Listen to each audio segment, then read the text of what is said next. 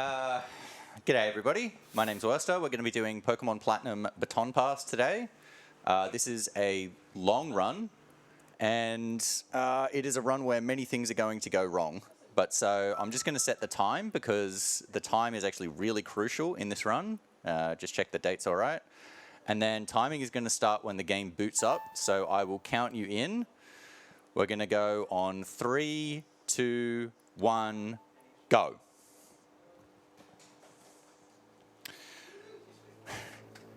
All right, so I guess first I'll explain what Baton Pass means, because it's obviously not very evident. The Baton Pass category is one where you must use a different Pokemon for every major fight in the game. So every gym leader and every Elite Four member and the champion must be defeated with a completely different Pokemon. So this run is very, very different to traditional, or I guess main category Pokemon speedruns, where it is always the most efficient to give all of your experience to one Pokemon. There are some runs where you do switch between at some stages because a better option becomes available later on in the game, but it is always best to just power level into one Pokemon. But in this run, obviously, that's not going to be an option. In this run, instead, we're going to be dividing the experience between many, many different Pokemon. So there will be at least 13 Pokemon used, so 8 gym leaders, 4 Elite Four members, and the champion. There will be a 14th Pokemon that is obtained that is not used in battles, and funnily enough, it is ironically the most important Pokemon in the entire run. Or it's certainly the biggest breakpoint where you can lose 20 minutes, and so that is going to be the Force Togepi egg that you are given later on. I guess only interesting thing that's happened so far is I picked the girl. In this run, picking the girl is faster than picking the boy, similar to other games where the girl is pretty much always faster, I think, in Sun and Moon, where there are differences. In this game, it is purely for text purposes. So if you play as the boy, then Dawn is Professor Rowan's assistant, and Dawn talks more than Lucas does. So it's better to play as the girl, just so Lucas talks less. So yeah, Baton Pass. So this category for Platinum has actually undergone so many route changes throughout its history. When we were first doing runs or races of it, we were doing races like every single day, and every day the route would change, like what Pokemon you would use. Like very significant route changes, not just, oh, buy 7 potions instead of 6 potions, like minor stuff like that. It was, oh, let's use Magneton for Cynthia. Oh, let's use Tentacruel for Cynthia. Oh, let's use Scyther. Oh, let's use Rotom. Let's use Tangela. Let's use Tropius. And just changing between the Pokemon all the time. And so the current second place runner actually uses an entirely different route to me as well. So they pick Turtwig as the starter, and then use Staravia and Kadabra at different points in the run, but I don't use any of those. Instead, I'm going to be picking Chimchar as the starter, and catching Machop, and not using Kadabra, but instead using Golduck at different points, etc., etc. Pokemon Platinum is actually the only game in the entire series where it's debated what the best starter is to get through the game normally as well. So in every other Pokemon game, it's really, really clear cut. For the first 3 gens, it's just the water starter is the best, and then in Diamond and Pearl, Chimchar is clearly the best. In Heart Gold Soul Silver, Cyndaquil is clearly the best, and it's just never really been debated for any amount of time for almost every Pokemon game. But for Platinum, it's between Piplup and Chimchar is actually really, really close. So there was a time where the top 4 times in Pokemon Platinum were separated by 6 seconds, and 2 of those runs were using Piplup, and 2 of them were using Chimchar. It's just how close it is. So at the moment, the record is actually held by Piplup, but for most of the, I guess, miscellaneous categories like this one, Piplup is actually one of the worst options, which is just very interesting. But that's made majorly because Piplup itself isn't good, but Empoleon is really good. It's very good for the late game. But for the early game, Chimchar is much better. And if you're only doing to the first gym, then actually Turtwig is better, because it does not need extra experience to beat Rourke. Yeah, so as I said, I'm going to be picking Chimchar. And so part of what makes this run really variable is, so Baton Pass is a category in basically every Pokemon game. You can just apply the rules to any game. You've got to use different Pokemon for all the major fights. But it's pretty much agreed upon for a lot of these games that you don't use RNG manipulation, just to keep the run more in spirit of what it's supposed to be. It's catching a lot of different pokes and adapting on the fly and that kind of thing, instead of just it always being exactly the same all the time. But so that makes the run quite difficult because A, the Pokemon that you want will not always appear, but B, when they do appear, they're going to have random stats. And so in Pokemon, all stats have an IV, which can be between 0 and 31, that influences how good the stats are on the Pokemon. And so Chimchar is going to be one of the Pokemon that I use for a decent amount of time in this run, and so obviously I want all of its stats to be good. The least important stat on Chimchar is Special Defense, and then I would say the second least important is Speed, but Attack, Special Attack, and Defense are all really important. Arguably, Defense is actually the most important. So this Piplap's spamming the hell out of Growl on me. That's not very uncommon. The way the AI works for this fight and the next one is until he gets you to the lowest possible attack, which is after 6 Growls, he's actually almost 80% chance to use Growl. It's the same with all of the starters. It's just 80% to use their status affecting move rather than do damage. The idea was to make it so that you're more likely to win the fight.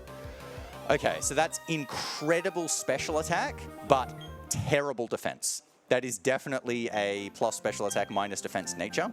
So natures are then on top of the IVs for stats. Natures are things which can influence the stats, where it increases, or it can increase one stat by 10% and decrease one stat by 10%. And there are also neutral natures which have no impact whatsoever. But so at low levels, when you have a non-neutral nature, generally you are actually losing stat points in general. So for example here, without so it's going to be a mild nature, which is plus special attack minus defense. Without that, I would have had 13 special attack, but with the plus special attack nature, it goes up by 10% to 14, because it goes 13 plus 10% is 1.3, 14.3, that is floored to 14.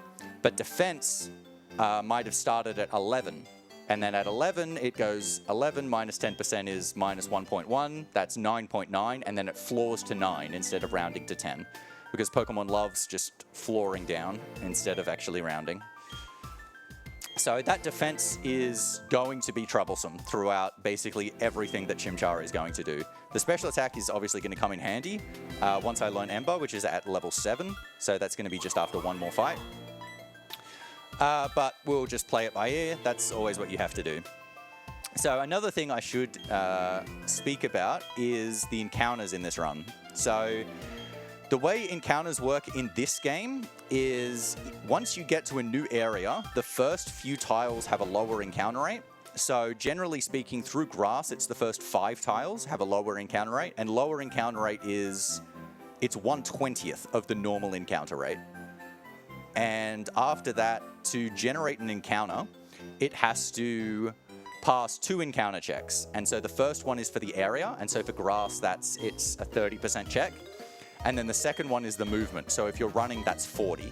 And so that means it would be a 12% chance, 40 and 30%, both getting passed, to generate an encounter on a given tile. And then for the lower encounter ones, because that's 1/20th, it would be 0.6%. However, in the Sinnoh games, so Diamond, Pearl, and Platinum, there is another factor that comes in where there are specific dates where the game actually modifies the encounter rate. And so what it does is it modifies the second RNG check. Oh, sorry.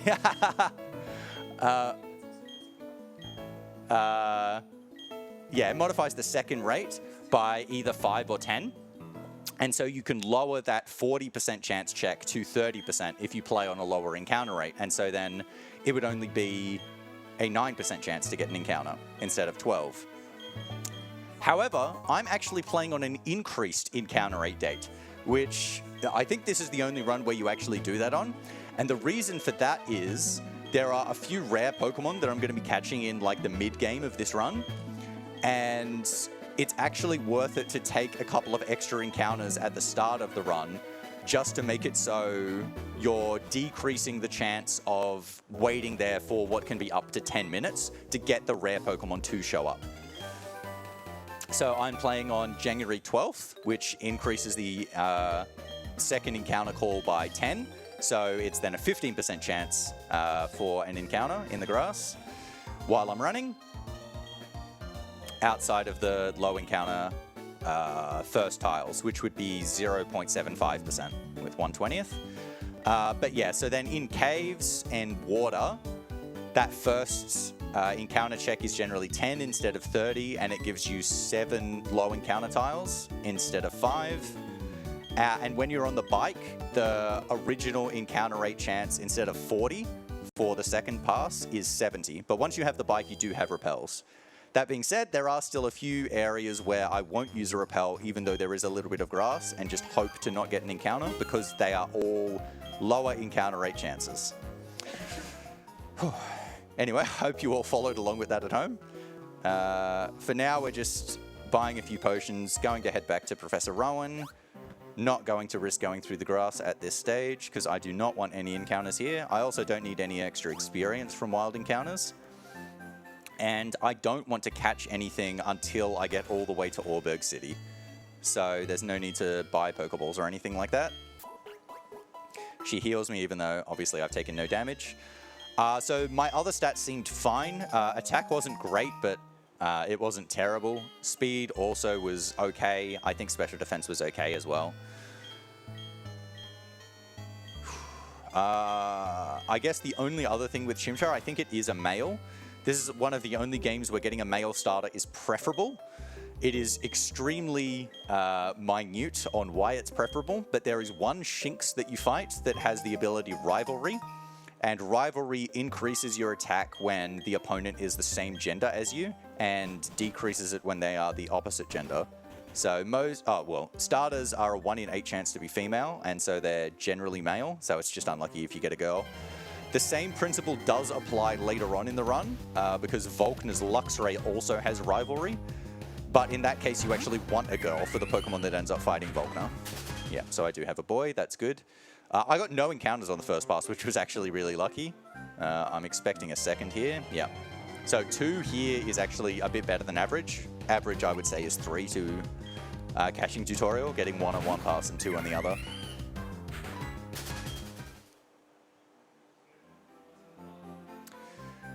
But yeah, encounters in this game are a big part of the time loss in this run because they take like about 14 seconds each. So it's like 4 extra encounters in a run is like a full minute, which is a pretty big deal. But yeah, catching tutorial here, there's absolutely nothing going on. Lucas is just going to show you how to catch a Pokemon, and there's nothing you can do to speed this up. I have run out of things to say for the early part of this game. Well, then I hope that's a good time to pop in a donation there. Absolutely it is. We've got a $25 donation from Anonymous saying, donating during the best Pokemon game. Good luck on the run. Thank you very much.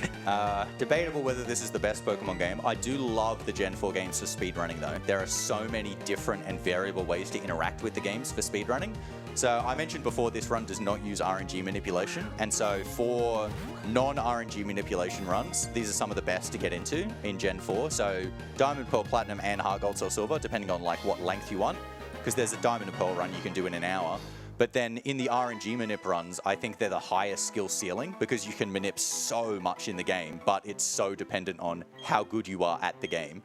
So like holding RNG manip for, you know, an hour throughout the whole run is very difficult. It's also very intimidating to get into the game, which is why having the Manipless categories is so good.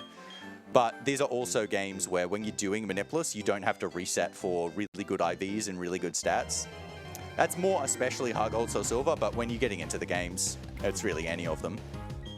Whereas a lot of the other ones, it's either learn the RNG manips, which can be a intimidating thing for new runners, or it's reset for stats, and you could be resetting for 2 hours, which is also not particularly fun, especially when you're first getting into runs. Okay, so first trainer fight against this Starly. This is actually going to be a pretty scary fight, given I have bad defense, because he's going to be doing 6 to 7 damage with all of his attacks. And he has Quick Attack, which will make him faster than me. So if he picks like Quick Attack twice from here, he could kill. That's an amazing crit, huge. So he lowered my attack, but criticals negate all negative increases or decreases to stats. Okay, my attack is a bit below average. But that critical was actually really good. That saved me many turns, and it's also saved me potions, because as soon as I got another attack, I was going to have to heal. And even if he didn't attack and he kept using Growl, it then just would have added the amount of turns onto the fight. But that was pretty much perfect. Okay, now the Bidoof. So I'm not going to have Blaze, but that's fine. So Blaze is Chimchar's ability, so all starters' abilities are basically effectively the same. It's when they are below 1/3 of their maximum health. Their elemental type moves do 50% more damage. So for Chimchar, that's fire. So when it's below 1/3 of its maximum health, so at this stage I'm in exact Blaze, because 1/3 would be 8. Its fire type moves do 50% more damage. Which is helpful at some points and completely irrelevant at others. But at this point, it'll probably be helpful for the Shinx coming up. And given I am a male, I am going to risk that. And I'll just be able to 2-hit. That was not a good encounter spawn there. That one actually happened quite quickly. There will only be 5 tiles left in this area though, so I shouldn't get another encounter. And 3 is about standard here. This next fight's going to be pretty easy. This is just a Burmy. I'm unsure why they actually changed this trainer in Diamond and Pearl. In Diamond and Pearl it was a Shinx, but they changed it to a Burmy. Helps for Chimchar, but that's the end of it. But yeah, so I guess I'll talk a bit more about the rules to be a bit more clear. So once a Pokemon is used against a major fight, it then cannot be used to actually do something in a future fight. So for the first fight, for the first major fight, I should say, against Rourke, the Pokemon I'm going to be using is going to be Machop. So Machop then cannot be used to attack against Gardenia or any future Gym Leader or Elite Four member. It can still be sent out to battle, provided it doesn't do anything. So to use a Revive or something if my other Pokemon dies. Main reason for that is just so many runs would be invalid if you didn't allow it. And it's like, if you do anything to try and skirt the rules in some sort of way, your run's going to be invalidated. So it's also, you're not allowed to use like abilities. So say, for example, you had the ability Intimidate, which lowers the enemy Pokemon's attack stat. You can't send that Pokemon out and say, oh, I'm not using it, because that ability actually had an impact. Conversely, the other way, you're actually not allowed to do it. So if I'm going to be using Chimchar for the second Gym Leader against Gardenia. If I were to send out Chimchar on the first fight and use a Revive and then use Chimchar to attack on the second battle, that would invalidate the run. And so the reason for that is you would still get experience on the Pokemon, and you don't want to say, oh, well, you're getting experience on this Pokemon and then using it against the second major fight, and that's okay. That's not okay. Not allowed to do that. Okay, so X items are really important in this run, but we can't actually buy X items until we get to Veilstone City, which is like an hour and a half into the run or so. There are a few that you can pick up in the early game, so that's the X attack. I'm also going to be picking up the X defend and the X accuracy in the run as well, which are just around here, because I really want to use them before I actually have the access to buy X items. The X defend you can skip if you want to be really risky, but even in PB attempts, I've never skipped the X defend. Can end up just taking bigger risks than skipping the X defend, so it's just worth getting. This run, as I mentioned, is really variable. It's also really hard. It is almost guaranteed that I'm going to die at several points in this run. So even the record dies at several points in this run. So I'm going to go up and fight this trainer. This is not a trainer that you have to fight, but for experience, it's absolutely necessary. This is going to eventually make it so Chimchar evolves before fighting Mars. And so by fighting this trainer now, I also get level 10 before the next rival fight for his Piplup, so that I do significantly more damage there. Because the way damage works in Pokemon is every time you get to a level that ends in 3, 5, 8, or 0, your damage goes significantly up, and it has a bigger impact than the stat increase that you get by the level. So the amount of damage that you do between 8 and 9 might actually be exactly the same, but between 9 and 10, you're going to be doing much more at 10. And so that's just because the level comes into the damage formula as well. So get all of these clowns. I'm going to have to heal before the rival fight here, though. I'm considering just taking the center, but I think I'll just potion. And so the reason I'm going to have to heal before the fight here is he leads with Starly, which has Quick Attack and Growl. He still has the AI that is preferenced to use the status move, so it's more likely to use Growl. But he also has Kill AI, which basically means if he has an attack that has a chance to kill you, he'll always use it. And because my defense is so bad, Quick Attack can absolutely kill me. And so he will pick Quick Attack and I'll die. So I've got to heal beforehand. And then he probably won't pick Quick Attack because he'll be preferenced towards Growl. So it's just one of those things where you kind of look like a fool, but you're absolutely making the right call. So now I get the Poketch, which is not helpful, but it does allow me to see the time, which is actually pretty important in this run. So I set the time before this run to just after 2:15. I think it was 2:17 when I started. And so the reason for that is there are several events and wild encounter spawns in the game that alter depending on the time of day. And so I want it to be night for the first part of the run, which expires at 4 AM.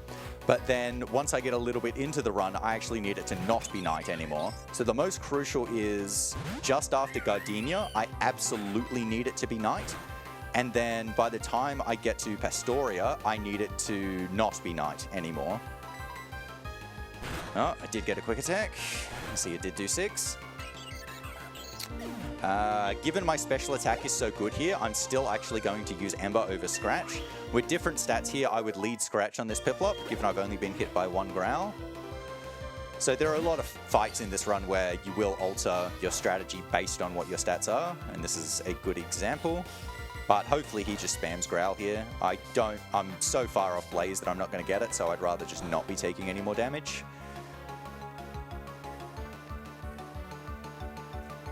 Yeah, looks like I'm going to 5-hit with Ember here, which is very good. Need quite good special attack to do that. Alright, and he's down. So the next thing I'm going to do is do my first encounter catch, which as I mentioned is going to be Machop. And so that's going to be for Rourke. Machop can appear at level 6, 7, or 8. It doesn't overly matter what level I get. 6 is obviously the worst and 8 is obviously the best. But generally speaking, you then fight 1 extra trainer for experience and then fight Rourke anyway. It's just like 1 extra turn if you're level 6. If you're level 8 with amazing stats, you can skip the trainer, but I'm probably not going to do that either way. There is a Walker here that can hit me if I get really unlucky. Oh, she's in a terrible spot. Move. Move. Move. No, not that way. Move. I'm going to go up. Oh my goodness. I just could not be bothered waiting any longer. All right, so more extra experience for Chimchar, I guess. I was actually planning on fighting an extra trainer at some stage. I might now skip that trainer and just fight this one instead for experience. I was going to fight a trainer with Cherubi and Badoo after Rourke, but I think this amount of experience will be about the same, so I'll just skip that one now, and it won't be that much time loss. This is going to screw me over on Ember PP, so I'm going to have to take a center at some stage, but I don't think that's a big deal. I was kind of planning on taking the center at some stage anyway. 10. Just thinking if I'll have enough to Floroma, because that's where I want to take the center. I think I'm going to scratch this Ember. Scratch this Abra, I should say. While we're grinding through this one trainer, I just got an extra donation, $50 from MBT with no comment. Thank you very much for that. Thank you very much. Okay, so there's a little technique there where I'm actually going to bonk off that trainer. This saves a little bit of time because in this game they have... Oh, actually, I'll go down here as well. I should have actually gone down for one less grass tile. But so there are turn frames in this game, which means anytime you turn in a direction when you are stopped, so you're not in fluid movement, the character turns on the spot before actually moving, which just takes a little bit of time. It just takes 6 frames. And so if you bonk in the direction that you're facing and then move, you can cancel out those turn frames. Crucially, in areas like on grass, it also triggers an encounter check if you get a turn frame. And so it's much better just to do the bonk and avoid that turn frame, just to not get that encounter check.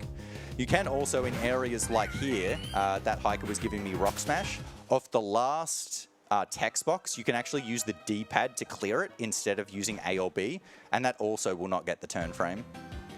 There are some exceptions to that. Platinum is less good about it than Hard Gold or Silver is. So for example, in Platinum Marts, you actually can't clear with the D-pad, but in Hard Gold or Silver Marts, you can. But so, like that text, for example, I cleared that with up instead of clearing it with A and B. A or B, I should say. So we're going to go up here and catch our Machop. So Machop, as I said, 6, 7, or 8. I think it's like 40% to show up here, any level. It's one of the only ones that I actually can't remember. But hopefully it shouldn't take too long to show up. And then I'm going to catch it with one of the 5 Pokeballs that Lucas gave me. This is the only Pokemon that I have to catch with Pokeballs. And it's almost certainly not going to be a guaranteed catch, so it's just hope it goes into one of the 5 balls. If it doesn't, I actually have not thought of a backup strat. But hopefully that is not an issue. The only way it'd be a guaranteed catch is if I burn it with Ember. So a level 8 is good.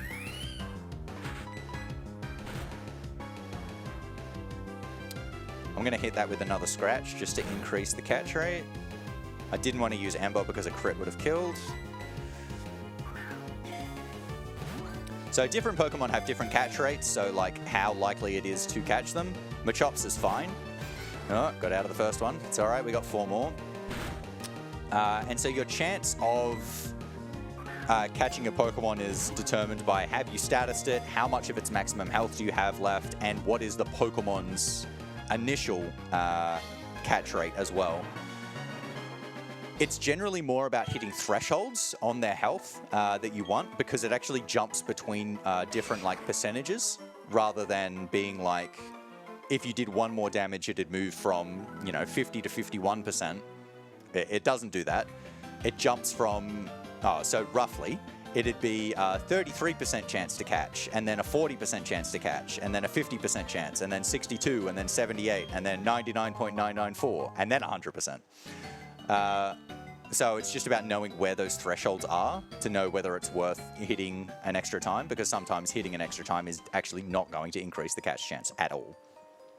So I did get a level 8, so I guess I will actually check its stats, because this is one of the downsides, is to actually know if you've got good enough stats, you've actually got to check your stats. But I will at the same time be able to check Machop's ability. So Machop's ability can either be Guts or No Guard. And in battle, these 2 things are going to do basically nothing. No Guard is actually worse. No Guard makes it so that you and your opponent cannot miss attacks. And given I am using all 100% accurate moves, that doesn't help me. It just makes it so they can't miss me. However, No Guard is the preferable ability on Machop. And this is because it has an effect outside of battle where it increases the encounter rate by 100%. So effectively doubles the encounter rate. And so when I'm looking for those really rare Pokemon, it makes it more likely for them to show up. And so what I would end up doing is use a dead Machop in the lead and then do the repel trick later on. No, that is absolutely fight the trainer. And it was Guts, so it did not have No Guard. So now it's going to be down to Togepi to have the right ability. So I mentioned before, Togepi is the most crucial part of the run. So similarly, Togepi can have 2 separate abilities. It can have Serene Grace, or it can have Hustle.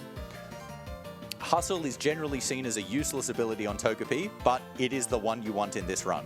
Hustle also has an effect outside of battle that it shares with Pressure, that is used later on, where it makes it so it has a 50% chance, if you're generating a Pokemon in a specific slot, that it will always generate the highest encounter level of that slot. And so for the rare Pokemon that I'll be getting later on, it'll be the Pokemon in that slot can either appear between level 30 and 40, And so it makes it far more likely that a level 40 shows up and in quick time. And that can be the difference between waiting, 15 minutes for the two of them to show up or 15 seconds. So given I don't have a no-guard Machop, I really want the Hustle Togepi. Otherwise, we could be in for a very long hunt. But yeah, so this is the trainer I'm just fighting for experience. This is going to get me level 10 before Rourke. But more crucially, it's going to get me level 10 for his Cranidos, so that I can do enough damage to two-hit it after he uses a potion. My defense is really bad though, yeah. My defense is shocking. Attack is fine, speed is definitely fine, defense is bad, so 13. So he's going to be doing a lot of damage. I am actually going to save before this fight. So the main reason I'm going to save for this one, my defense is bad, so I'm a bit worried about something going wrong, but also this is one of the fights where I'm going to be using the early X items, and if I use them up, there are no backups, so I won't have them anymore, and I wouldn't be screwed. You can still win the fight without the X items, but it would be really, really difficult. I would have to hope for very good luck. So I'd rather just save and go back into it. So that's a really long save, but it will make saves that I do later on less long, as long as I don't touch the PC before saving, because touching the PC, so like withdrawing or depositing Pokemon into the PC, then triggers a longer save. So first major fight here, so I'm going to use both the X attack and the X defend, so that Cranidos does less damage. So Cranidos has Headbutt, which is probably going to be doing like 20 odd damage to Machop, and it has a 30% chance to flinch. So what I actually want to do is make it so I'm high enough health going in, A, that I can live the Headbutt, but B, to actually, oh, that's a great miss. Thank God I didn't have no guard, so now I don't have to heal there. So now I'm high enough health that he's actually got a very good chance to pick Leer instead of Headbutt, and he can also pick Pursuit on turn 1 as well. But so the first, I might actually be able to one-hit the Cranidos here, but if I don't, he'll then use a potion, and then as he's using the potion, I'll be able to kill. And so he should only get one hit off. He's picked Headbutt, it's done 18. Okay, I didn't flinch. We're going to be fine now. And I did one-hit it anyway. And then the Onix is going to come out, and the Onix can only do like 3 damage. So it is not a threat whatsoever. Low Kick is a move that does variable amounts of damage depending on how heavy the Mon is. And so Onix is really, really heavy. So even though it has very high defense, Low Kick does more damage to it than it does to a Pokemon like Cranidos. Still didn't kill it. He'll just use the potion now, and then I will finish it off with Low Kick. So that fight actually went really well. I didn't heal in the fight at all, and usually I do. So I guess the save was pretty worthless, but that's fine. 16. I still would have preferred not getting Headbutt, so Machop had a bit more health later on, just in case things go wrong at Perugly, but that is all fine. So now Machop is done, and hopefully does not get used ever again. I will deposit that in the PC at some stage. Obviously, you can only carry 6 Pokemon, and I'm going to be using at least 13 in the run. And, well, it'll be 14 because Togepi is going in my party. I'm at least going to see if it's got the right ability. So you do have to rotate through Mons at some, throughout the run, basically. So now I'm going to go to the mart, and I'm going to buy a few more items. So in this game, the items you can buy at the mart are influenced by the amount of badges that you have. So after beating 1 badge, so after beating Rourke, I get more items in here that I can buy. So I'm going to buy 2 supers, 3 antidotes, and I'll buy 9 repels. So repels are, I guess, the main thing that I really want here. Then I'm going to duck into this house, and I'm going to have an NPC give me a Dusk Ball. So the Dusk Ball is a ball that increases the catch rate if you use it at night or in a cave. And so considering it is still night, that is going to be very helpful for the next Pokemon that I catch, it increases the catch rate by 3.5 times, which is incredibly significant.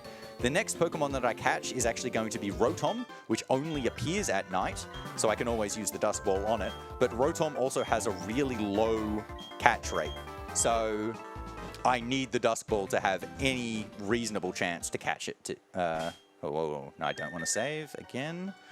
Want to change Chimchar to the front now. I'm going to teach Rock Smash to Chimchar. Get rid of Taunt. So Chimchar is not a fighting type. When it evolves, it will be a fighting type, but Rock Smash is still worth teaching at this stage because I'm about to fight a couple of normal type Pokemon. And now I will start using the Repels. So Repels are, once you're a high enough level above all of the wild Pokemon that can show up, when you use a Repel, you just can't get encounters. Normally I would take the ledge and go around here, but since I've already fought this trainer, I'm just going to cut through the grass just a little bit faster. Alright, Luca's going to show up, another cutscene. Luca's a Platinum exclusive character. He is just text in this game. A lot of people actually like Luca, but I kind of don't. He's also a bit of a weird character in terms of what his name is. So the idea is, in English, his name is obviously a pun on the fact that he's an investigator, so he looks around for things. But it's actually more about his appearance. He's supposed to be a looker. His original name in Japanese is purely just handsome. So they're not quite as subtle with it, but it is in English. And in different languages, it's quite similar. And yeah, just not a fan of him, to be honest, because he doesn't offer anything except text. Platinum is still a faster game than Diamond and Pearl, even without Luca and even without like going to the distortion world, purely because the Diamond and Pearl engine is a bit slower. Battles run a bit slower because there's an extra wait period between hitting every attack, and also the surf speed is slower. That's not super relevant to the run. Okay, fake out. So Turtwig's gonna flinch. I've got the defense drop. I can actually lose in this fight. I got the defense drop on Glameow. That's good. I will now be able to kill with Rock Smash. I want them to target Turtwig. I don't want to take any damage, so this is good. I'm going to be able to kill Glameow, and then it's just going to be Stunky. So I'm not that worried about dying now. I was actually worried about dying before, especially with getting Screech. But I should be fine now. This should just be 2 more turns on the Stunky. And wow, I've actually got enough speed to well, I think it's a speed tie with the Stunky, actually. I think it's 23. I'd love to still have full health. I do. 7. Oh, no, I wanted to take the center anyway because I'm so low on embers. Yeah, so it actually didn't matter that I was at full health. Ah, well. It's all good. Okay, so big text here. When you're doing RNG manipulation, this is actually one of the hardest parts of the run, is actually just this cutscene, because RNG is still running in this cutscene, and in most of them it doesn't. But in this instance, there's a bunch of NPCs in town that are still loaded, and they're moving around and advancing the RNG. And then one of those NPCs is going to walk up and give you the fashion case, and then giving you the fashion case also advances the RNG. And so you need all of the NPCs to be still as you get the fashion case. And it's really hard just to even have that instance be possible. So then when you're mapping it out, it ends up being very difficult. But in Manipulus runs, you don't have to worry about any of that. I'm just going to be using a Repel anyway, so I don't particularly care where the RNG is. Repel. I think I'm okay on my potion count. Oh, and taking the center will mean Machop gets more health as well. So that's going to make Perugly a bit safer. So there's a spinner coming up here. I was planning to fight this, but because I hit the other walker, I'm actually going to try and skip this trainer. So I'm going to run up to here and then walk. Check. Check. Okay, so I'm trying to do consistent spinner passes there. So the way that works is the spinners only check whether... Oh, no, I'm supposed to take the center. The spinners only check whether they're going to change direction every 32 frames, so about every half a second. And so after you see them spin, you want to waste 32 frames and then check again to see if you can then get through on the next 32 frames. So basically see if they haven't spun then, and then see if you can walk through, because walking takes about 16 frames. So reaction time trying to get through purely on walking is way too risky. Doing it on the bike, I do, or on the on water, But just walking, you want to try and do those safe setups. But so when first going onto the trainers though, it's typically you map out movement so that it's, if right when you get to them, if you open the menu, it'll be a safe pass if you go there. So that's why I ran one extra tile to run up the middle of the stairs rather than on the right side, just to get that timing right on that area. So picking up a few berries here. So Pecha is for poison, Chesto is for sleep, and Cherry is for paralysis. The Pecha berry goes straight to Chimchar. There are like 4 or 5 different ways that Chimchar can get poisoned. So it's not for any specific fight, those berries. It is mostly for like just insurance on multiple different fights where you can get statused one way or another.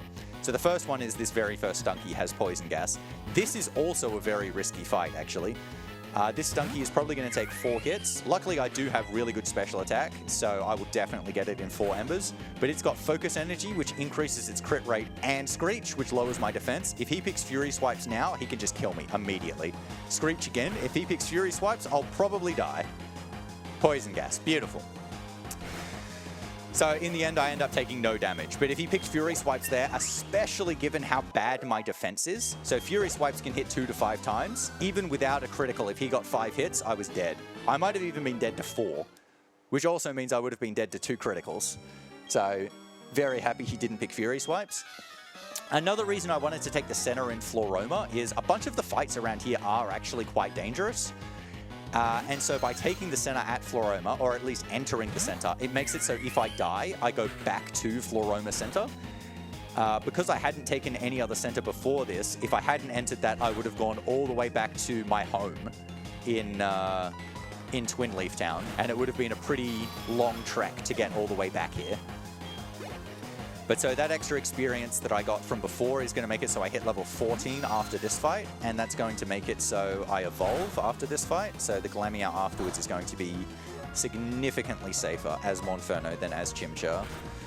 Getting confused is a bit unlucky. It's also pretty unlucky that I did not 2-hit the first Zubat, given how good my special attack is, but at least I got that one. So yeah, I'm going to evolve into Monferno. That's going to make my stats better. It's going to give me the fighting type, but it's also going to give me Mark Punch. So Mark Punch is another 40 power move, similar to Rock Smash. Rock Smash has a 50% chance to drop defense against the opponent, which is very helpful, but Mark Punch has priority, so it always goes first, unless they're also using a priority move. And so that's very helpful against Pokemon that are faster than you. And so that's especially going to be the Perugly, but it's also going to be useful against the Glameow here too. So I'm going to teach that over Scratch.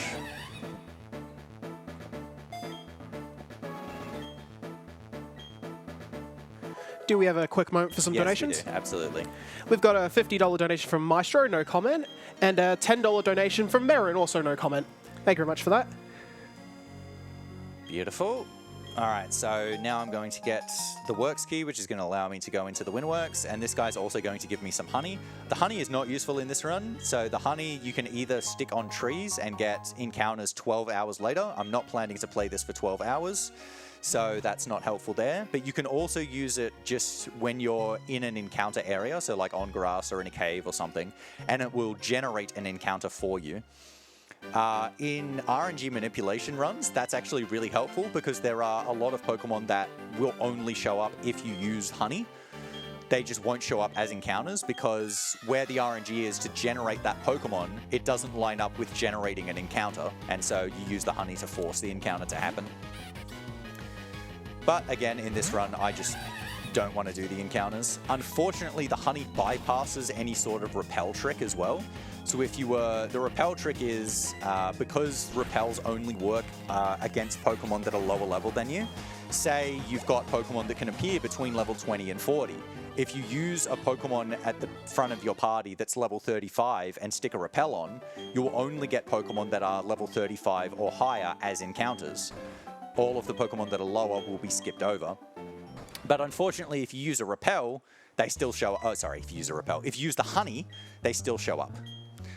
All right, so I'm going to try and do another spinner skip here. So walk here and check. Walk 1, run, and good. So what I did there was I did the first setup to make sure it would be safe if I passed, and then after passing I walked up 2 tiles, which is 32 frames, and then ran for 1 tile to the right. He then reacts to seeing me run and then looks to the left, and then that also resets his clock for when he's going to spin, and it means the second pass is also safe because only 32 frames have expired since the last time. Ooh, that's not great, actually. I would have much preferred that not critical. Perugali's going to get me in 3. I'm actually considering switching to Machop, to be quite honest. Oh, I do get to 15. 20 defense. I'm going to switch to Machop. Machop's at full health. I'm going to hit it with Machop once and then heal. Oh, maybe I should use Leer, actually. Machop's also really low defense. Surely you can live too. Oh, no, he got critical. All right. Great job, Machop. Monferno can definitely die here. I'm probably going to have to use all of my supers to do this fight. I am level 15. If I get a good roll with Rock Smash and get the defense drop, I might be able to kill with Mark Punch.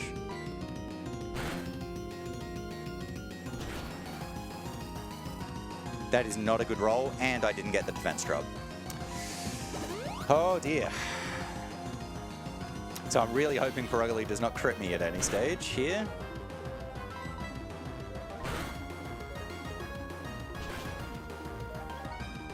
There's my defense drop. All right, so now I can kill with Mark Punch as a priority move. All right, so we got there. That was a little bit dangerous because obviously another crit on Monferno when I would have been gone. So what I'm going to do after this fight is I'm actually going to take an encounter on purpose and just run away from it. It's going to be after I get partnered up with Cheryl. So in this game, there's a few different NPCs that you can tag along with and do doubles battles with for a while, and they also heal all of your party to full after any battle. And so by partnering up with her and then getting an encounter, it just makes it so that it revives all of your Pokemon and heals them all to full. And I would like that just to save healing items and also just for a little bit of safety.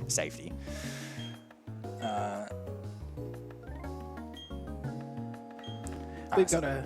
Yeah, you can go. We got a $10 donation from Jimmy with a very ironic comment. Machop is the key to all of this. Good luck on the run, Worsty. Cheers, Jimmy. Yeah. I mean, Machop's done well. He did his job. Switching out to him did still prevent getting hit by Fake Out. So the Perugali always uses Fake Out turn 1 and then never uses it again. Fake Out only works on the first turn, so that's what trainers with very good AI will do. And then it makes it so that you always flinch. So I'm going to use the Repel here. I'm also going to equip the Cherry Berry while I'm here. So this is just before I get to the grass. And so that's so it expires at the grass where I want to get that encounter, but it's also before the load line, so hopefully I can do a safe spinner's pass there. Walk across, did that load line right, so I should just be able to cut across that walker before they see me. They actually stop and get blocked by me for a bit, but not enough where they actually see me and try and fight me. So here's Cheryl, and then the Repel's going to wear off in the grass, and then I'm going to run away. So you can actually beat Perugali with Machop, like if Monferno dies, if you don't switch to it. In one of my runs, I had that happen, but then the Machop was so slow, it couldn't run away from the encounter that I got here. And my run ended up dying because the encounter was a Ghastly that ended up using Mean Look that made it so I could never run away. And Chansey cannot do damage to Ghastly, and neither can Machop, because they only know fighting and normal moves. And that was perhaps the most specific way a run has ever died throughout my 15 years of running Pokemon. But yeah, so this is the Pachirisu double. There are 2 trainers here. One of them has 3 bugs, and the other one has the Pachirisu. So the Pachirisu is scary, but the most scary Pokemon is the Beautifly that the other trainer has. I'm going to try and take out the Pachirisu before the Beautifly shows up. That's good. Hit Chansey. Tackle, miss. Okay, I'm going to go Mark Punch again. Given I got the defense drop, I should be able to get this in 2. That's not good. That's not good. I wanted Chansey to hit Pachirisu. String Shot is very bad. That now means I'm going to be slower than the Beautifly. I did not get the Pachirisu. Please hit Pachirisu, Chansey. Please. Thank you. And now I want Wurmple to not hit me. Or at least don't poison me. Okay, that's fine. I have enough health to take a hit from Beautifly here. And then if Beautifly hits me, it should hit me into Blaze, and then I can take it out in one hit with Ember. There's the Beautifly. So what I don't want is Beautifly doesn't pick Gust, but does more damage to me. Did pick Gust. Yep, that should be Blaze, and I should one-hit it now. Beautiful. Okay, that was actually a really good fight. That one is really risky as well, because Machop can't do anything. Like, if Machop has to try and finish Beautifly, you're generally dead as well. So it's all up to Monferno. And as you could see, the Beautifly was doing more than half my health with Gust. And if I wasn't in Blaze when I hit it, or I wasn't really good special attack, I would not have been able to take it out, which is why String Shot was dangerous. And Pachirisu could have done more damage to me, so even one Gust would have killed me. But luckily that did not happen. So we are all good at the moment. This next fight is just 2 Abras. This one is not too dangerous, but I definitely want Chansey to be hitting the Egg Bombs here. So Egg Bomb is actually a very powerful move at this stage. It's 100 power, but it's only 75 accuracy, and it's being used by Chansey, who has... I think its attack stat at this point is 9 at level 20. Its attack is absolutely dreadful, but it can still do pretty decent damage to these Abras because Abra has very low defense as well. All right, that one's gone. I don't think I learned Flame Wheel here. I think it's after the second Abra. So I'll just hit this one with a physical move. So if I got a crit, it would have taken it out. Chansey miss. That one's not as consequential as the second one because now I just take out the Abra. That's fine. And so I think I'll learn Flame Wheel here. No, I still don't. Okay. So the extra experience wasn't quite enough to get to level 19 there, unfortunately. But that's not a big deal. That's just one turn. So another Repel here, and I'm going to pick up this Netball. So the Netball increases the catch rate by 3 times if the Pokemon you're using it against is a Water or a Bug-type Pokemon. So that's going to be used a bit later on for B-Barrel, which is a normal and Water-type Pokemon. And it should make it a guaranteed catch, because B-Barrel's catch rate is actually not that bad. Alright, so now we're going into Gardenia's gym. And so this is just going to be a sweep with Monferno. I don't have Flame Wheel for the first Pokemon, so the first Pokemon I'm not going to be able to one-hit, but every other trainer in the gym I am going to be able to one-hit until I get to Gardenia herself. So I mentioned before, there is a route where you use Turtwig for Rourke instead of using Machop there. And so for Gardenia, you would instead catch a decently high-level Starly and use Staravia for this part. You can get the Pluck TM and it learns Aerial Ace really early anyway. And that pretty much destroys all of the gym trainers here as well. Monferno is a little bit better for Gardenia herself though, I will say. But yeah, so this first Cherubi I'm not going to one-hit. It's just going to be Ember, and then I'll just finish it off with Mark Punch. This can't do anything too dangerous. It's just like Tackle or Leech Seed for like 4 damage, basically. Yeah, there's the Leech Seed. And luckily, I will learn Flame Wheel here. So this is why you need a little bit of extra experience as well. So getting to Monferno before Mars, but also you do want Flame Wheel before this Roselia. And so if you don't fight, like, say, the extra Shinx trainer, you don't get Flame Wheel here, and then this Roselia has Stun Spore, and with Leech Seed and Stun Spore going, this fight can just take ages. But with Flame Wheel, so Flame Wheel is 60 power instead of Ember's 40 power, but Flame Wheel is also a physical move instead of Ember being a special move, and all of these Pokemon have much lower defense. So Flame Wheel does significantly more damage. So Gardenia's gym was also one of the ones that was redesigned between Diamond and Pearl and Platinum. In Diamond and Pearl, it was a hide-and-seek gym where you had to find the trainers, and in this one it's this kind of weird flower clock that's not really a clock at all, where you hop on board and go to the other trainers. So one of the things that I think this was why they put in the flower clock instead is to show off the fact that you can do these little jumps off the flower clock as well. If you pay really close attention to when I get off the flower clock, there's this little jump that happens on the character animation. And that is also used in the distortion world. And the distortion world was obviously added into Platinum as well. And so I think they just wanted to put it into more points of the game. And so they redesigned this one and put it in here. Most of the other gyms are all exactly the same. The only other one that got redesigned, I think, is Heart Home, where it used to be the really hard math puzzles where you would have to be like, I can't even remember what they are, but there's something like, what is 8 plus 7? And then pick the right door for the answer. But instead, they redesigned it to what's actually a really annoying puzzle in speedrunning, at least, where they've got random trainers moving around and you're in the dark and you have to find the pattern on the floor. And it's so easy for one of the trainers to see you while you're looking for the pattern. We've got a donation, $5.50 from Kesenchu, saying, Machop did nothing wrong. Cheers from Brazil. That is true. Machop did nothing wrong. That's partly because Machop did nothing. But I guess that does qualify.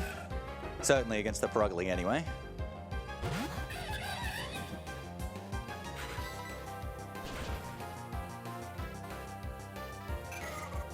But yeah, so this is the last one before Gardenia. So for Gardenia, I'm actually in a bit of an awkward situation where my special attack is so good, I actually might do too much damage to the Turtwig. Ideally, what I want to do is, because I'm not going to be able to one-hit it, is I would use Ember to two-hit it instead, but not do enough to hit it into heal range. So when you hit trainers that have healing items, so like Gardenia does, she's got Super Potion, when you hit them to below a quarter of their maximum health is when they can then trigger using the healing items, and they will always use it when the conditions are met. And so I want to do like half the amount of health that it's got instead of, 75%. The high special attack is really good for her second Pokemon, the Cherrim, because it means Ember will be a very good chance to do half its health. But I'm a bit worried I might do too much to Turtwig, but there's nothing else I can do. If I do too much, I do too much. That's just critical, I guess. Yep, there we go. I told you, let's just critical. So this also means that Reflect is not up. Turtwig generally uses Reflect turn 1. I'm still going to lead with Ember on this Cherrim, because it'll definitely do half. And then, okay, I can just use Ember again. We're chilling. And so without the Reflect up, Flame Wheel is going to be used against Roserade, and it does significantly more damage without the Reflect up. It's probably not going to make a difference, but I will still save time because I saved the turn on Turtwig. But this will probably still just be a two-hit, especially if I do not get hit into Blaze. If I did get hit into Blaze there, I would have one-hit it. There goes my Cherry Berry from Stun Spore. Yeah, that wouldn't have been Blaze anyway. But that's fine. That's a very safe and actually really good fight. That whole segment, actually, from Mars to Gardenia, that was actually very, very good. That was really solid. All right, so that's Monferno's major fight done, but Monferno is still used for a little bit. It's still the best Pokemon that I have at the moment. For the third gym, that's Fantina, I will be using B-Barrel. But before I catch B-Barrel, I'm going to catch Rotom, which is in one more fight. I've got to fight Jupiter first before I can catch Rotom. But so what I can do here as well, there's a little bit of cutscene here, and I'm going to get the HM for cut. But what I can do is buy some healing items at the herb shop. And these healing items are cheaper, which is why I like them. They also make your Pokemon dislike you, but I don't particularly care about that in this run because their friendship does not make any impact on any of the battles whatsoever. The only way it would be is if I taught any of them Return, which its power is based off how much they like you, but I don't teach Return to anything in this run anyway. So it's not a big deal. I would much rather get the discount, which is very on brand for me. So here I can buy 2 Revival Herbs, which are actually amazing items. They cost 2,800, which is actually quite expensive at this point, but they're basically just max revives. And max revive, like, you can't even get any regular revives before this point, so that's huge. So I'm going to buy 3 heal powders. These are basically just full heals. Then I will buy the 2 revival herbs, and then I'll put the rest, which should be 7, I think, yep, into energy powder. And so those are basically just super potions, but they cost 500 instead of 700. And the heal powders are 450 instead of 600. And the revival herbs, you can't buy max revive, so there's no equivalent there. So Cynthia's going to come out, and she's going to give me the HM for cut, which I'm then going to conveniently use to cut to the bush that is 1 tile above me and progress throughout the story. Cut is also going to go to Monferno. It unfortunately is going to go over Ember. It's the only move that I have the space to get rid of, but it's better to do that than to go through the effort of catching another Pokemon to teach Cut, and Monferno is almost done. It is kind of used for a while on some other fights, but Flame Wheel is a much better move than Ember, and I want to keep Mark Punch for its priority abilities. So get rid of Ember. I do not have the Pecha Berry, and I have really bad defense. I'm going to heal to full and go into this next fight. So this next fight can actually be really scary as well. So that's going to be Jupiter. Jupiter leads with a Zubat that knows Wing Attack. That does over half my health. It does die in 2 hits though, with 2 Flame Wheels, and then the Skunk Tank comes out and it's got Night Slash as its attacking move. Night Slash only does like a quarter of my health, but it does have a high crit chance. And then the Skunk Tank also has Screech, which would lower my defense by 2 stages, so then it does do over half my health. And Smokescreen, which makes it so I can miss. And it also has Poison Gas to poison me, which I don't have the Pecha Berry anymore, so that can be bad as well.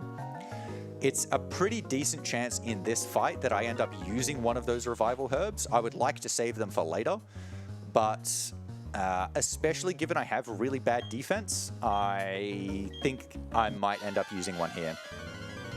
I don't want to switch to Machop at any stage to get rid of the stat drops either, because if I get rid of Machop, then I can't use the revival herb. I need to have something alive to then send out to use it. So burn, oh no burn or crit there, so I'm going to take the full brunt of this Wing Attack.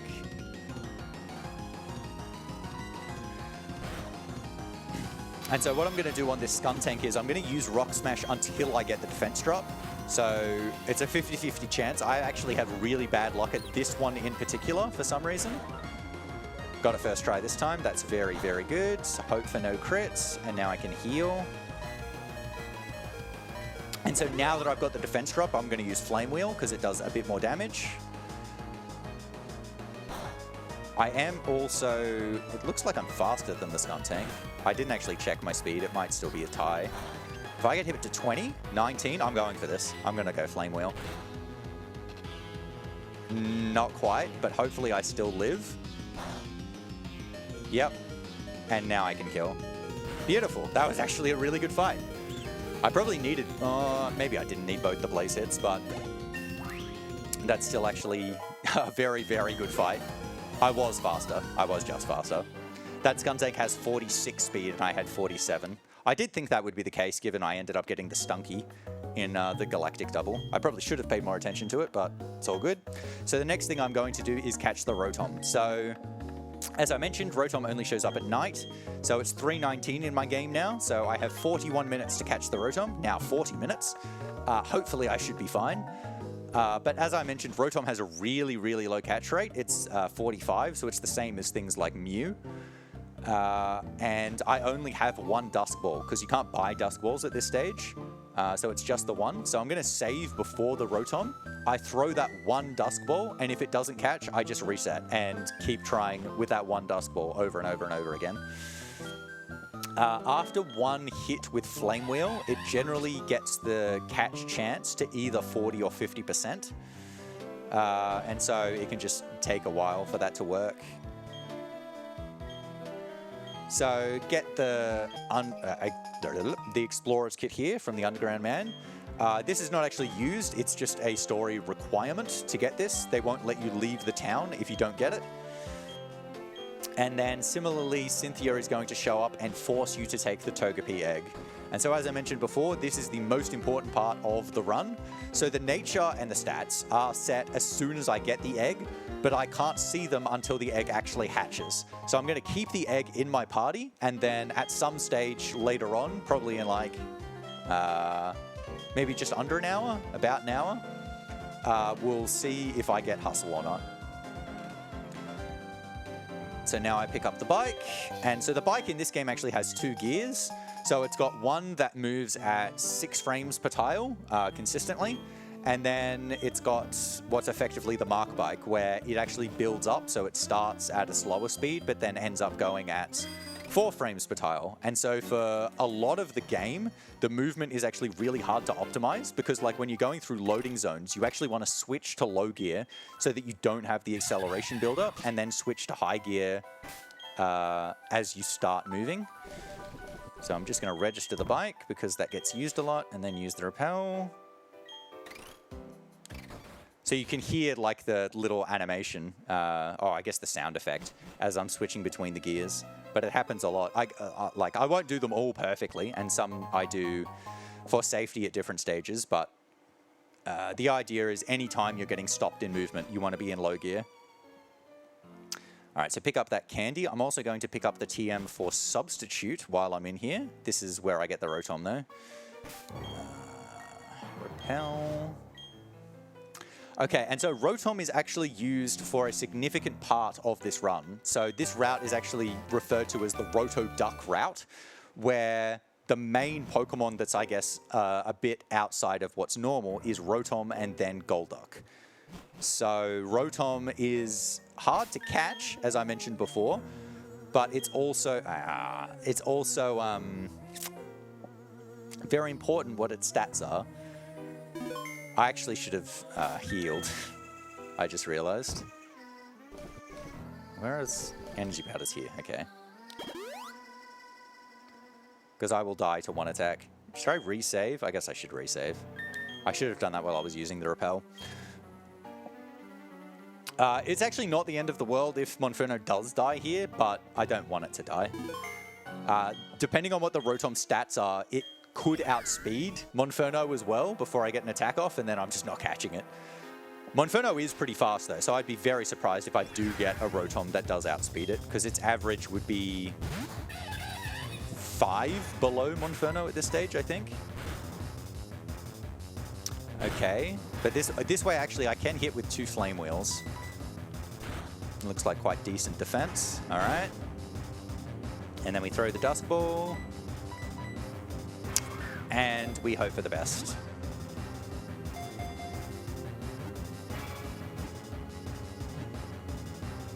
Dang. Reset and try again. So that's the slowest it can be. 3 shakes and then it pops out. But yeah, it's not even worth the time that it takes to try and throw the Pokeballs to see if they work. They obviously do have a chance to catch, but it's like, I think 12% or something like that around there. So it's far more likely that they're just going to fail and waste even more time. So it's worth just booting up the save file again. I'm also trying to get, a decent read on Rotom's defense based on how much damage I'm doing, but the damage isn't set, like it's also a range. This one does look like it's got better defense though. That did less, slightly less than the other one. I didn't hit it to red from 2. Defense is also one of the important stats on Rotom as well. Defense, special attack, and speed are all quite important on the Rotom. Nope. All right, so that's unlucky. I've lost 2 flips there.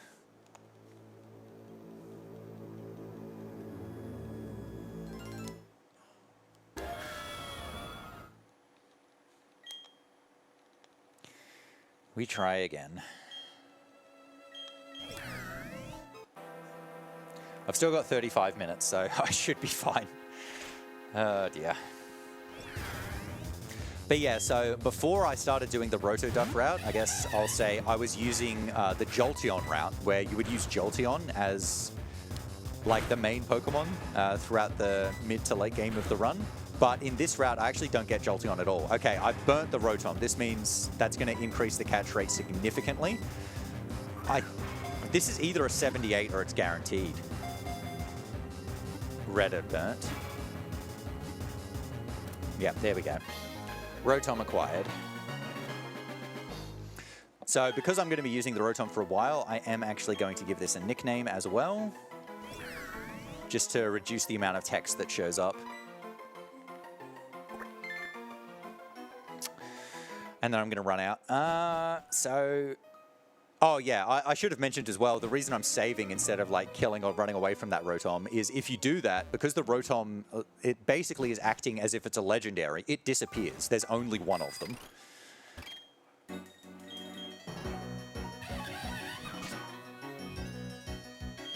We just got a $50 donation in from Ben Kapur. Pardon, I'm probably mispronouncing that. Yeah, we have no comment. Thank you very much. Thank you very much for that. Okay, so I'm not going to bother healing the Rotom. I'm just going to keep that as is, I think. Go down Cycling Road here. And then there's a couple of spinners on the next screen that can be tricky to get around. So the first one, I'm just getting around it because I want another rare candy. Rare candies are so valuable in this run. I think I've messed that up. But okay, he's looked, that's fine.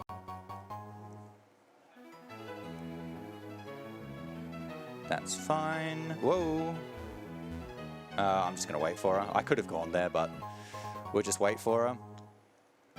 And then there's another spinner here. I'm going to wait for him to switch back and then switch forward.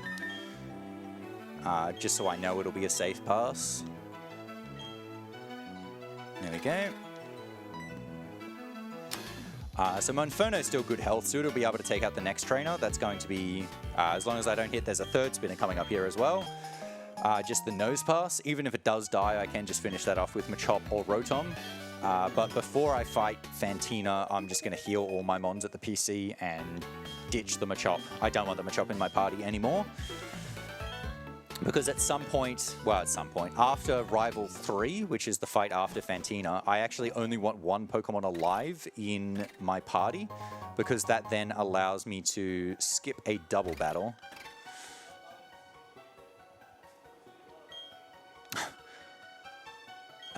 So here's some mysterious guy. He doesn't even tell you his name. I actually was going to say, oh, here's Cyrus, but yeah, he doesn't say who he is, so I have no idea who that is. Do another setup here for this. That should be safe. And then, whatever. Fight this trainer. I wanted to talk to him. It is slightly faster to talk to trainers instead of having the question mark pop up, but it's not a big deal. So I'm going to lead with Rock Smash, just in case this picks Harden, so that I can try and get the defense drop and then cancel out him going the defense rise. Now that I've got one, I would rather not get more defense drops, or just for less text. And so after this, I'm going to be doing my first repel trick. So now I'm looking for a B-Barrel, and I want a level 21. So what I'm going to do is I'm going to move my Rotom to the front of my party, and then use a repel, so only level 20 show up. And so that's going to make it so the only Pokemon that can show up are B-Barrel and Roselia. So it's effectively making it a 50% chance for a B-Barrel at a high level to show up. But it may take a while. Oh, okay, well, there's an encounter. It may take a while for it to show up because the repel is eliminating all of the other encounters, but that actually showed up really quickly. So just going to hit it once with Thundershock, and then I can throw the netball. Rotom might die, but it doesn't really matter if it does. Okay, and so I took the B-Barrel to below half health. It activated the Oran Berry. That actually doesn't really matter. It's actually a bit faster to get rid of the Oran Berry that it was holding, which is just a random chance for it to be holding the Oran Berry. But that does indicate one of two things. Either my Rotom has quite decent special attack, which would be really good, or the B-Barrel has really bad special defense, which would be terminally bad. Special defense is actually the most important stat on B-Barrel. Oh, whoops. To not take significant enough damage against Fantina when she uses Future Sight on the Duskull. So I'm going to be teaching Substitute to B-Barrel, and depending on how much maximum health B-Barrel has, the Substitute is going to take up either 15 or 16 health, and I need Future Sight to not break that. And depending on what special defense you get in the door, come on. the range on Future Sight's damage can be 11 to 14, it could be 12 to 15, it could be 13 to 16, it could be 14 to 17 when you start to get into the really bad ones. And so if it's doing a lot of damage, especially if I'm only putting out 15 substitutes, it can just be terminal. Because if I don't have a substitute out when she throws out Miss Magius, and I'm not at full health, which I basically never am because I make a substitute, Miss Magius will just kill B-Barrel. So hopefully it was high special attack on Rotom. Hopefully. So coming in here, I'm not actually planning to do any of the contests, but you have to come in here to talk to Fantina so that she goes back to her gym. And then I'm going to go to the PC and I'm going to heal B-Barrel and Rotom, and I'm going to get rid of Machop. I am not going to heal Monferno. Monferno's high enough health. And I actually don't want Monferno to go to full health. That can actually waste a bit of time.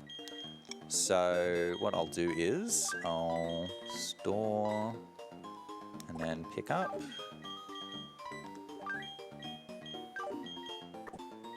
So just putting them in the box like that heals them, which is why I'm doing that. All right, and now I'm going to go off to Fantina's gym. So as I mentioned, this puzzle is actually really annoying. So it's randomized at the start of the game, where the floor on the tile that tells you what door you need to go through is, and also what it says, basically. So in the first room, there's like 3 possible doors you can go through. But also, there's trainers walking around that have like flashlights, and you have a flashlight as well, and it means you can flashlight them and fight them when you don't want to. Like there. That's actually really awkward. So I'm going to teach Substitute to B-Barrel. Either Headbutt. I'd actually love to keep Headbutt, but I need all my other moves. My health is also bad. Which means I'm only going to be putting out 15 substitutes. What do I want to do here? Just go through? Yep. Okay, that's good.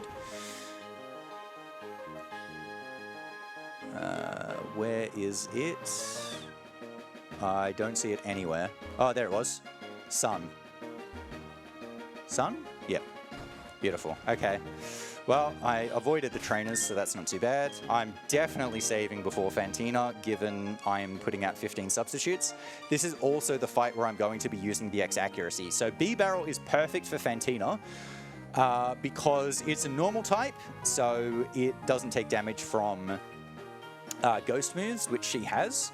And B-Barrel, when you catch it at level 20, already has Defense Curl and Rollout, and that's what I'm going to be using throughout this fight. So I'm going to set up the substitute on her lead Duskull so that Duskull cannot hit me with Will-O-Wisp, which would burn me. And then Duskull will try and... It'll either spam Will-O-Wisp, not understanding how substitute works, or it'll send out Future Sights, because Future Sight does the most damage from the Duskull. And so ideally I still have that substitute out when I get to Miss Magius, and then I am good to go, and Rollout should just be able to sweep through the fight. Future Sight immediately is actually really bad.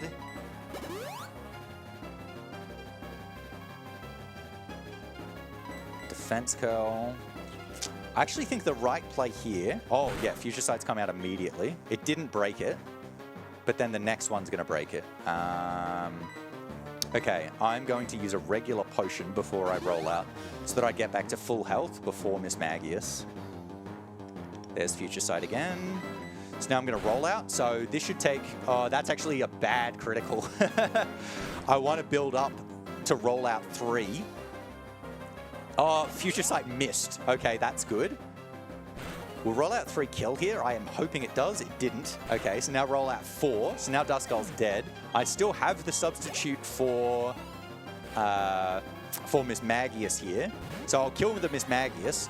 But rollout only goes up to 5, so it used Confuse Ray. Okay, I'm so good. This is such a bizarre fight. So rollout 5 is going to expire. So the way rollout works is it does double the amount of damage every turn it keeps being used. So it starts at 30 power, then it does 60, then 120, then 240, and then 480. But if you use Defense Curl before rollout, it also gets doubled. So then it starts at 60, then 120, then 240, etc., etc. But yeah, and so the plan is to then one-hit the Mismag, and then you ideally want to one-hit the Haunter, but with the substitute still up on Haunter, Haunter also can't do anything, so completely fine there. That fight actually went really well. It was really lucky that the Future Sight missed, because if it didn't, then Confuse Ray would have hit me, and I would have been having to hit rollout through Confuse Ray. Substitute still up for Haunter is also really nice, because it also can confuse, and it can use Hypnosis and put you to sleep. I did have the Sleep Berry, but even if you're still in rollout position there, it resets the rollout if you get put to sleep and woken up by the Chesto Berry. So anyway, I'm going to switch Rotom to the front. I'm going to move the Chesto Berry to Monferno now. I don't need it on B-Barrel, and I'm going to do Rival 3. So this fight is one of the only fights in the run, I guess I'll say, where you actually use multiple Pokemon in the fight rather than trying to set up and sweep with one. So I'm going to use Rotom for the first couple, but when Roselia comes out, I'm going to be using Monferno, and then Ponyta's going to come out and I'm going to be using a mix. But I want to end this fight with only one Pokemon alive so I can skip the double battle afterwards. I also really need to check Rotom's stats. I'm actually going to note them down as I go here. Because there's actually a lot of stats that you need to keep aware of, and it's very easy to forget as you go along. 2 wing attacks is actually really bad here. I might die in one hit to Prinplup, which would not be good. Depends on what my special defense is.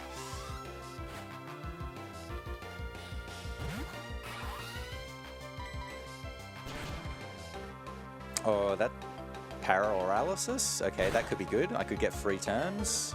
Didn't die in one hit.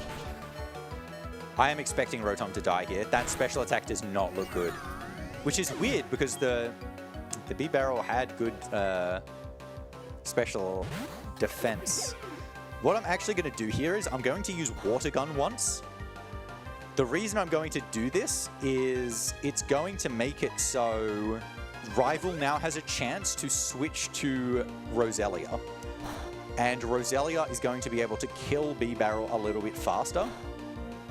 And it also is going to make it so I can just use... Oh, well, critical. I'm dead. I guess that's pretty fast as well. I could have just not had to switch to Monferno to kill Roselia. This will still work, though. I should have done enough damage that that can kill now. Yep, that's good. So now Roselia will come out against Rotom. I can switch to Monferno. All right, check these stats here.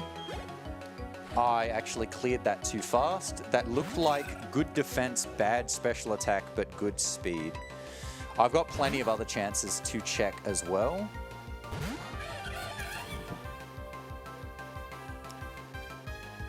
Unfortunately, I do not have the Cherry Berry anymore. Getting fully paralyzed there and getting Leech Seed is actually pretty annoying. Monferno is going to be the one to die, and I'm going to finish the Ponyta with Rotom.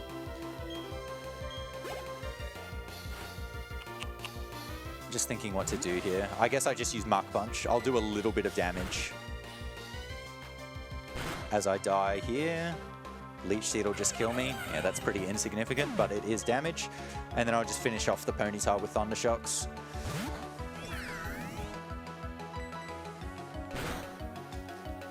So this should be fine. It's only got Ember, which takes quite a few turns to actually kill me. So it'll be a win. I did have to use one of my revival herbs there, but that is quite expected. You do expect to die to Prinplup there. I got burnt, but that shouldn't matter significantly. Once I get past the trainer that's only got one, I do take the center and heal everybody back up. So as long as I don't hit an unexpected trainer here, that will be fine.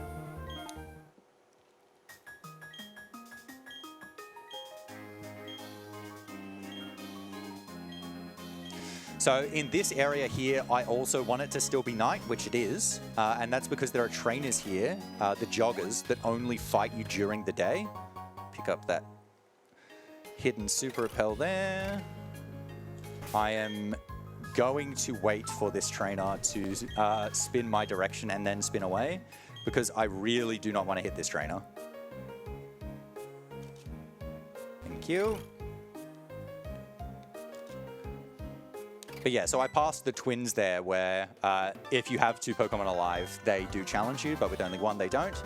I'm also going to pick up the Persimberry here. So Persimberry heals Confusion, and I'm going to be giving that to Rotom. There are 5 or so different Pokemon that can confuse Rotom in the run. And so again, that almost certainly gets used somewhere. It's just a matter of where. So it's definitely worth picking it up. Take the center here, and after this, I'm going to switch Monferno back to the front. Monferno is going to be used for the next 2 fights. I do want to switch to Rotom, but Rotom still only has Thunder Shock at this stage. It does learn Shockwave at its next level up, but it's not there yet, and I want to save my rare candies for later. It's also crucial to put Monferno in the lead here anyway, because the Pokemon in the grass here are actually higher level than Rotom. So I would not be skipping all of the encounters, even with the Repel up. Then I'm going to go into this little diner and pick up a dozen Moo Moo Milk. So Moo Moo Milk are a healing item that heals 100 health. And so being able to pick up a dozen of those there for a pretty reasonable price ends up being extremely significant throughout the run, since 100 ends up being basically max for a decent period of this run. It's not until quite late game where you end up having Pokemon that have more than 100 health, and by then you can buy Hyper Potions. So okay, Bronzor here, I'm going to be using Flame Wheel. Unfortunately, it is raining, but this is why I moved the Chesto Berry onto Monferno. It does have Hypnosis. Unfortunately, it's gone Confuse Ray instead of Hypnosis. There's Hypnosis, but it missed. But I'm just going to try and hit through Confusion. I do have heal powders that I could heal it, but it could then just pick Confuse Ray again, so I'm just going to try and hit through it. That's been 3 turns of Confusion as well. The max is 4 until you can... it just wears off. So at this stage, there's only 1 more opportunity that I could even hit myself, and I snapped out anyway. I should have used Mark Punch on this, actually, because I didn't want the defense drop. I didn't get the defense drop anyway, so it's all good. I think I am actually going to heal that health on Monferno.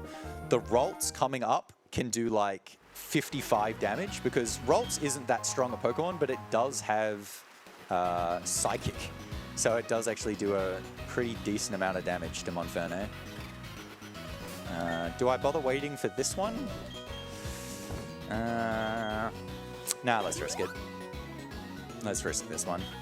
Just gonna go. Cool. He's only got 1 trainer and one trainer. Yes, he's only got 1 Pokemon, and it's not super threatening, so it wouldn't have been the end of the world if I hit that one. But if I hit like, if I hit the one with Rotom while it was burnt, that would have been really bad. Okay, so there's 2 trainers here. You can fight this as a double. It's significantly easier to fight them as 2 singles. This trainer is using Roselia and Ralts and Lickitung, so it is still better to fight this trainer with Monferno. Roselia in particular, Rotom has no chance against. Okay, Toxic Spikes, it's good. I take no damage there, and then the Ralts comes out. If I do less than half with Flame Wheel against this Ralts, I'll actually use Cut to kill it, because Cut actually does more than Flame Wheel in the rain. But given Psychic won't kill, this actually generally uses Double Team, which can be annoying. No, that did exactly half. There's the Double Team. I'll stick with Flame Wheel. All good. And then the Lickitung. And so I'll just be using the fighting moves now to finish this off. And this should be the last thing Monferno has to do. Defense drop good, especially given he's gone Defense Curl. This Lickitung does have, it's got Rollout as well as Defense Curl as well. Stomp is its highest damaging move to start with, but it's got Supersonic, which can be really annoying.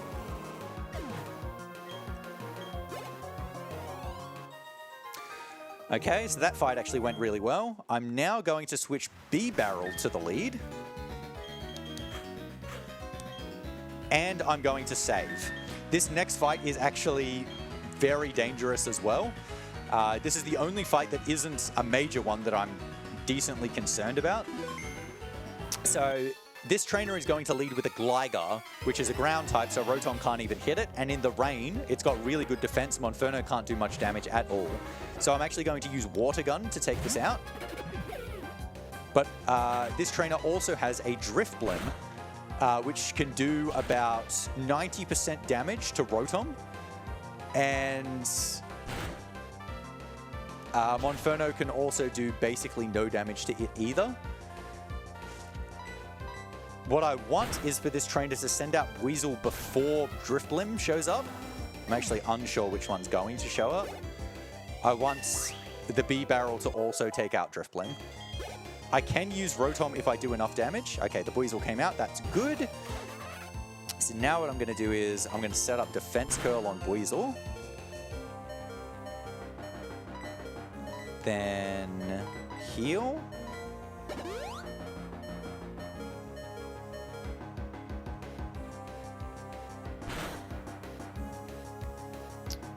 And then I'm just going to roll out. And I should have enough health where Drifblim can't kill me in one go. But rollout 3 will be able to hit Drifblim. Oh, no. This is not going to work. That didn't kill. My attack's too bad. Drifblim's just going to kill me. This is so dangerous now.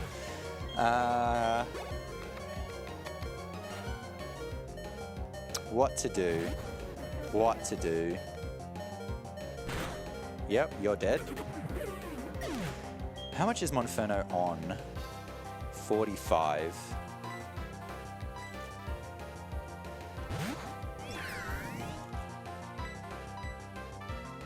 Straight to Ominous Wind. Oh, that killed. I'm just resetting. That special defense must not be very good if Ominous Wind is killing from full. Okay, so I definitely need to use B-Barrel to win this whole fight. I could have actually still won that fight if I had revived the B-Barrel and then set it all up again, but I'd rather just redo the fight. At that point, it's going to be about as long, and this way I save the healing items. So I think what I'm going to have to do is set up a substitute and then heal again on the Weasel.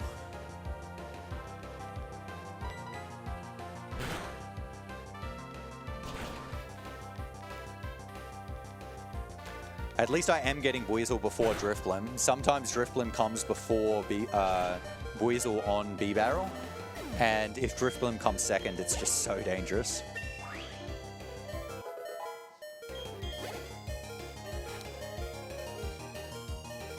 Weasel.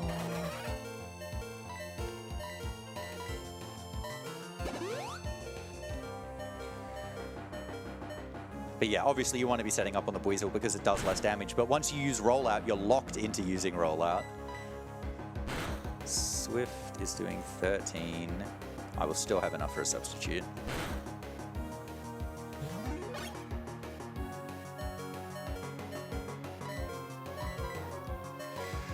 And Rollout only has 90% accuracy as well, so it can miss, which is why I use the X accuracy on Fantina. If there was a second one, I wouldn't mind it for this point here, but there is not. Funnily enough, I can buy X accuracies directly after this fight, as soon as I get into Veilstone. Yeah, the idea is Rollout 1 and 2 is supposed to kill Weasel. I'm guessing this B-Barrel just does not have very good attack. But yeah, this is much more health going into Drifblim, so Gust won't kill me, but also because Gust won't kill me, it's not even guaranteed to use it. It might just go Stockpile and try and raise its defense instead. Did go Gust. Okay, I've hit the Rollout. I should be good now. Yeah, critical. Okay. Oh, it was Rollout 4 anyway. It was definitely going to kill. Okay. Got past that point.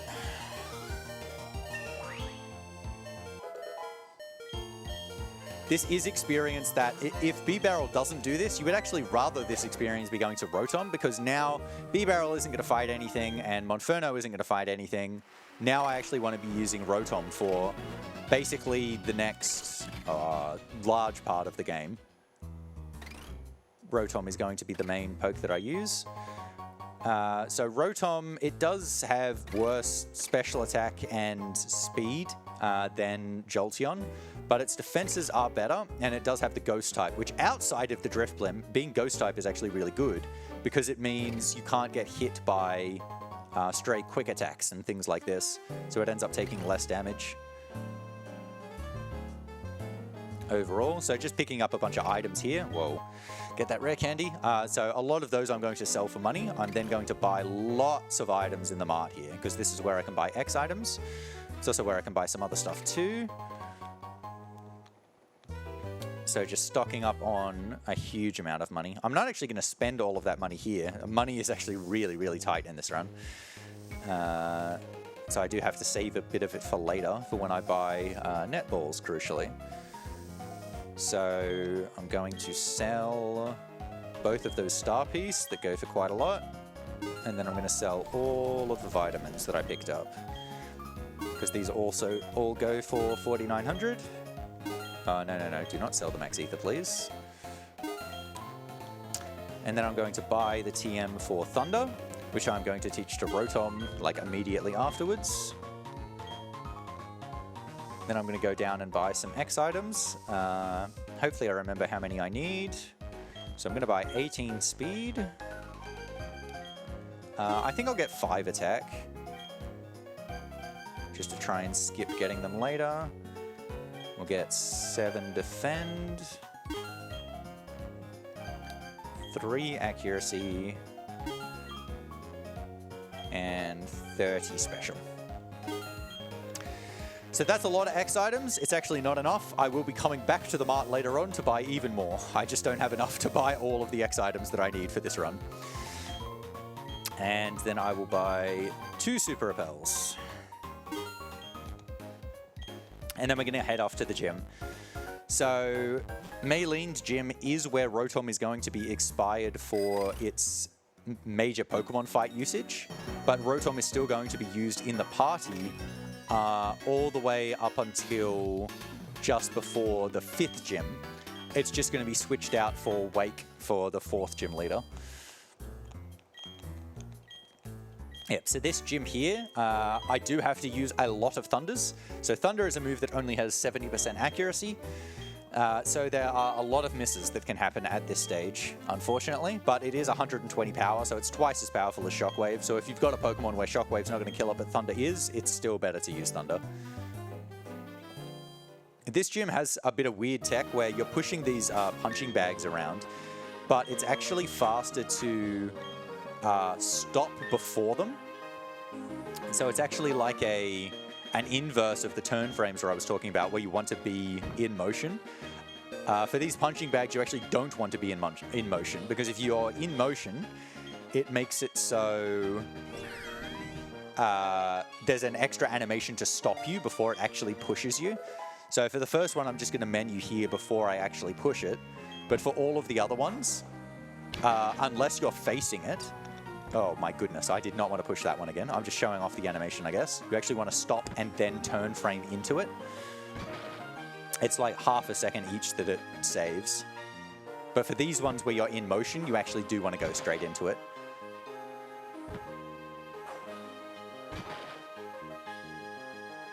Okay, so one trainer that I have to fight in the gym before I get to Maylene. I don't think my special attack is good enough to skip the X special here, so I'm going to use the X special. This Krogunk does have swagger, so it could expire my Persenberry straight away. X special. I think I put Thunder in slot 3. There's swagger, it missed, that's beautiful. And I hit, that's awesome. Okay, so then the Machoke is going to come out. The Machoke only has Foresight and Karate Chop. I'm going to actually, let me check my stats here again. 47, oh my goodness, that special attack is dreadful. So I did read that correctly before. I read all of them correctly, actually. The defense is really good. The special attack is dreadful. Speed is about average. So it can't actually hit you with Karate Chop until it uses Foresight. So you get the spare free turn here. So I've taken no damage. That was actually a really good fight. Swagger miss was very nice. Whew. Yeah, that is not good special attack on this Rotom. How unfortunate. How did it do half to B-Barrel? I don't understand that. Might have just been a really high roll. So there is one spinner in this gym that I'm going to have to dodge, but I'm just going to do safe setup for that. So it'll just be trying to wait the 32 frames before walking in front. So for some of them, you'll notice I stop one tile before the setup and then just walk one tile. That ends up being perfect for like walking one tile plus reaction time. Gets you to pause on just the right amount where it's going to be a safe pass. If I can't walk one tile, what I end up doing is I do 2 turn frames. So like I'll be facing in front and then look away and then look back. I'm wondering whether I should heal before Maylene. I'm not going to bother. Even with the bad special attack, I should be fine. I think my defense is actually really good as well. So Maylene, the reason Rotom is so good for Maylene, even in routes where Rotom isn't used for a significant part, you still like it for Maylene, is because it's Ghost type, so it blocks the fighting moves. So her ace is Lucario, which its best move ends up being Metal Claw, which is not very effective, which is really bad. The meta type does have Confusion, so I will go 1x defend just to make it so that they do less damage. With Rock Tomb and with Rock Tomb. So I'm going to load up 2x specials. That's doing 16.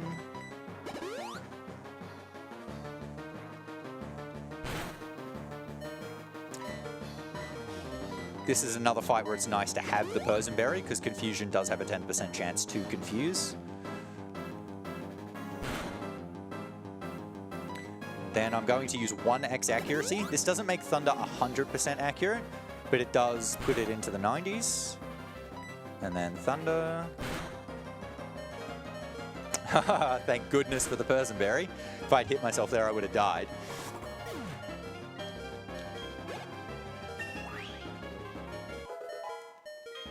Yeah, my defense is very, very good. So I think it's plus defense minus special attack is the nature. It's definitely plus defense. It might just be a really low special attack IV. Or, like, I'm not checking attack because I don't care about it. Just go Thunder. Didn't quite get that. Maylene, for some reason, actually does not have healing items. I don't really understand why, but she doesn't. That's still fine. I didn't get critical there, which is nice, because critical would hit through my X defense, so it would actually do 3 times as much damage. It wouldn't have killed, but it would have done a lot. That's only doing 10. Oh, that's a critical. Awesome. That was a fantastic fight, actually. Really happy with that.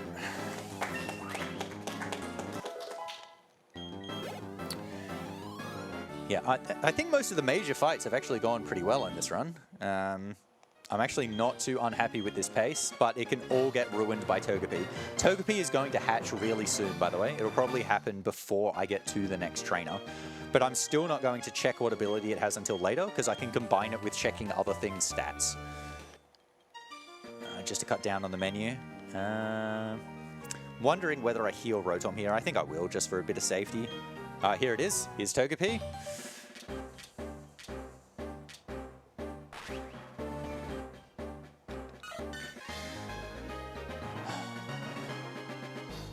It will not be getting a nickname.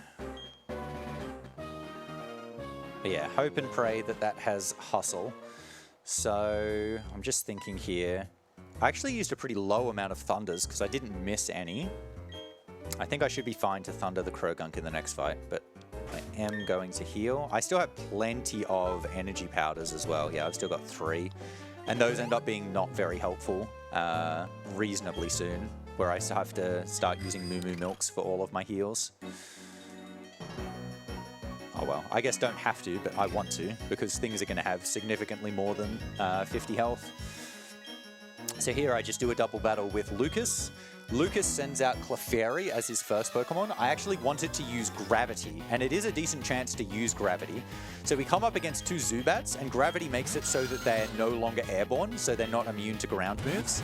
That's not why I want it, though. I want it because it increases the accuracy of moves by 2 stages, so it means Thunder won't miss. Gravity, beautiful. So it says it to me as well because Rotom also has Levitate, so it's immune to ground type moves as well. But yeah, so now I can Thunder the Krogunk, and that'll definitely hit, and then I'll also Thunder the Stunky that comes out after the Zubat too. So that was very nice from Clefairy. Being a Ghost type also means in the rare chance that Clefairy decides to go Metronome Explosion, Rotom does not actually die. I have had Metronome Explosion from this Clefairy before, but not as Rotom. I have had it as different Pokemon where I did die. Bulk up, okay. That's completely fine.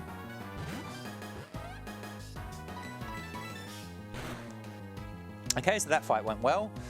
I should note, the one kind of interesting thing about this run is in Elite Four Round 2 runs, one of the criteria, well, I guess the major criteria is you want to see every Pokemon in the decks in order to unlock Round 2. And the fastest way to do that involves actually killing Lucas's Clefairy there on purpose so that he sends out Kadabra, which gives you the Pokedex entry for Kadabra. It's just faster than actually finding a different trainer or a Kadabra in the wild. It's one of the only times you actually attack your partner on purpose.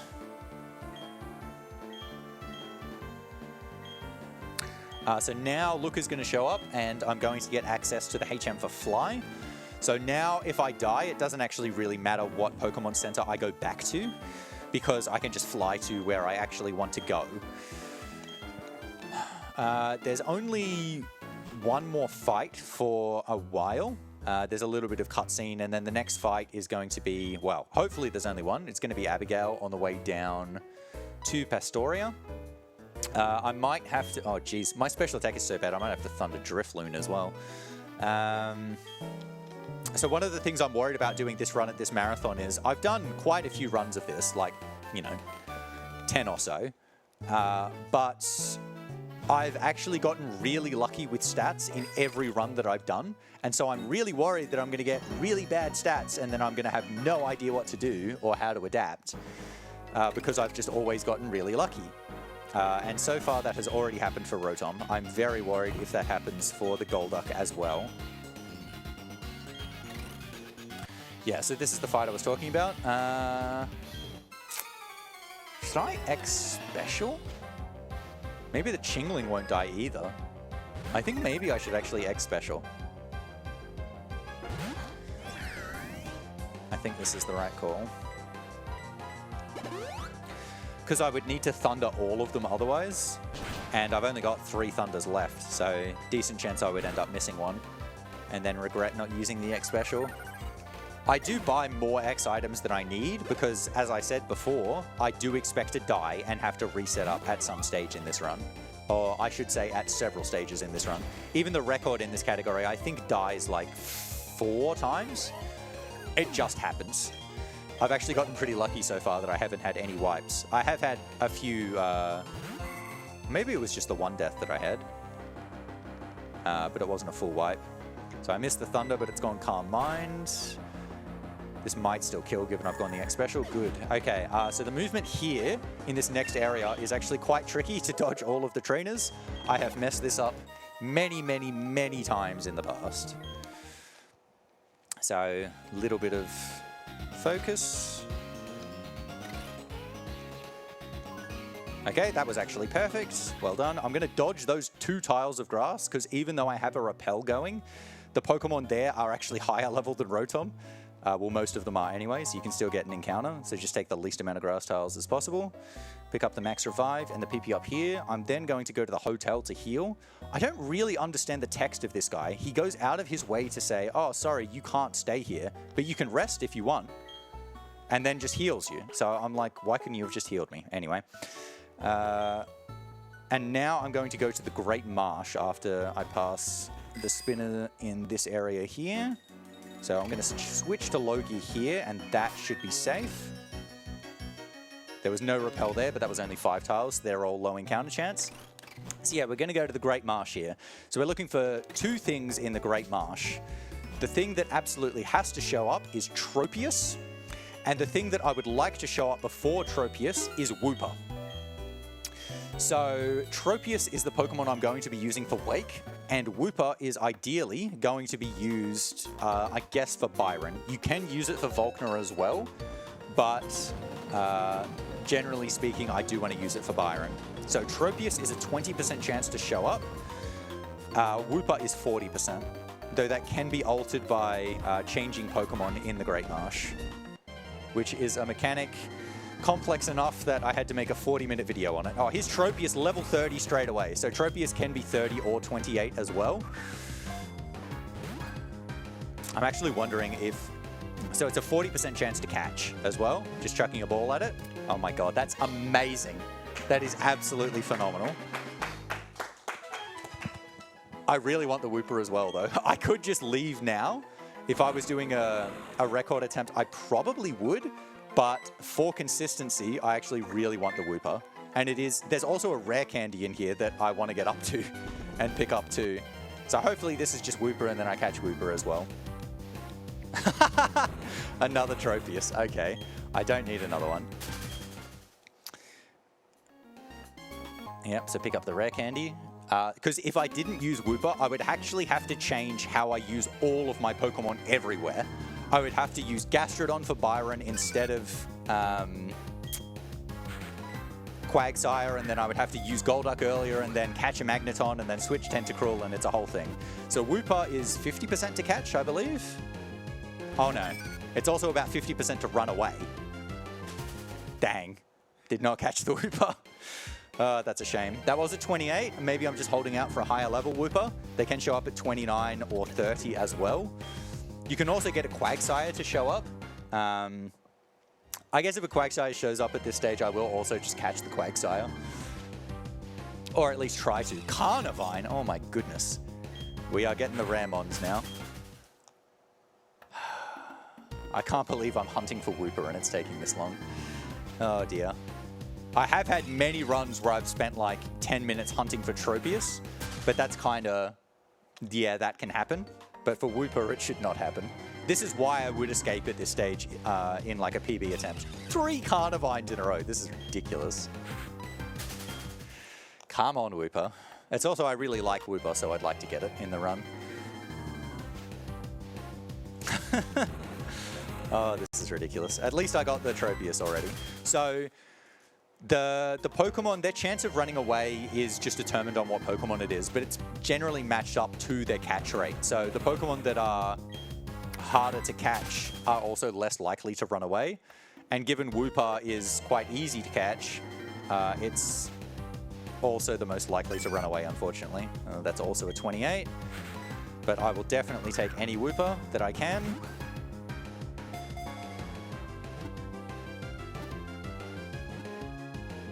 Good boy.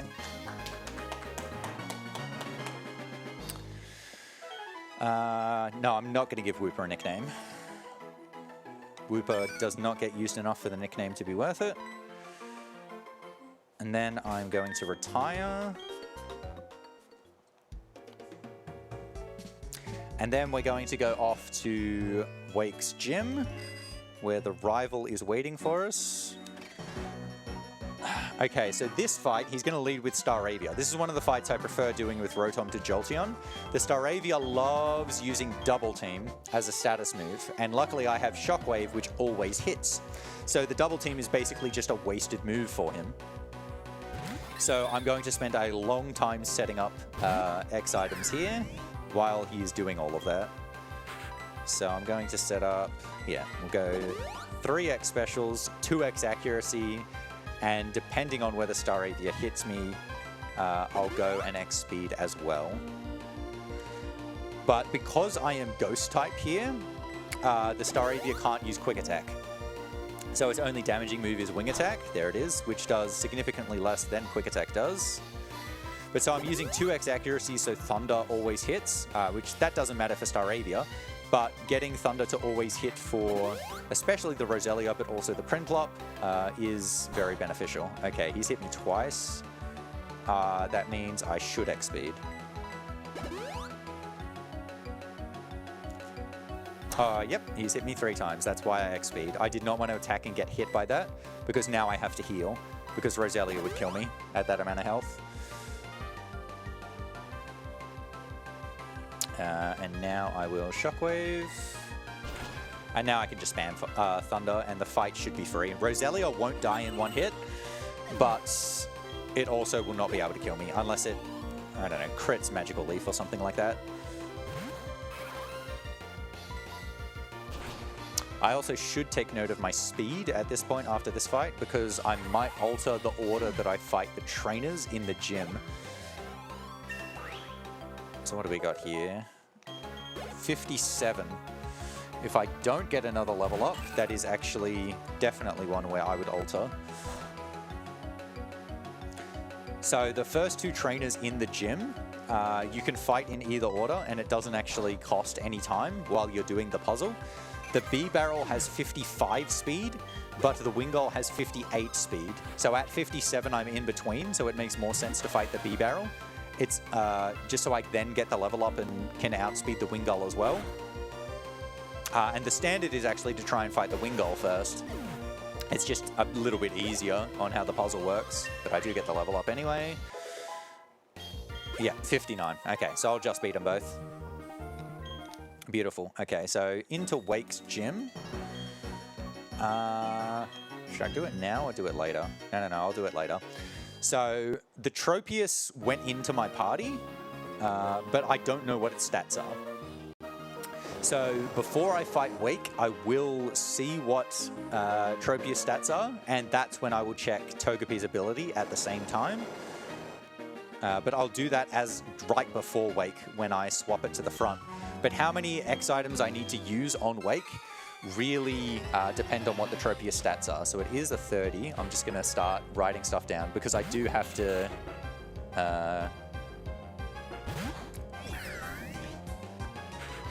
change how I do the fights quite significantly. So I haven't gone in with any notes. This was just blank paper, but I am writing stuff down as the run goes along.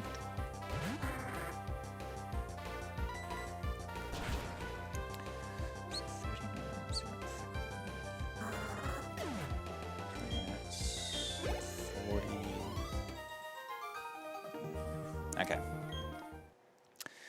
So yeah, those are just easy shockwaves. The B-Barrel here, I am going to Thunder because Shockwave doesn't kill it.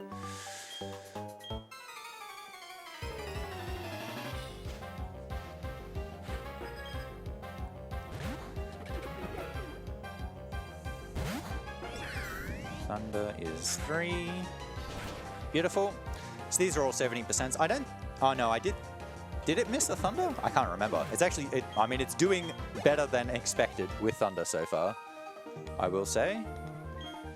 Even with its very bad special attack, it's still getting it done. The very last fight is the one I'm most worried about that Rotom does, which is going to be Cyrus 1. That's the last fight it has to do. But for these fights, I mean, I'm really high health going in here, so I should be fine. I do have to X special here in order to get these kills. Even with Thunder, I would not one-hit the Azumarill. But with an X special, then it does, and then I can Shockwave both the Azurill and the Marill. I will teach Ominous Wind as well. This is actually not for any trainer battle, it's just for when I'm trying to catch Gastrodon. So that was 61, okay. Yeah, so I'm trying to keep track of stats of multiple Pokemon at once as well. Because Rotom stats are still going to matter for a lot of the fights coming up. And so are Tropius for Wake. So we'll Thunder this. Beautiful. One more trainer battle before I get to Wake. And that's going to have the most Thunders. That one's got 2 Thunders. But luckily, the first one is against Shellos, and if you miss the Shellos, it generally actually picks Rain Dance, and Rain Dance makes it so Thunder always hits. So if you miss the first one, you're generally actually guaranteed to then get the next 2. And I should be fine on Thunder PP. I think I've still got at least 3 left. I think I might have 4, actually. If we have a moment for donations... Just got a $5 physical donation from Havra at the front desk towards Mr. Grizz for the Ursa Ring name. That places the current tiers for the Ursa Ring name at Wally at $270 and Mr. Grizz at $213, with just Ursa Ring at $136. I am personally myself Team Wally, but joy of the marathon. Just put your money where your mouth is. If you want Mr. Grizz to rise above, $60 donation. Yeah, beautiful. I am Team Urstring, I guess. Let's go for the underdog at this stage. All right, still haven't missed a Thunder. But okay, I'm going to check. Actually, let me quickly see. Speed is good. Attack is... No, special attack is terrible. Okay. Yeah, so we'll check the stats here, and we will check Togepi as well. 54-43. Serene Grace. Oh, dear. The Tropius is really good. The Tropius is really good. I do not have Hustle, though. That could be torturous later on. So I'm going to teach Grass Knot and Fly to the Tropius.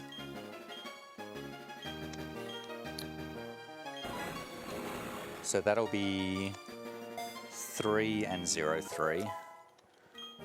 And Fly to Tropius as well. I've already forgotten what slot I put Grass Knot in. I have to make sure I do not teach over Grass Knot. Okay, I put it in slot 2. Should I save before Wake? I don't think so. I've got revives. I do have to do a lot of setup on this fight. But so I was checking special attack and speed because I need to use a lot of special attack and speed. So his Floatzel's got 96 speed and I need to outspeed it. And so because I ended up having 43, I only need 3x speeds to do that. And my special attack was quite good, so I only need to go to +3 special attack as well. But I'll need to hit Gyarados at 0 to not hit Gyarados into heal range. So first it's X defend, so Gyarados does less damage. So the reason Tropius is quite nice for this fight is it can set up on the Gyarados quite nicely. Oh, I used an X special before Grass Knot, that was a mistake. What should I do now? Do I just hit it at 1? I was thinking that was speed. If I hit it at +1 and I critical, I am dead though. 1, 2...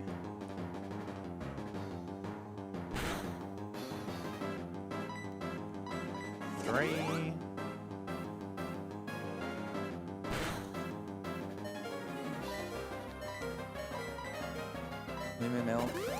I think it is the right play though, because if I go to 3, I'll definitely be hitting Gyarados to heal range. I put Grass Knot in 2. Just hope I don't crit the Gyarados. Beautiful. Alright, 2 more X specials.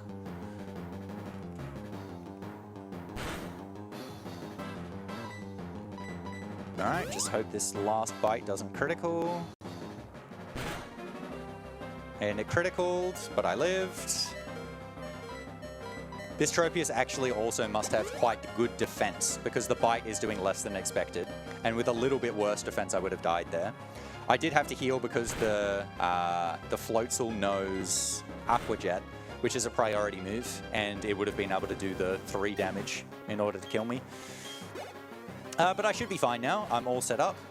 But so this is why I'm saying it's very expected that you die at some stage. Because you're using Pokemon that aren't that good, because you have to keep changing Pokemon for all the major fights, you have to do a lot of setup, and that introduces so many chances to get crit and killed as you're setting up, and then have to revive and go again. And depending on the situation, you actually can't set up again and just have to reload a save and redo the fight. But even though I did get critical, that was still only 2 heals, and 2 heals is actually standard. It was very close to being a 1 heal, which would have been incredible. I don't think I've ever gotten a 1 heal fight. There was a really good Tropius, and the crit just luckily came at a good time where it didn't kill me. Alright, so that's Wake down. So that's 5 gym leaders done. 3 gym leaders to go, and then the final 5. So I'm now mostly going to be using Rotom, but I'm actually going to use Tropius for the next fight as well.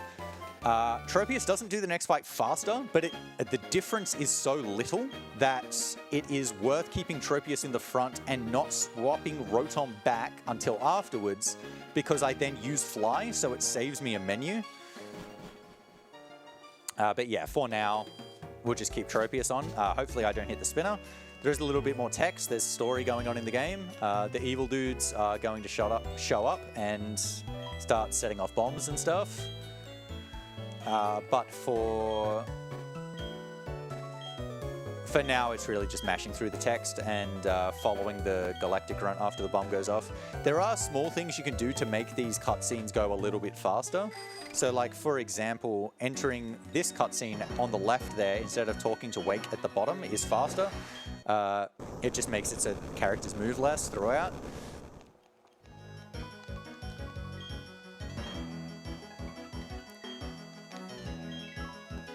But it does take a while. I am going to fight this galactic grunt, but I have to talk to him like 6 times because he just keeps running away and running away and running away.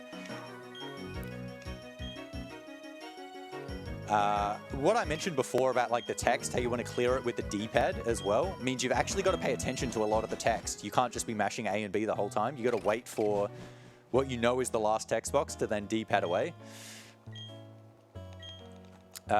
Which I guess is, oh, you're actually more engaged with the game, but honestly, it's not that fun to look at the text.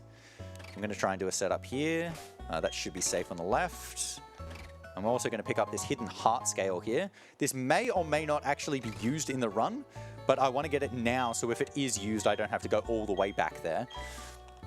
But so for Candace, there are actually 4 different Pokemon that can be used against Candace, depending on what other things have happened in the route and what Pokemon shows up first. The heart scale is for in case Meditite is what I end up catching, and then using Medicham for the run, which is actually a pretty decent chance. The most likely is actually Bronzong, but I can't remember the last time I got Bronzong. I think it would have actually been a couple of years ago. I keep getting Meditite or the very rare and best Nose Pass, and then using Probopass. This run's a bit weird when you say like, oh yeah, Probopass, really good. We really need Tropius for this run, it's super important. But, I mean, that's part of what I really love about the run, to be honest. That a lot of different mons actually get to take center stage. So I'm going to use a Super Repel here, which is a bit of an odd spot to use it. That's the wrong thing. But that's going to be so it expires at a really specific spot, as long as I don't mess up the movement a bit later on. So this is the fight I'm going to do with Tropius. They've got a Krogunk, and I'm just going to use Fly on it. So Fly is a bit slower than if I was to use Thunder on this, but it also means Krogunk can't actually do damage to Rotom, so Rotom gets to have full health going into the next fight, which is quite helpful. And as I mentioned, this is just to save the menu time. The experience also doesn't matter. It's a pretty small amount of experience, and Rotom doesn't need it.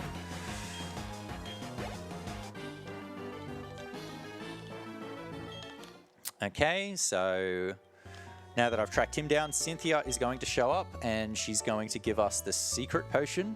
In this text, she says, have you seen the Psyducks? And she gives you a yes or no option. This is one of the few places where you actually can say either, and it progresses. And it's actually faster to say no. However, I might end up saying yes. That's because I'm just mashing through the text with all of the buttons.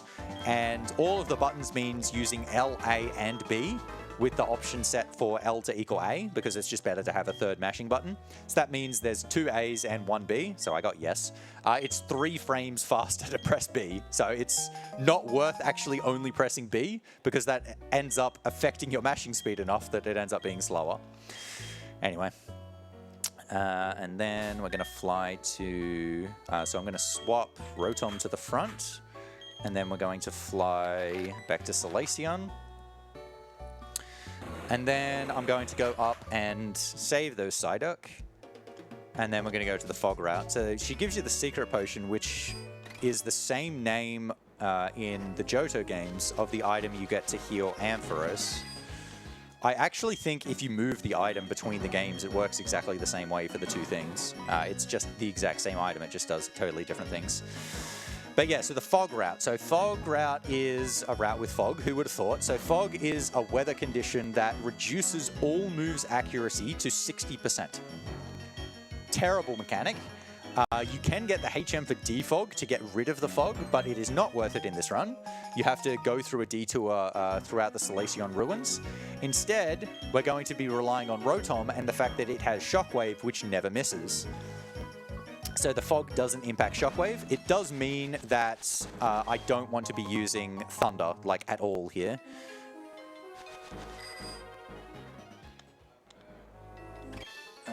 That might not be safe. I went at 2.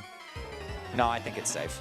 Okay, so I want the super repel to wear off after this trainer right before a spinner, and I'm trying to get the setup right.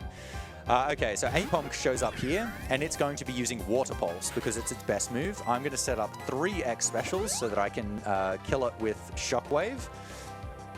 And I want to see lots of misses. Misses, very good. What I do not want to see is Water Pulse confuse because it's got a 30% chance to confuse, and if it does that, I then have to heal the confusion before I go. So there's the third. I would love another miss. Just love another miss. Oh, we love to see it. Okay. So this trainer's second Pokemon is going to be Grottle. Grottle has Bite, which is super effective against Rotom. And if it got to any position where Bite could kill me, I would be in so much danger here. But I do have high enough health here that what it'll probably do is just spam Curse to try and increase its attack and defense and not actually end up using Bite. Because even at +1 here, Bite shouldn't kill me. And then I can still have full health into the Girafarig. Yeah, just spamming Curse. That's awesome. But yeah, there are 2 spinners on the Fog Rat that are just awful fights to get as well. So I really do not want to hit them. I'm hoping this setup for where I've switched to low gear and gone up before the load line will work. So the load line is when you pass particular lines on the ground, that's where the trainers end up getting loaded, and then it starts their timer for when to spin. So what I want is the repel to run out right in front of this trainer, right when a 32 frame window expires, so that I can just go if they're not looking.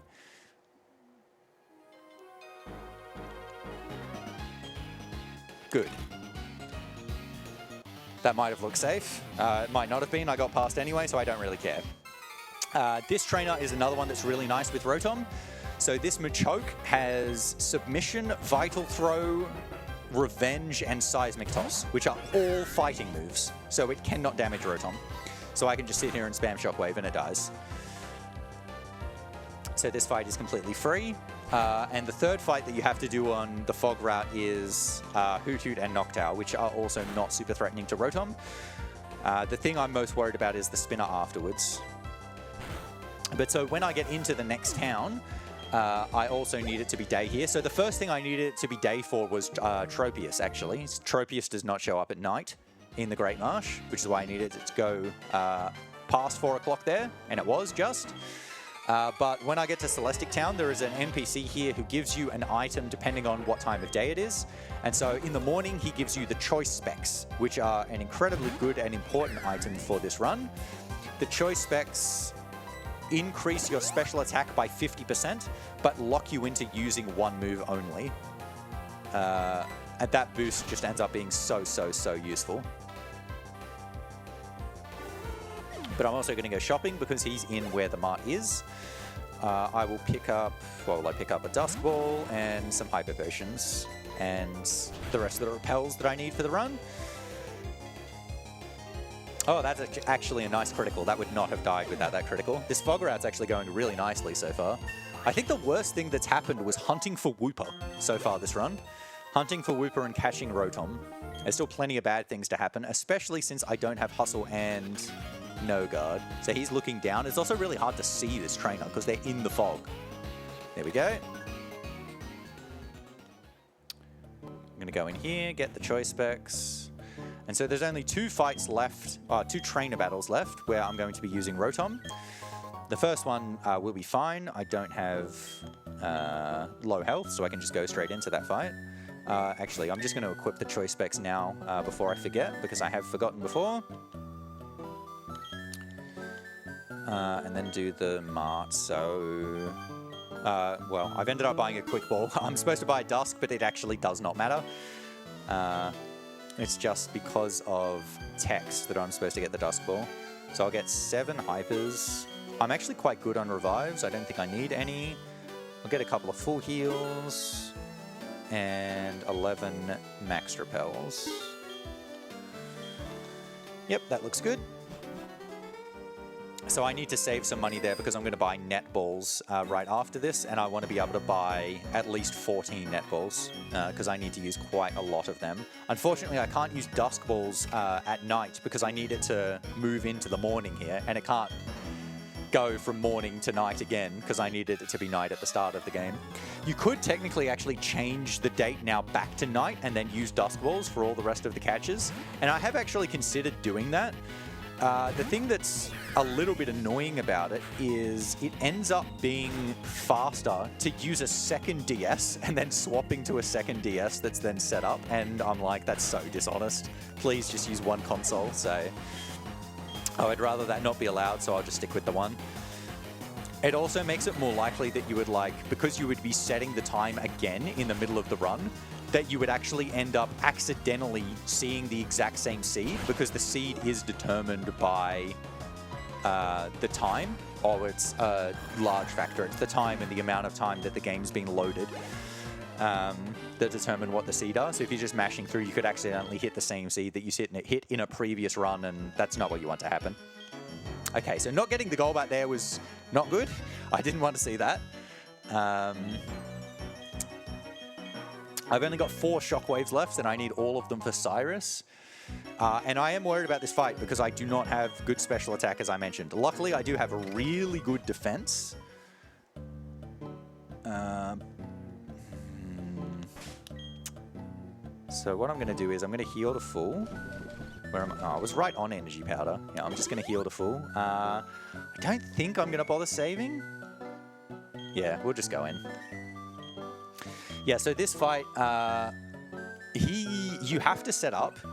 He has like perfect IVs on all his, oh no, he's got 30 IVs, not 31, near perfect on all his mons. And he's the first trainer that really has that, similar to the Elite Four. So they're well statted, and Rotom is not great for these Pokemon. They all have moves that can do like half its health, depending on what stats you have.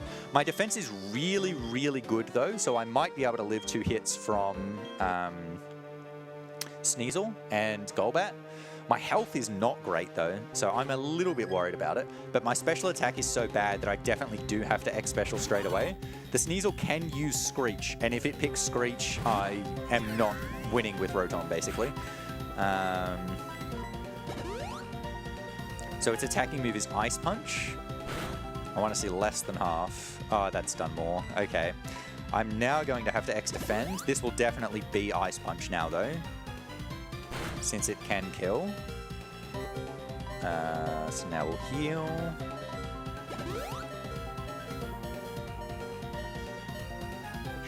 So I'm really hoping for no crits here, and also no frit. That only did 22. Okay. That's a good sign. Means that first roll was really good. That's not good. 40. Oh, I'm shockwaving anyway. He might kill me now at -1. I think it's going to be a damage range.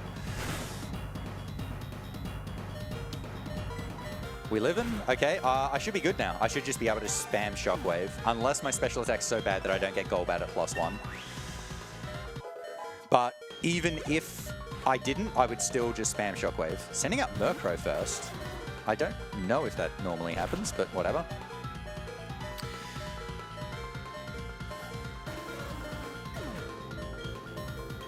All right, so the good defense definitely came in clutch there.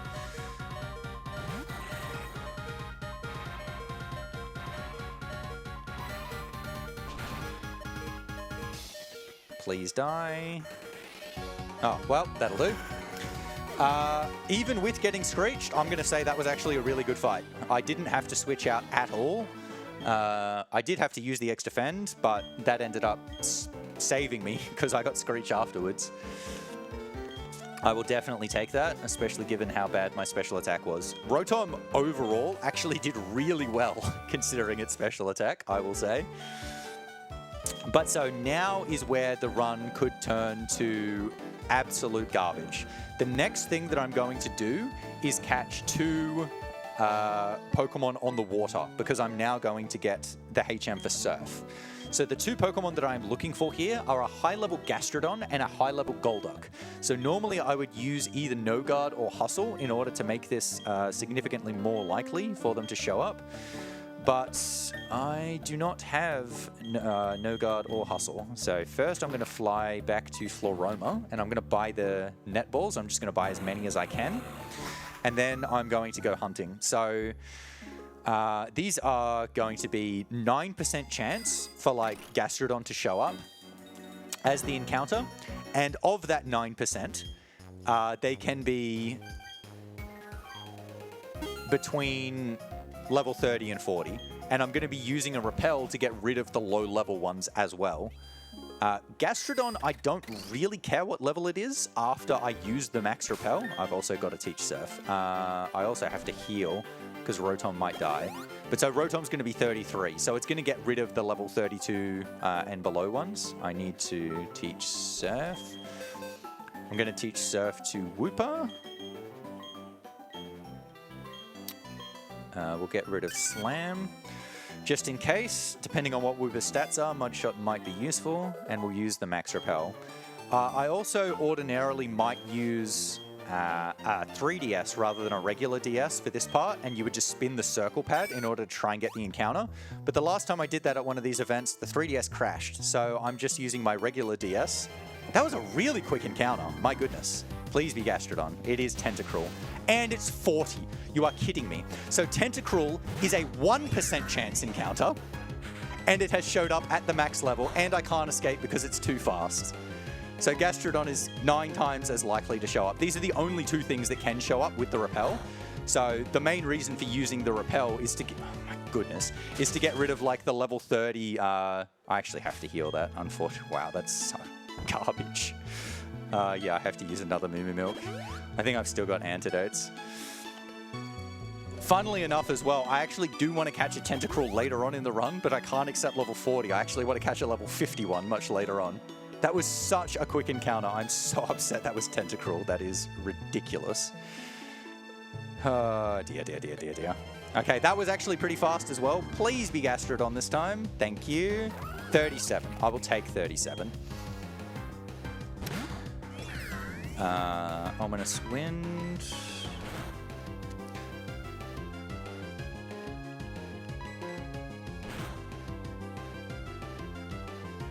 I'm just going to go at 2. Gastrodon's catch rate isn't too bad. Just use the netballs. I don't want to use another one and then crit it. I'm actually really happy with how quickly that showed up, even with the Tentacruel, to be honest. What I think I'm going to do for the Golduck is I'm actually going to get Gastrodon out of the box and put Gastrodon in the lead.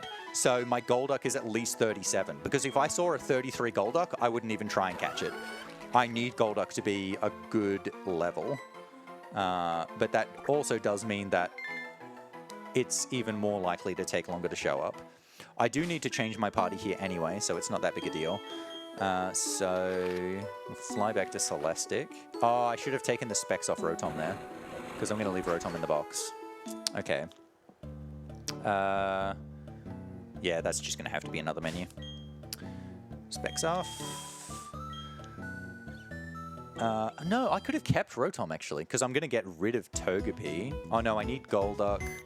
I need 4 in my party. Yeah, so Gastrodon in for Rotom. And then store. Yeah, okay, that's fine. Okay. No, I did need to get rid of Rotom. Wait. No, yeah, I deposited B-Barrel. I thought for a second I deposited Monferno. I need to keep Monferno in my party. Okay, and so now I'm going to go over to this little patch of water and look for the Golduck. So Golduck is going to be used throughout the rest of the run for the majority of the fights. Golduck is very useful in the run. It's a nice level. It's got decent stats. You can give it Surf and give it Choice Specs. It can have the ability Cloud 9, which is really nice when you go to the snow. And Golduck also crucially has a very fast entry animation. So even when you disable animations in this game, the entry animation for Pokemon still appears. That's not the case in Heart Gold, Soul Silver, but it is in Diamond, Pearl, and Platinum. And Golduck has a really, really fast one. So the Pokemon that you're using a lot, you want to have really fast animations. It ends up being the difference in so for the main category, for any percent, Tentacruel was used for a long time. It is better than Golduck outside of the entry animation. And so just because of that, Golduck ends up being faster, because Tentacruel has actually a really, really slow one. So this is more what I was expecting for the hunt. This is taking a while. And this is unfortunately quite annoying on DS. So the reason I'm doing turn frames rather than moving around is I don't want to waste rappel steps. It is also faster if you do it correctly, but I'm not doing it at full speed. Whoop, stop moving. Please do turn frames. There we go. So this will definitely be a Golduck. There isn't a 1%er here. 39. Not too unhappy with that. I think, yeah, I'll use Mud Bomb. Mud Bomb does more.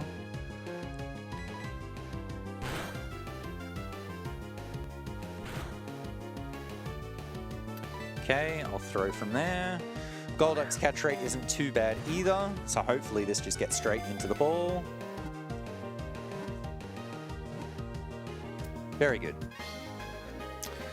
Okay, and now we hope and pray the Golduck has good stats. So this is the one that I was most worried about, where it's like, if the Golduck has bad special attack, especially, I'm going to have no idea what to do with it, because every Golduck that I've gotten, I have gotten such good luck with. They've all had amazing special attack. Speed also does matter.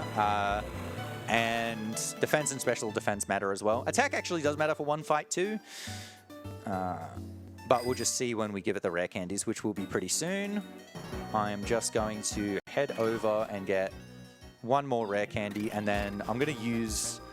I'm going to do a menu flash on a spinner coming up here, and I will use a bunch of rare candies there.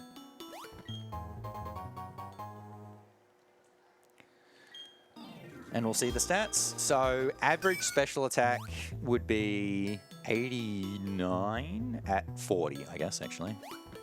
Well, I've messed that up. Let's just do that. So use some candies on Golduck. That is amazing special attack. Oh, we are so back. That is incredible. Okay. We are so good. The speed is also good, and the defense is a bit below good. I'm also going to candy Wooper here. See Wooper's stats. That is amazing special attack. Oh, yes. Oh, yes. Okay. I can actually mud shot with that. Special defense was terrible. I didn't see defense. But that'll be mud shot. That was one of... the Golduck is definitely plus special attack again. It's either minus defense or minus attack. Speed is above. Should I use another candy on Golduck? Just see here. I've got 2 left. Yes. I think that'll be enough. So I'll heal it. We'll give it Surf.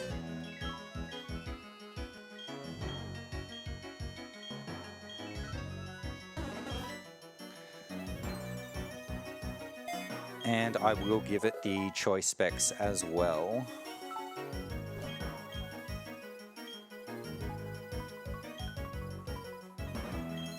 Yep, past that spinner.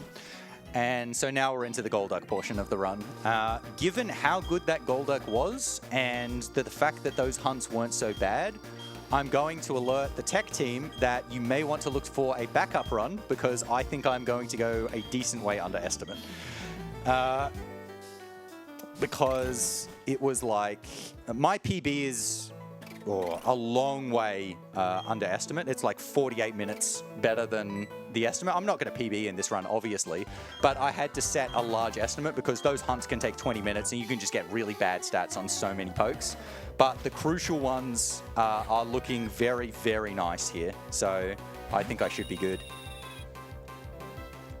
Things can and still will go wrong, but they're not going to go 48 minutes wrong.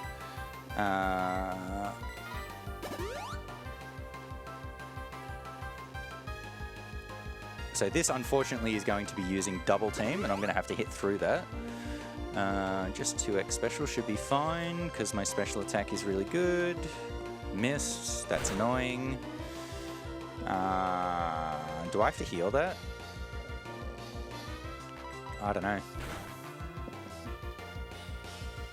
I think I should be fine, because I'm going to one-hit everything, except Empoleon.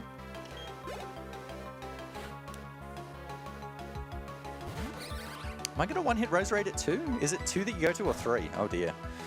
I think it's just 2. With good special attack? Yeah, it is. Okay. I can remember it's like what the threshold is between, oh, you should go to this amount or this amount, but I couldn't remember whether that's between 2 or 3 or 3 or 4. So yeah, Empoleon will live, but it won't be able to do 43, and nothing else from here should live. It should just be all surfs.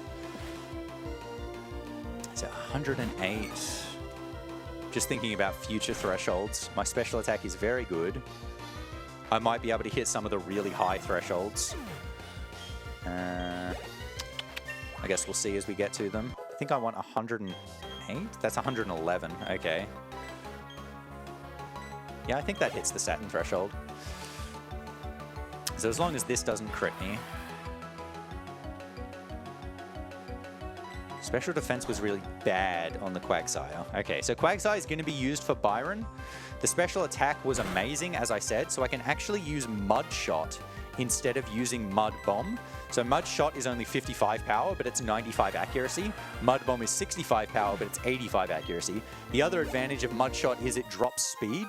And so if I use Mud Shot the whole way through the fight and I hit Steelix and Bastiodon with Mud Shot, I will end up being faster than them for the second one. Worcester, Tech would like to know approximately how long we're expecting to go underestimate now? Let's say look for 20. 20. Look for a 20 game. Got it. And while I'm at it, we've also got a donation in from $60 from Vaughn 4, our Splatoon 1 speedrunner from last night, saying, good luck Worcester from one ASM runner to another. Donate to get Mr. Grizz back in the lead. Pokemon and Splatoon speedruns are similar enough, right? Yes, and with that $60 donation, Mr. Grizz is now in the lead. It is $273 to $270 from Mr. Grizz to Wally, so incredibly close on that one. The run is not for another few hours. If I'm not mistaken, it's the midnight run tonight. So, yeah, quite a bit of time to upset the rankings. If you want Wally to get in first, or do you want Mr. Grizz to get even further, yeah, get your donations in. Yeah, I'm pretty sure that run is 12:30, so just after midnight. Gale of Darkness, it's a great run as well. I wish I didn't have a run at the exact opposite amount of time so I could watch it, because I do really enjoy that game as well. So I'm keeping Water Pulse here on the Golduck just for PP usage. I would love to use Surf on everything, but you do run out of Surfs eventually. There are enough Pokemon for that to happen. There is a spinner here. I'm going to attempt a spinner skip, but this one doesn't always happen. So I'm going to walk in the opposite direction, and then that should be safe. You can just take these little elevators to get around that spinner, but it is a little bit faster to do the spinner pass if it works. This Scizor, I've definitely got enough special attack that Surf will kill this. If you get low special attack, it's actually better to use double Water Pulse instead of trying to kill it with Surf, because it'll use X-Scissor and its ability is Swarm, which is similar to Blaze except for Bug, and so it does even more damage and then it can kill you, but with really good special attack, we are cruising. So my special defense and speed are also above average. My special attack IV is above average and it's a plus nature. Defense is lower than average, but I don't know whether that's really bad IV or good IV but minus nature. Attack, I did not pay attention to at any stage. Attack only matters for one fight, and even then it doesn't really matter. Like, you still do the fight exactly the same, regardless of what the attack is. It's just the Mantike doesn't die to strength if your attack's bad. Oh, I guess actually, if it's really bad, it would matter. I would actually do the first fight in Victory Road differently, so I should actually look at my attack at some stage. I'll have a look here at this level up.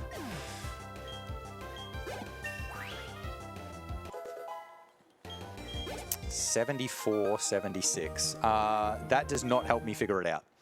I'm going to be honest. It's not bad enough that it would change that fight in Victory Road. but that's kind of like equal between one of them is good IV and minus nature, the other one is just bad IV. So I mean that roughly means about the same thing. We just had another donation come in, $4 from Bappy. Put this donation towards the Wally name, bonk. Now, it is now Wally at 274 and Mr. Grizz at 273. And I think I see Vaughn pulling out his phone in the crowd. So I don't think that's going to stay for keys. He says one moment. He says one moment. Also a good time for me to say, I think my hosting shift is just about up. So yes, thank you all for having me. I'm going to swap over to the next one now. Thank you so much.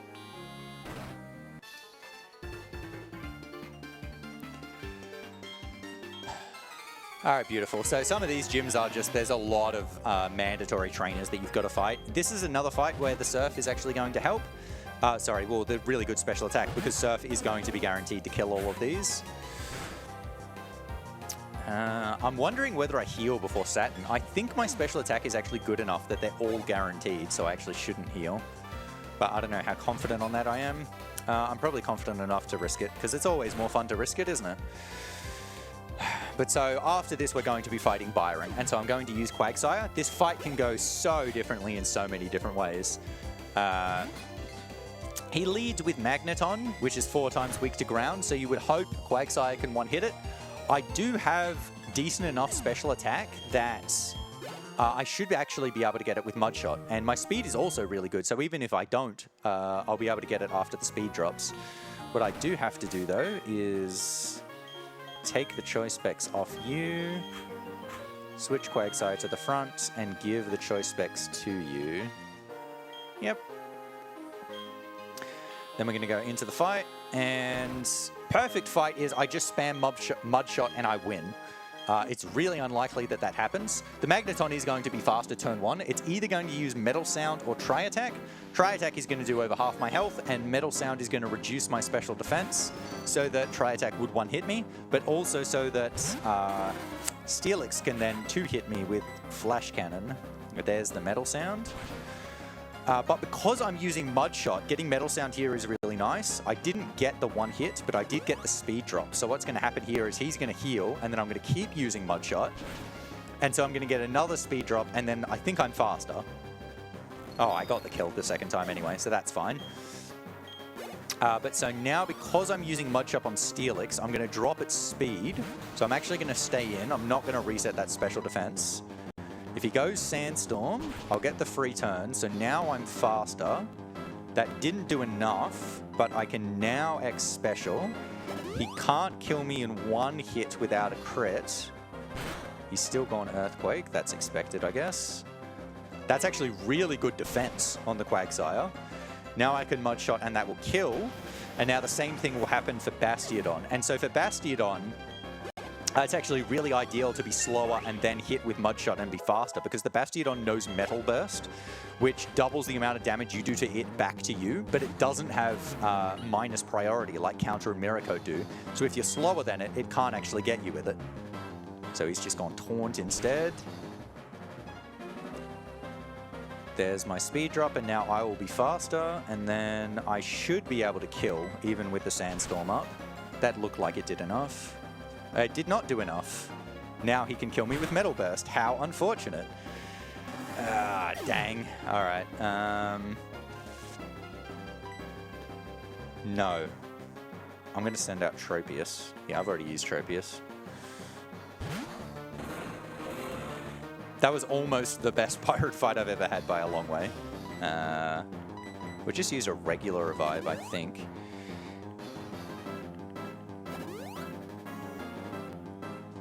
I can't actually attack with Tropius here, so I'm actually just going to swap straight back to Quagsire.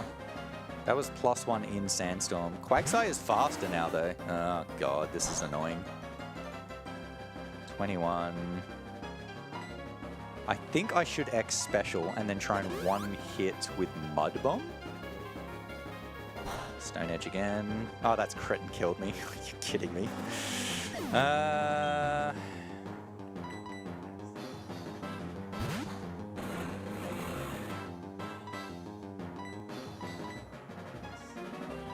Maybe I should have used a max revive just to try and avoid that situation. Of course you missed Tropius. Oh, you're such an asshole. Oh, dear. He's used 3, hasn't he? If he misses another one, would be nice. 23, 24. Should I just heal? No, I'm not going to. We're going to risk it again. Iron defense. That's much better. All right, so I think Mud Bomb should one hit. So Sandstorm increases his special defense because he's a rock type by 50%. That didn't kill! Oh my goodness, that's ridiculous. And he never used Metal Burst when I wasn't attacking. As soon as I attack, he clicks Metal Burst. This is ridiculous. And now I'm going to be using a max revive because it's all I've got left. I don't have any regulars.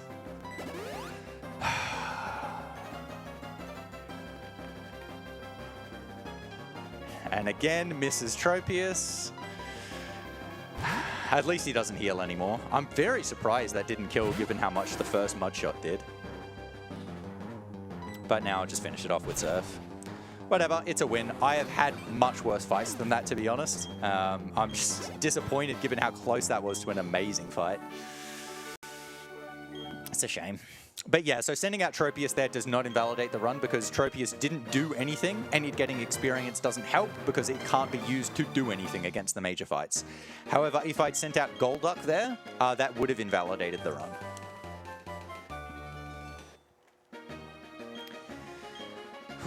Okay, we press on. Do you mind if I come in with a quick donation? Oh, yes, please go ahead. Also, hi, Havra here. I'm the one who took over. G'day. G'day. Hope the run's going better than just that one fight. I'm so sorry. I feel like I came in at a bad time.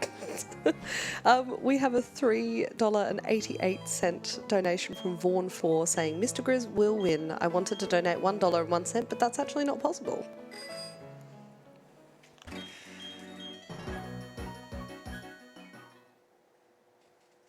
Yeah, thank you very much for that. Also, I loved the Splatoon block. Well done, guys. You guys did amazing last night. Okay.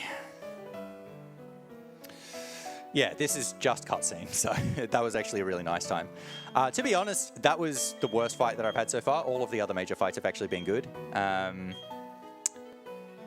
that's Quagsire out of the way, so there's a lot of Golduck coming up now.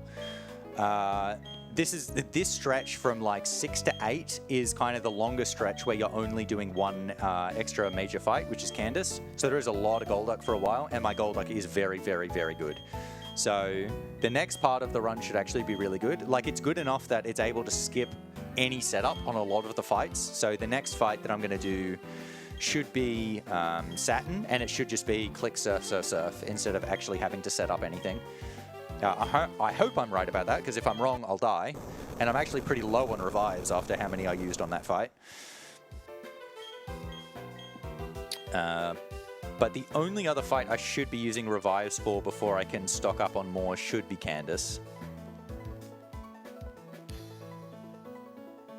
But yeah, so this is a cutscene in the library. They're just showing you, oh, a bomb went off. And now you're going to go back to the lakes and find that they set off a bomb and fight more Team Galactic goons. So one of the things I don't think they balance very well in this game is the Team Galactic commander fights. So when you fight Mars and Jupiter, especially early on in the game, they've got a Perugly and a Skuntank, and the Skuntank even has Night Slash below what level it learns it. So they're actually really threatening to you. But then as you go through the game, those are still their aces, and they don't get better moves than when you were fighting them at one gym badge, basically. So they get so much easier to fight as the game goes on. So I've got to move the specs off you, switch you back to the front, put the specs back on, and then we're going to fly to Veilstone. I still have to super repel and what's the other thing? I have to repel and teach strength. That's what it is.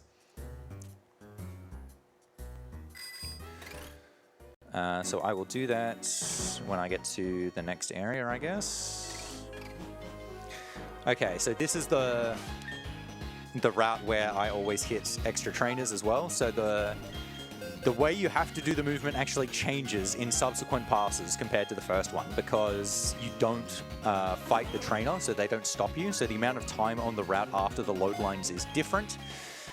So this time I have to tell myself, switch to low gear at the top of the grass, not the bottom. So that I don't hit that guy. Oh, it's all right, they weren't facing, so that's fine. Into the lakefront. I don't think this is going to be safe now. Gonna move that forward. That's safe now. That was definitely safe because they tried to get me and they failed. And now we'll go into the Saturn fight. So like I said, I think I can just spam surf here. So I am going to heal Golduck at some stage, but I'm going to take the mum heal rather than heal at the hotel. It's just a little bit faster, doing it a bit after this fight instead of before. I also have to switch Tropius back to slot 2. I can do that on the next menu. Yeah, I think just spam surf should be fine here. Good.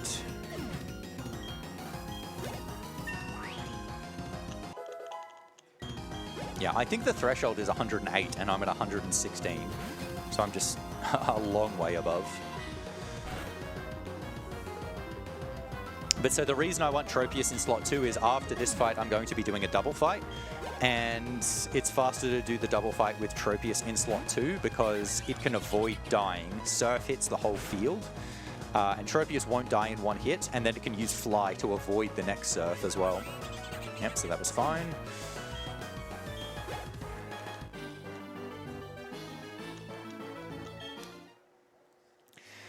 This is the only time in this run I'm going to do this technique, where I'm going to get off the bike and then back on it. That's to make this load here just a little bit faster. Yes, I want Tropius here, and I want to fly back to Twin Leaf. I can't remember if the max repel has worn off yet, and I actually want to use a new one. I can wait a little bit longer because I used it quite late. I don't actually think it has. There we go. Perfect timing. I was going to use it right now. So the reason I want to use a max repel now is I want it to wear off a bit later because I'm going to get an encounter that won't show up with a repel on, that only show up on the bottom floor of Mount Coronet later on. In a couple trainers' time. Yep, so this is a forced double battle. Because they're behind the trees, you can't talk to them as singles. So do it as the double. I just want to spam surf, and I'm going to fly with Tropius. They do lead with a Glameow that has Fake Out, which can stop Tropius from getting the fly off, and then it dies. If it dies, it's not a big deal. You're just trying to save time by having Tropius in slot 2. When you see the double fight, you can actually kind of see Fake Out on Golduck. Okay, well, that's going to waste a turn, but I guess Tropius can live now. You can kind of see just how fast Golduck's entry animation is compared to other things, because Golduck's done and it's already still, but then Tropius is still moving back and forth because it's got a much slower one. I should have said that beforehand, because now you have no idea what I'm talking about and you're not going to see it again. And I think the other thing that shows up with Golduck will likely be Medicham or Bronzong or whatever. And Medicham's, I think, is actually quite fast as well. Bronzong's I can't remember. Yeah, so Tropius lives, and then it can just go in the air again and then dodge this surf.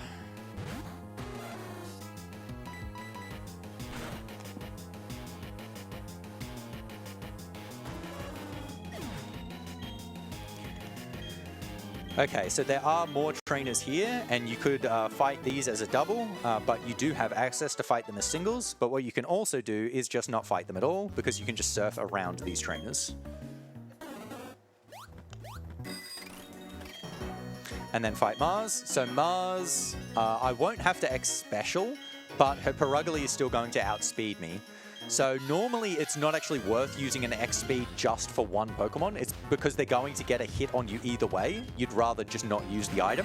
it's a little bit faster. But for Perugly, I will bother to use the X speed, and that's because it is likely, but not guaranteed, to use Fake Out, which is the move that always goes first and always flinches you. So by using the X speed, I would only take that Fake Out and then be faster and then be able to kill.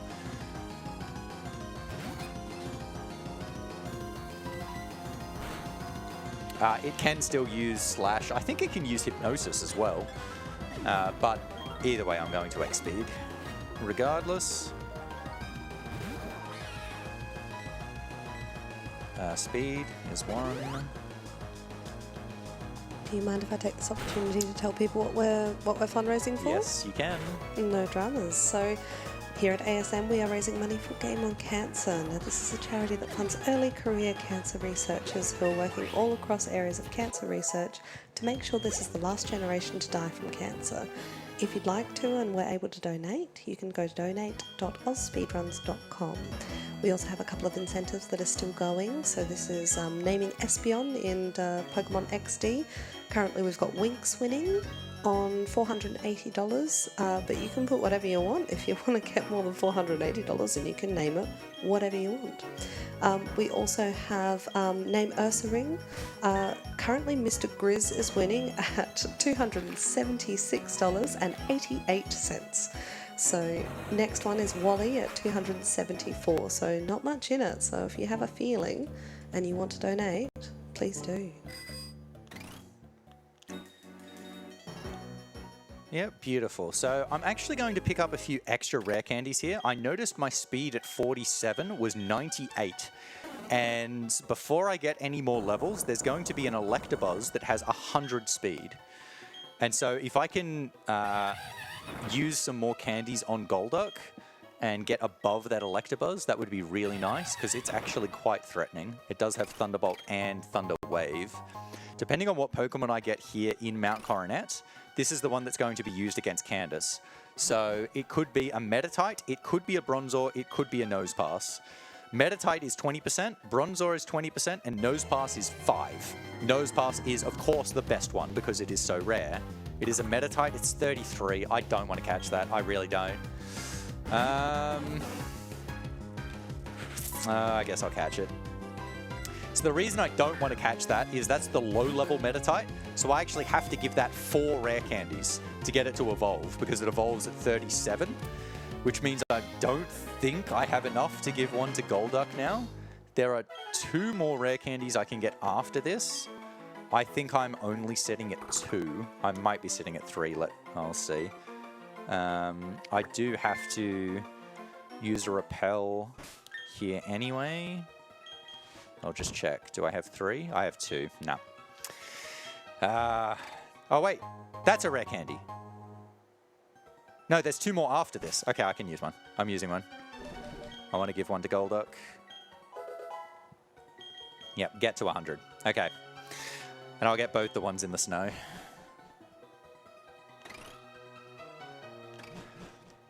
Okay, so this is now the start of the snow route. There is permanent hail going on here, but Golduck is 50-50 to have the ability Cloud 9. It can also have Damp as its other ability, which is useless. Cloud 9 makes it so weather does not have an impact. So it makes it so even though it'll say it's hailing, the hail will not do damage to the field, and it actually saves a lot of time to not see hail do damage, just because it's a lot of text. That's not going to kill. Do we have Cloud 9? We do not have Cloud 9. That being said, this hail chip on Tropius makes it so that I'm very confident that Surf is going to kill it so that I don't have to heal. And then I crit anyway, of course. But so, I mean, that's just a bit unfortunate. There's only 2 other fights that I have to do in the hail.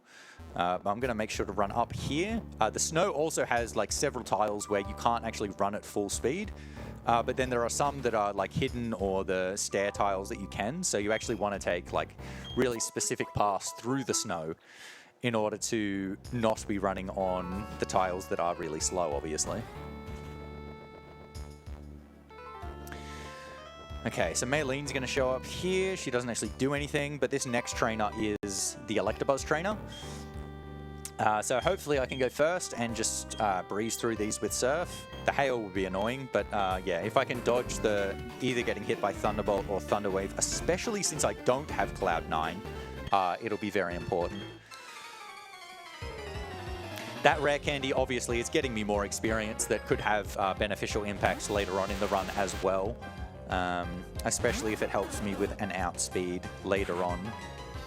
I lost the speed tie and it gave Thunderbolt. What a shame. At least Thunderbolt didn't paralyze, but I'm going to have to heal now because if I don't heal, I am going to die to the hail eventually. Well, to the hail plus Seeking won't die in one Surf, so it'll get a turn off and it would kill me. And unfortunately, since I'm getting Deep Snow Candy, I have to get Deep Snow Candy before flying away because I need to use that because I need Medicham before flying away. Ugh. The candies are unfortunately scuffed. I really, really wish that Meta-type wasn't 33. Once again, I did not get Bronzor. Just never get Bronzor, even though it's the most common option. Alright, so I've got to move to the right.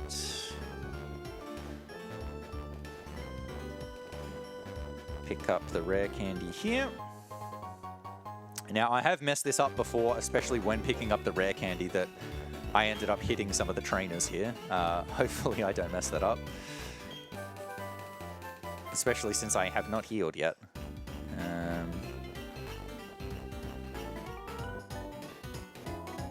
Okay, that one's good. And that one's good. All right. But you can see, like, that guy, he's moving faster than you and spinning around. If you don't get the setup right, he can absolutely get you. Okay, so I'm going to... You know what, I may as well use some of these now while I'm on, and I can check the stats. That attack is good on the Meta-type.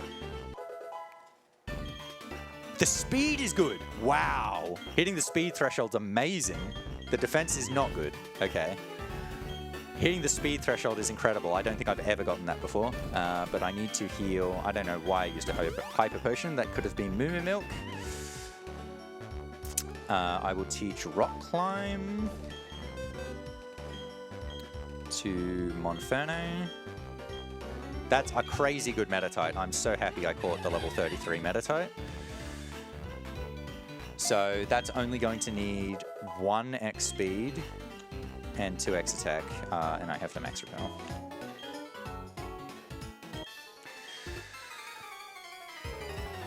But so I am going to be using the Heart Scale because the Meta-type's the one that needs it. But so the reason I'm saying I need to go to the Deep Snow Candy, so I need to get the very last candy. I need it to evolve into Medicham, and then I'm going to fly back to Pastoria, and then Medicham can relearn Fire Punch to then use against Candace. So you need Fire Punch in order to hit her Frostlass because it is a ghost type, and so your fighting moves don't work on it. I have done routes in the past where instead of getting the Heart Scale for Fire Punch, you would instead buy the Natural Gift TM and get a Bluckberry, and then that becomes a Fire type move. But and that actually is faster because you don't have to fly back if you get a Meta-type, but you have to commit more because you have to get Bluckberry and Natural Gift instead of just the Heart Scale. So if you don't get Meta-type, it ends up being slower. And also Fire Punch is 75 power instead of Natural Gift Bluckberry being 70. So it means you don't need as much attack in order to only need 2x attack to beat, well, to get the one hit on Frostlass.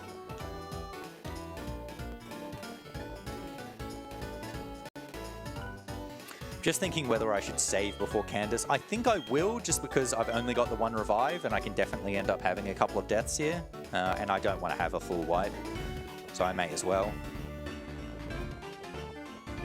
And then if I have any wipes, I'll just reset. So normally I would just wait as soon as I get into town and then fly back, but instead, because I need that last candy, I'm going to go all the way into the deep snow and get this last candy here. So I start moving at glacial pace. Pick up the candy. I think just use it straight away. And then we evolve. I'm pretty sure I've remembered the threshold there, right? I think it's pretty easy. It's just 40 attack and 60 speed at 36, and I was way above both. So it'll be 2, 1, and then defense 1 to 2.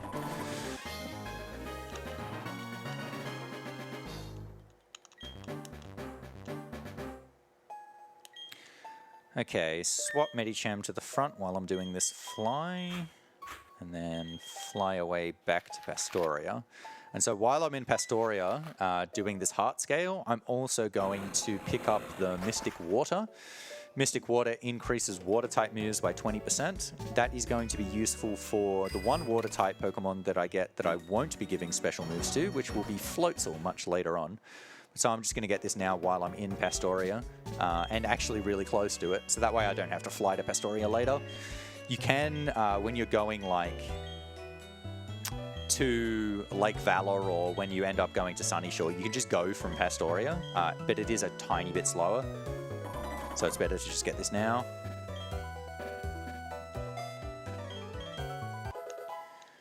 Alright, it was first encounter at least. Getting the extra candies was a bit of a pain, especially since the extra candy on Golduck ended up not helping against Electabuzz, because it still got me anyway, but that's how the cookie crumbles so sometimes. So there's the Mystic Water. And honestly, I can't complain overall with this run. I've had very good stats. The hunts have been much better than I expected, given I haven't had the good abilities. And like I said, you're always going to have some bad spots in this run. Just always. It's just way too much variance. Okay. So now we've got to get rid of the snowballs, do this little gym puzzle. And then, yeah, I'm going to save before Candace. Because I do have to set up a decent amount, and yeah, if I get crit and end up dying, sometimes I end up wanting to like risk ranges as well. Because you can use 1 or 2 X defends on this fight, and it's like, if you're just about to not die, it's actually beneficial. So her Sneasel is her first Pokemon, so that's what I'm going to be setting up on.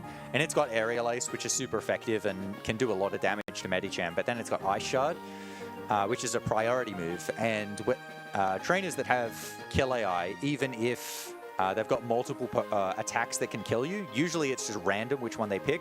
But if they've got a priority move like Ice Shard or Quick Attack or whatever, they'll always pick that one if it can kill, and it does way less damage. And so that can end up being beneficial to actually go to really low health to then take less damage. But we'll see how we go here. So it's definitely going to be 1 X defend. My defense was definitely not amazing, but it wasn't disgraceful. So I think I should be good to live 2 at +1.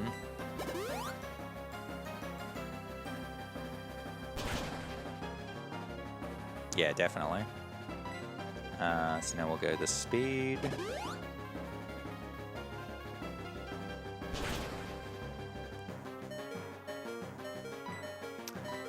Unfortunately, I actually don't think that's low enough to get Ice Shard. I think I'm still going to get Aerial Aces here. Yeah, I could have gone to 2. Nah, 2 wouldn't have been. Oh no, it is Ice Shard. That's nice. 1.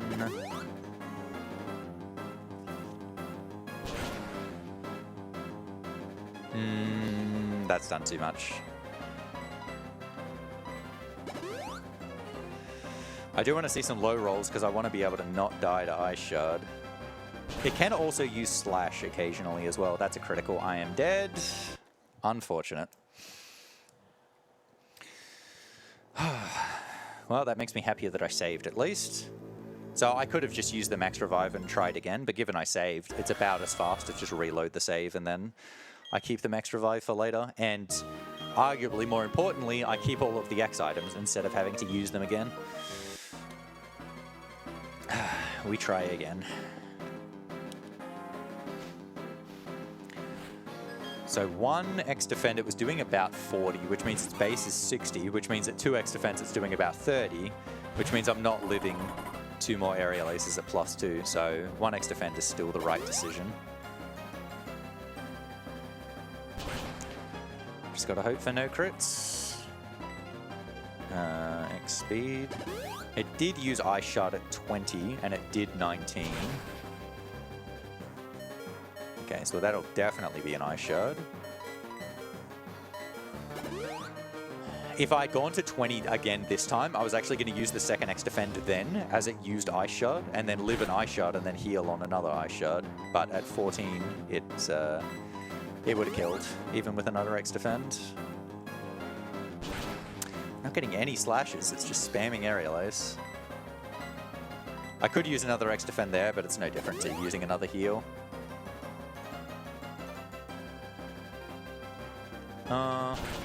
I guess it would have eliminated some crit chance.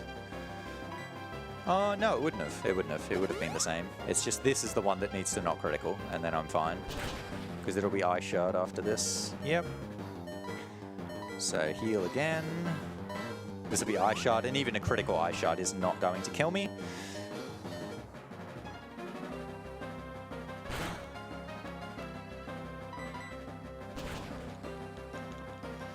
And now I should be good. So all of the Pokemon that you can use for Candace have the fight differently, and they all have benefits and weaknesses. The benefit to Medicham is Frostlass comes out immediately after Sneasel, and this is really good because Frostlass' ability is Snow Cloak, and she also has an Abomasnow, which has Snow Warning, which immediately sets Hail, and Snow Cloak in Hail makes it so that it has an evasion boost, so you're only 80% to hit.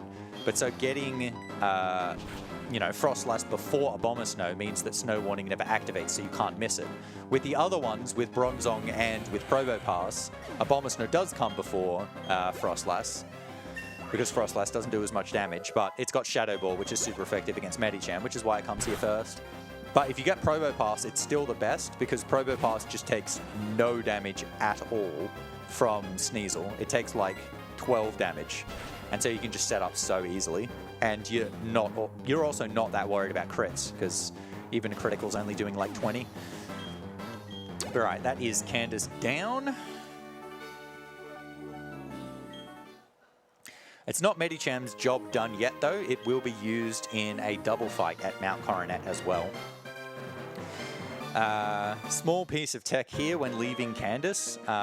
Instead of just going back down the stairs, it's faster to actually take the slope one step to the right.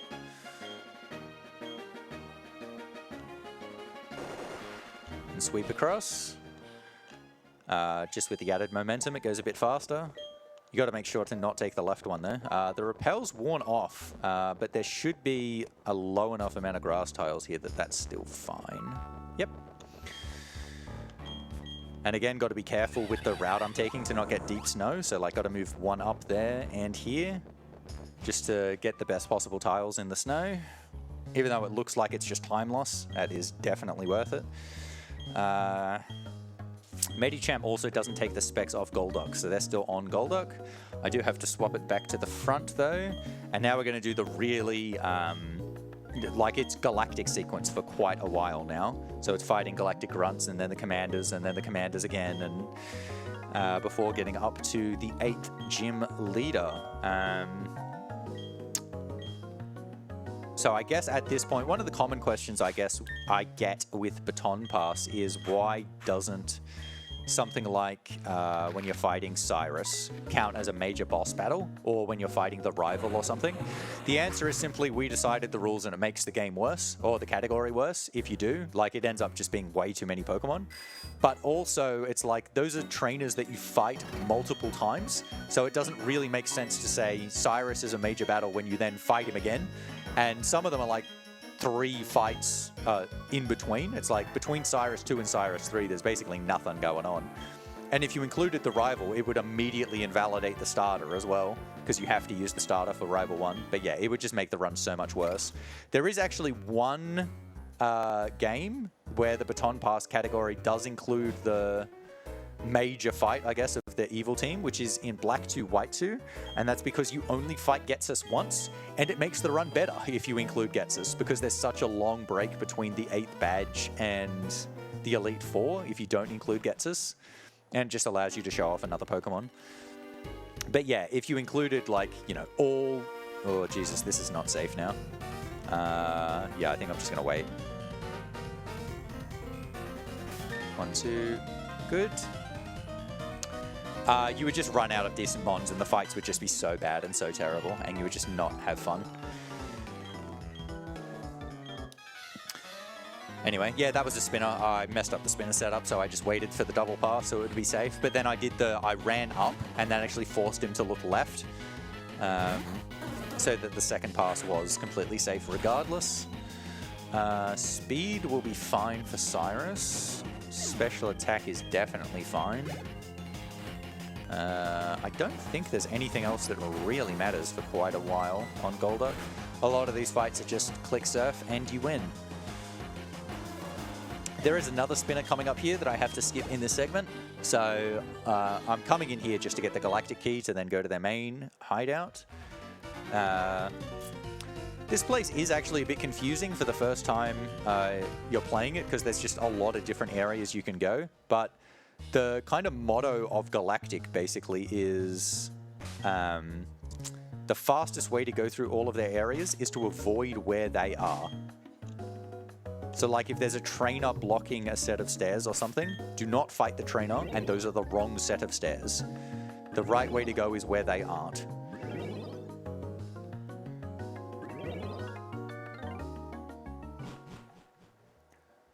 So like there, for example, he's blocking those stairs, don't go that way.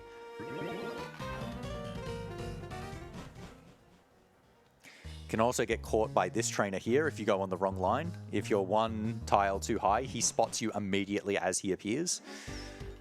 The TM for Sludge Bomb is right there. If I was doing a different route, like if I hadn't caught Wooper, I would pick up Sludge Bomb, which is a weird thing to say. But so what would have happened is I would have had to use Gastrodon for Byron instead. And I'm planning on using Gastrodon for Volkner. So if I didn't use Gastrodon for Volkner, I would use Golduck for Volkner. But I want... Oh, no, go shopping. I want to save Golduck for Cynthia, the very final fight. And so if I didn't use Golduck for Cynthia, I would have to use Tentacruel. And Tentacruel I want to be using for Aaron. And so if I wasn't using Tentacruel for Aaron, I would have to... that should be fine. I don't need attacks. I would have to catch a Magneton and use Magneton for Aaron. 1, 2, 3.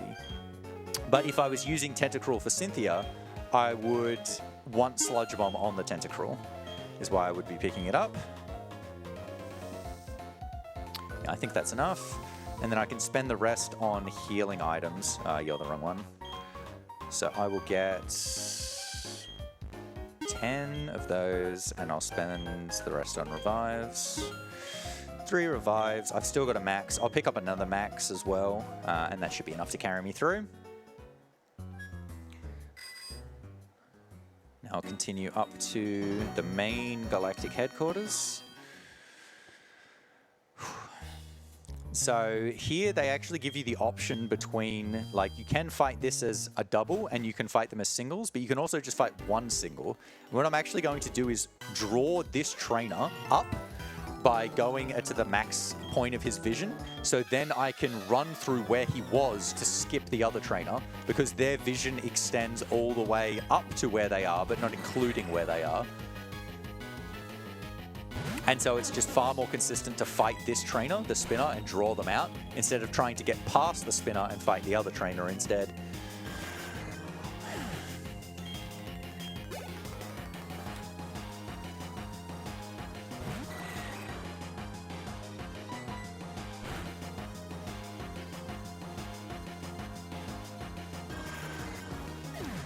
Okay, but again, nice and easy fights with Golduck. And these are nice and easy fights with basically whatever you're using at this stage. You've always got a decently leveled Mon that's able to go through this. So in the Jolteon route, like, Jolteon has got Thunderbolt and it's also completely fine through this point.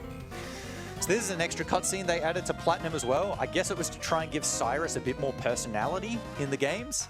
The only thing I think anyone really remembers about this is that randomly Looker tells you that he's exactly 27 years old, which the conversation is not very fluent, I would say, with how he reveals that.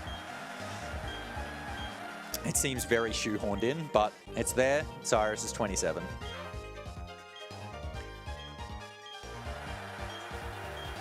So the next thing I'm going to do is just heal the Golduck. They give you a couple of beds. It kind of, for a long time, I actually thought the closest bed you couldn't actually use, because if you interact with it as if it's a bed, it actually just gives you a Pokédoll instead that's just been hidden in the bed and then doesn't allow you to heal. And so I would go to the one that's further to the left. But it turns out if you just interact with the sheets rather than the bed, you don't get the Pokédoll, so I just interact with it here and you can just take a rest in this one as well.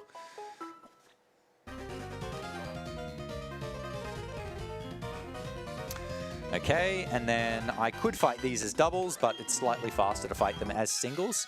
If I had a specific amount of Pokemon in my party, it would be better to fight these as singles. So like in the any % glitchless route, let's say, where you're using Empoleon, it can be faster to fight these as doubles and use Surf and take out your other Pokemon, because there's another double battle that you actually have to do as a double battle coming up soon at Spear Pillar, and it would be faster to only have one Pokemon alive for that double battle, so that you only take out one of those Pokemon with Surf.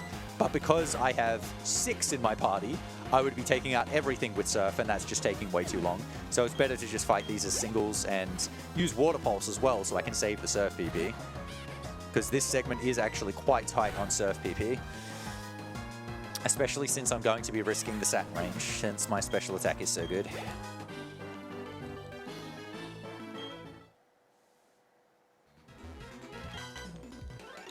Yeah, okay, after this fight is going to be Cyrus 2. Cyrus 2 is a fight that alters a bit based on your stats, but because I do have good enough speed, I'm going to be using an X speed. If you have bad enough speed, you don't use an X speed, which is weird to say, but it's because... So he's got a Sneasel that I think has 118 speed. It's something that you never beat with an X speed. Oh, sorry, never beat without an X speed, but always beat with an X speed. But his Crobat has 145. And so you only beat the Crobat with the X speed if you get to 97. I've got 105, so I'll definitely get to 97.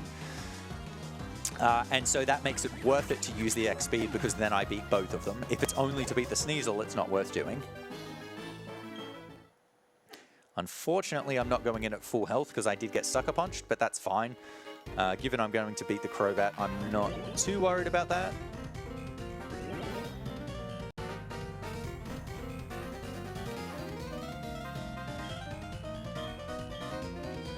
Alright, into Cyrus. So I'm going to have to set up an X Special and an X Speed so that I can one-hit the Crobat.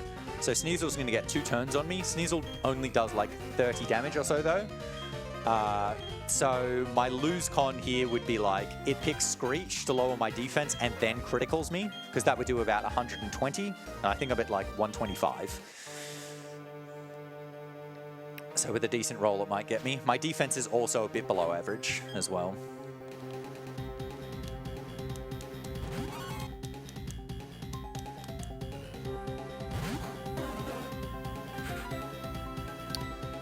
Special. There's the Screech.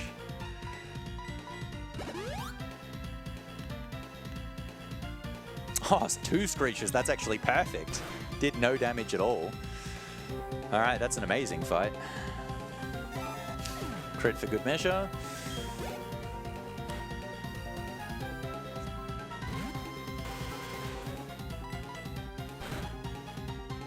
But yeah, so throughout this segment, I should be using exactly 15 Surfs. I do have a Max Ether, but I am planning on using that much later. If I do have to use it earlier because I make a mistake somewhere, I can get a backup, but I would like to only use the 15. So I think I'm going to be taking a little bit of a risk on Saturn because I'm not going to use an X Special. I'm not sure if the Golbat is going to be guaranteed to be killed with Surf, but I'm still going to go for it. Because I don't want to use the X item. I want to save the time. So I beat Cyrus here, and he's just like, well, our plans are already underway. I don't really care that you beat me. And I'm so confident of myself that here I'm just going to give you the Master Ball for some reason. It doesn't really make sense that he gives it to you, but he does, and I'm very thankful that he does, because that's going to be very useful for later on. You would probably be able to guess that that is going to be used for Giratina, the box legendary for Platinum that you have to encounter anyway. But Giratina is going to be one of the Pokemon that is used for the Elite Four. So just pick up that full restore. I'll probably pick up a second full restore for safety as well. So here's the Saturn fight. So I think this should just be all Surf again because of my incredibly good special attack. So like without a plus nature, even with perfect IVs, you're not getting this Saturn range, the Saturn range before, the Mars range. It's like so many extra X specials. And there's plenty left as well that the really good special attack is helping me for. Just a super, super good Golduck.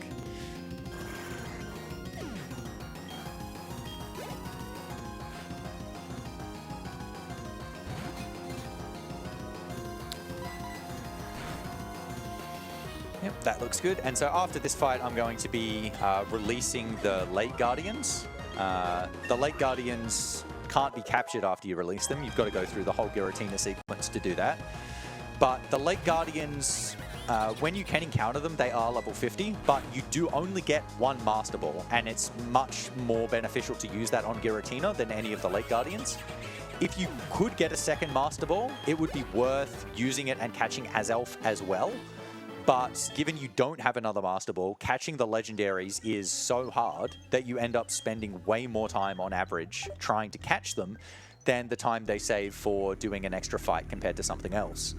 But say, like, I could use Azelf for Volkner, and it would be better than using Gastrodon. But given I would spend 10 minutes trying to catch Azelf, it would not be better overall. So now I'm going to fly back to Auberg and go through Mount Coronet from that entry. I can't remember whether I swapped Medicham to slot 2. I'll just see that on the fly menu. I know I thought about it. That does not mean I did it. I did not do it. Where is Medicham? Fly to Auberg. All right, and so I'm going to have to go through the spinner again. I'll just use the Max Repel as I do that. There's also a few spinners in Mount Coronet, but these fights as well are very free until we get to the top where Spear Pillar is. So as long as I don't actually make any movement mistakes here, that's been fine. This part of the game is pretty breezy, so this would be a great time to throw over to the host. Oh, that's me. Hi. We don't have any donations to read out at the moment, but I will like to point out that we are raising money for Game on Cancer. Now, this is a charity that funds early career cancer researchers, not early cancer, good, who are working across all areas of cancer research to make sure that this is the last generation to die from cancer. Now, if you would like and you're able to donate, you can donate at donate.ausspeedruns.com. Now, starting overnight, we've got Pokemon XD Gale of Darkness, and we have 2 incentives that are going for that. Sorry, 2 Bid Wars Mayhaps, I should say. One of them is named Espeon, and one of them is named Ursaring. Now, Espeon is currently winning with Winx at $480, and that's quite far ahead with it, but you can still put in money for that if you have if you want your choice to be heard. However, we've got quite a close tie between Ursaring's name, Mr. Grizz, and Wally. They are only a couple of dollars away. Mr. Grizz $276.88 and Wally at $274. So if you want to tip the scales, now's the time to donate. Beautiful. Okay, those spinner passes there actually went really well. My setups definitely works the way that I wanted, so I'm very happy with that. There is still one more in Mount Coronet here. I'm going to use the Max Repel here. This should last the whole way. And so I'm going to pick up the spare Max Revive, or it's actually a Revival Herb. I've gone one too far. There's quite a few hidden items in Mount Coronet here. So I'm going to pick that up. I don't think I'm going to bother picking up the Max Elixir. I think I'm fine. I think that's safe. That was not safe, but we'll take it. The first pass was safe, the second pass wasn't. I just went straight away. Usually you do react for the second one, but he just went so quickly that my react was definitely not fast enough. It's never, like, these spinners are not, oh, they're going to actually kill you if they hit you. It's just, you know, a decent amount of time loss. Come on. There's a full restore there. Thank you. just talk to the trainer from this side. There's a spare rare candy that I can get after this fight. I think I will pick that up as well. I don't know what I'm going to use it on. I think Golduck is actually fine. Maybe if it'll make the difference for Golduck's speed for Raichu, I'll use it on Golduck. Otherwise, I can use it on Giratina or any of the Pokemon that I'm going to be using on the Elite Four. The rare candy, if they're like right next to a threshold for like speed or saving an X item one way or the other, can be very beneficial.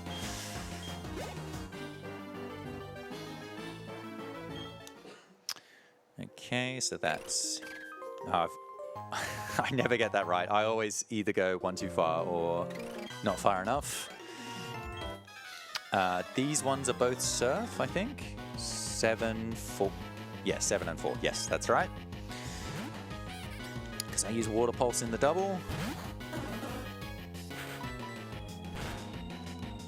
Just making sure I've got the Surf PP right, but I do. And I'm also surprisingly not going to have to heal throughout this whole segment, which is good. I'm going to be going into Mars and Jupiter with good health. Mars and Jupiter is the next fight that's like an actual fight. It's not just, you know, you're one-hitting everything. And it's actually a really, really variable fight. That's fine. Yep. So Mars and Jupiter, it's a double battle, and they've both got 3 Mons, so it's, you know, a full 6 battle. But it's a double battle and you fight with Barry rather than with your own Mons. And Barry sends out a Munchlax that does absolutely nothing. It just sits there and tries to look cute. So it's basically a 2 against 1. And the Pokemon that you're fighting against are bulky enough that you can't kill them with Surf straight away. So you do have to set up. And then it's Bronzors that generally use Light Screen and Reflect and can also use Confuse Ray. And then afterwards, they've got Perugly that's faster than you, that's got Hypnosis, etc., etc. And so how the fight goes is actually dependent on what the Bronzors do. Luckily, I do have really good special attack, which makes the Light Screen strat much better. It's also the far more common strat to happen. They are definitely weighted to use Reflect and Light Screen more than not at the start. But this is just the first spear double, so I'm going to be using Medicham as my partner for this one. So this is just going to be Water Pulse, and then Medicham can kill the normal type. It'll kill Stunky with High Jump Kick, and then Force Palm the Glameow. So please don't miss High Jump Kick. It's 90% accuracy. You could do this fight with, say, Gastrodon, and Gastrodon is like, oh, it'd be nice to have some more experience. Of course it missed High Jump Kick, you absolute loser. The problem with using Gastrodon in this fight, though, is it's a 50% chance to have Storm Drain, and then you're using Water Pulse on the opponents, and Gastrodon would actually take the Water Pulse with Storm Drain, and so it just does not work, unfortunately, as a partner. So it's generally Medicham, or if you get a Bronzor, you would use Bronzong for this fight instead. Probopass is pretty garbage, so if I caught a Nose Pass, I would probably use Quagsire, or I would look at Gastrodon and hope it doesn't have Storm Drain. Okay, at least Medicham didn't die. Night Slash Crit would have killed it, but that was a little bit of time lost there, missing the High Jump Kick. Well, all right, so this is the Mars and Jupiter fight, where Barry shows up and makes the fight a whole lot harder by doing so.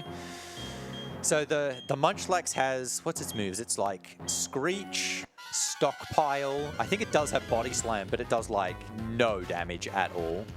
But so the thing that's interesting about this fight is because it's a double fight, I'm using Surf. I want to be hitting the whole field, but whether you're doing doubles or singles damage depends on how many Pokemon are still left on the field. So doubles damage is, it gets split, yeah, Light Screen. It gets split to 75% damage when I'm using Surf. Because I'm hitting multiple opponents, it's just, you're not doing 100% of the damage. But that only applies while there are multiple Pokemon on the field. The same actually happens to Light Screen and Reflect. Because that covers both parties, it doesn't like halve damage, it only does 75. But it will then halve damage if there's only one Pokemon left on the field. So when I use Surf here, it will probably kill this first Bronzor, but it won't kill the second one.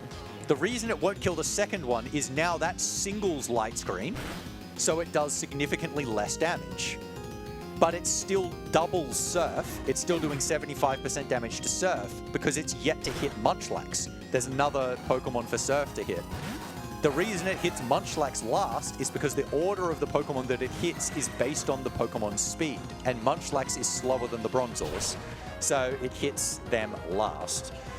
So because that was going to happen, I used the second X Special and I used another X Speed, so that this should make it so I'll now outspeed Perugly, and enough turns will expire that when Perugly hits the field, or Perugly and Skuntank, I guess, Light Screen goes down, and so now I'm faster and I'm able to one-hit them. But if I didn't get Light Screen turn 1, I just would have used Surf straight away. And it saves so much time if you do that. It's very, very unlikely though. But the reason it saves so much time is A, you don't have to use the X Special and the X Speed, but also I'm killing all of Barry's Pokemon, and so he's sending out a new Pokemon, and that's just wasting so much time, especially Staraptor with Intimidate and lowering their attack and all of this garbage. But if I only use one X Special and I just Surf straight away, the Munchlax actually lives, and then I can use another turn just killing the Munchlax.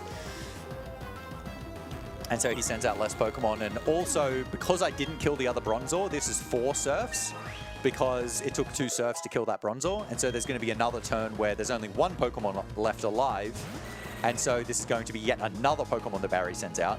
Whereas if I was able to one-hit them all, it just would have been 3 Surfs, so he would actually only send out one Pokemon after the Munchlax instead of 3 more. Poor Heracross.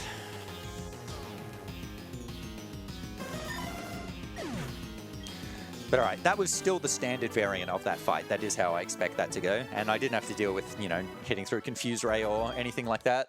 And without really good special attack, you're actually not guaranteed to one-hit the first Bronzor with +2 Surf under a Light Screen as well. And that can then make the fight really bad if it doesn't die. But all good. So now Cyrus is going to show up, and he's going to use the red chain to subdue both Dialga and Palkia. So in Diamond, he just summons Dialga here, and in Pearl, it's Palkia. But in Platinum, he summons them both and successfully subdues them. But so that's good. That means I don't have to deal with Dialga or Palkia. To be honest, I would actually rather catch one of these than Giratina, because they have much more offensively oriented stats. But Giratina actually does a fine job for the fight that it does, which is going to be Lucian. It's like the one fight where a water Pokemon is not really good for the end.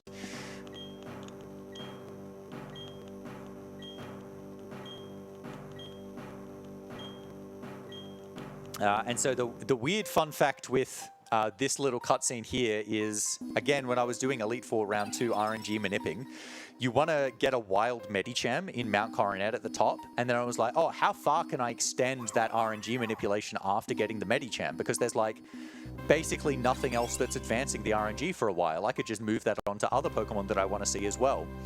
But the late Guardians here, as they're moving around in this cutscene, actually advance the RNG. So in this little pattern here, they're doing something static, so there's no need to call the RNG.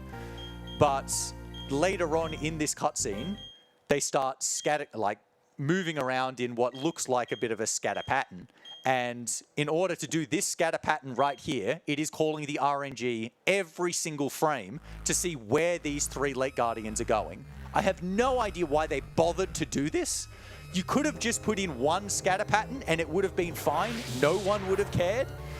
But they decided to go with this, and I care. It completely destroyed my idea.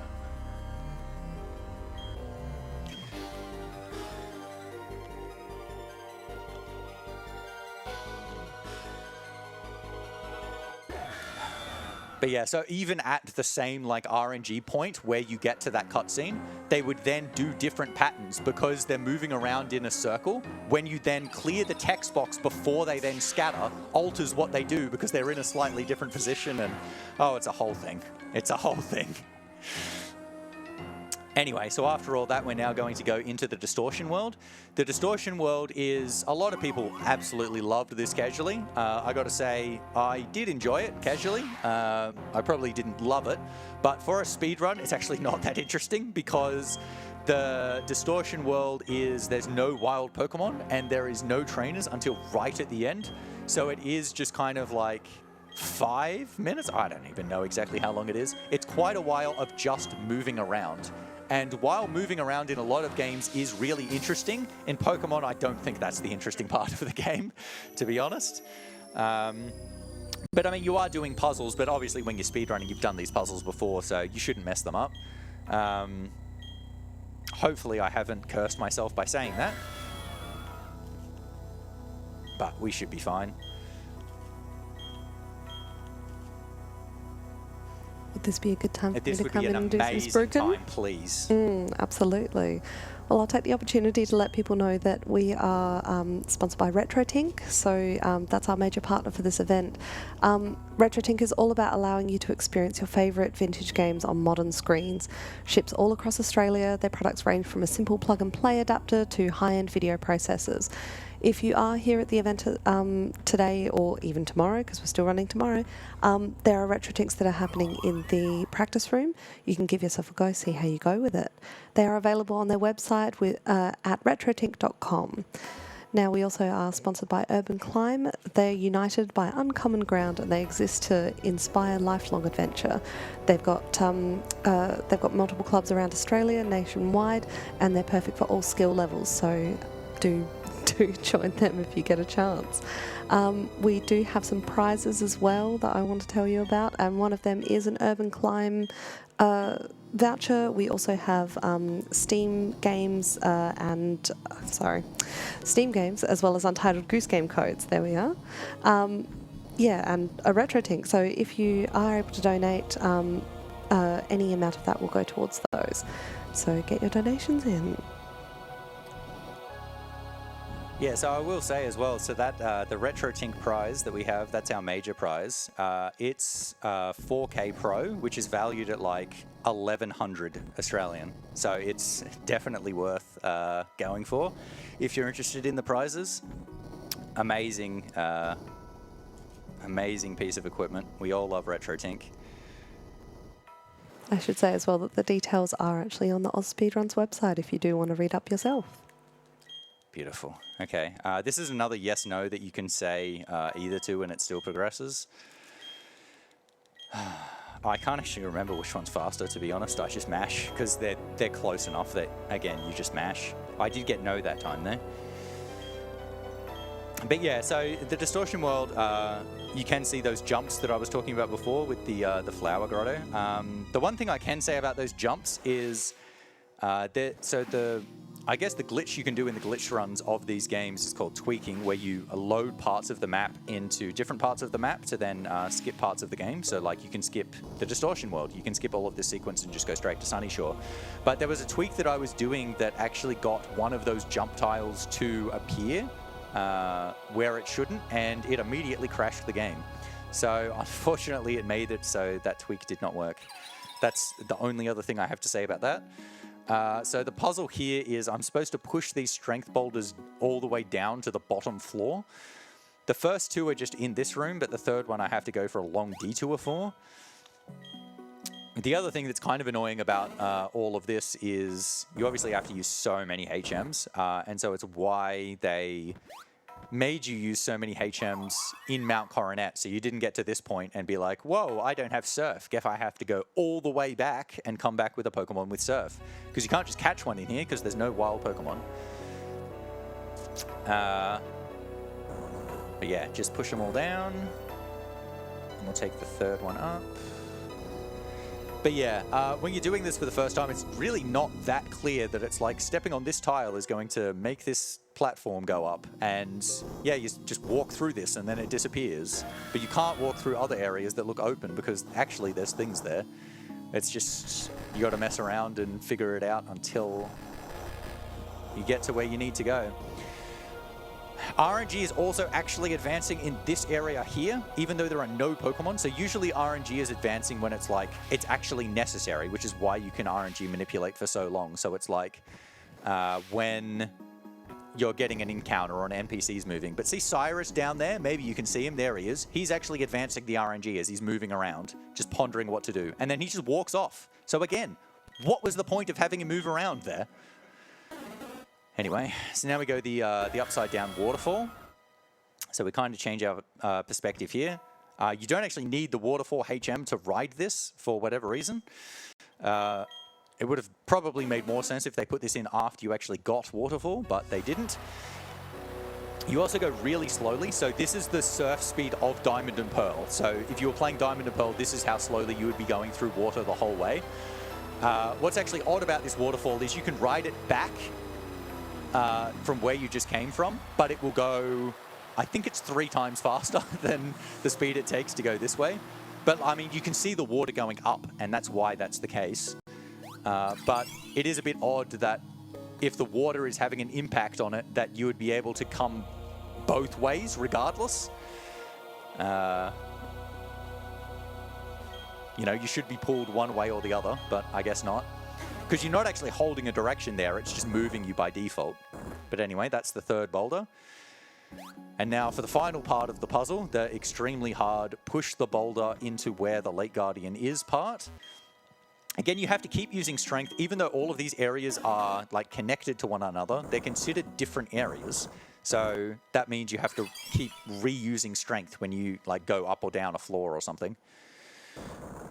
As you can see, after you use it, you're able to just keep pushing. There we go. Almost messed that up. If you hit the wrong hole with one of these boulders, it falls through and then somehow ends up back up with the floor above, and then you have to push it back down again. Which, if you did the Azelf one, that would take a long, long time to go back up there.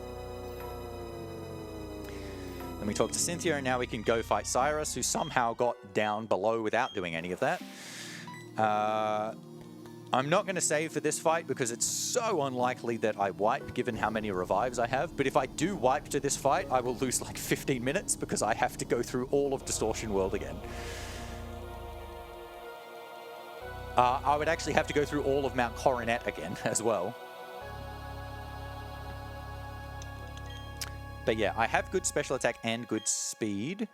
So the idea here is I'm going to set up 2x specials. I'm ideally going to do that on Houndoom. Houndoom can waste a few turns by using Will-O-Wisp. Otherwise, it does about the same amount of damage as Gyarados, which is going to come out second. So if I don't care about the extra turns from Will-O-Wisp, I then will set up on Gyarados. So we'll go 2x special. And then I'm going to use the XP later on in the fight. It's gone straight to Thunderfang. We'll just use the second still. Switch to Dark Pulse. They must be doing the exact same amount of damage. Okay, I'm just going to surf there then. I'll heal on Gyarados. Didn't get any Will-O-Wisp. That's actually quite rare. I have gotten Will-O-Wisp, I think, on every other run that I've done.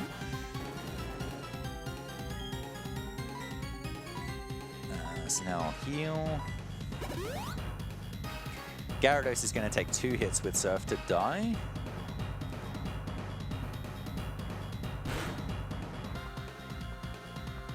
Unless, of course, I critical with Surf.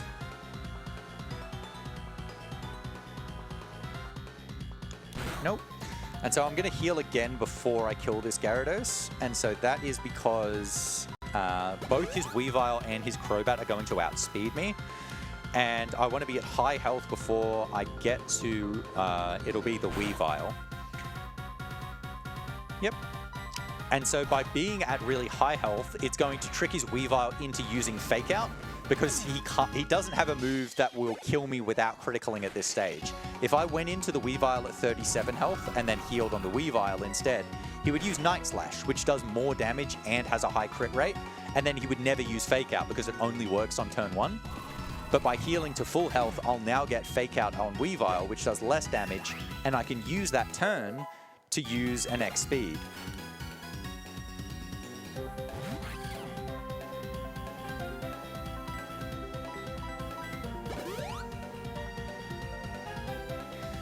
Yep, so now he goes Fake Out, and now I'm no risk of dying.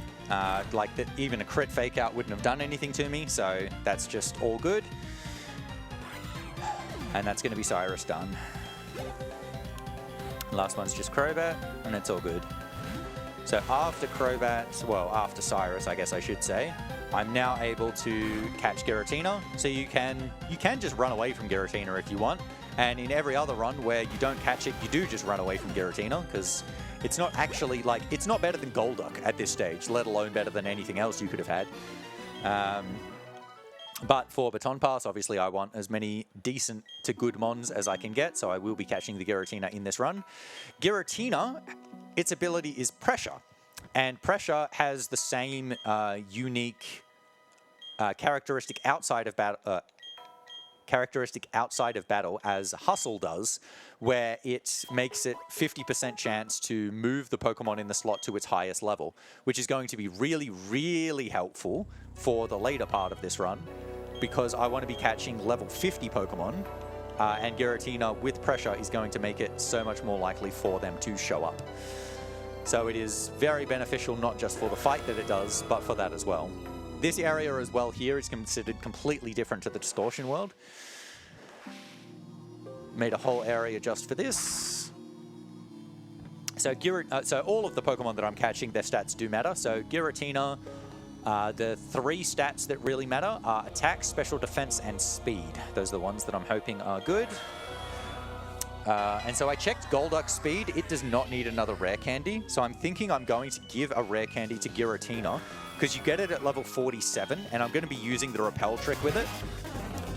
And so you can still get non-level 50 Pokemon with the Repel trick. You can still get a level 48 or a 49 or a 47.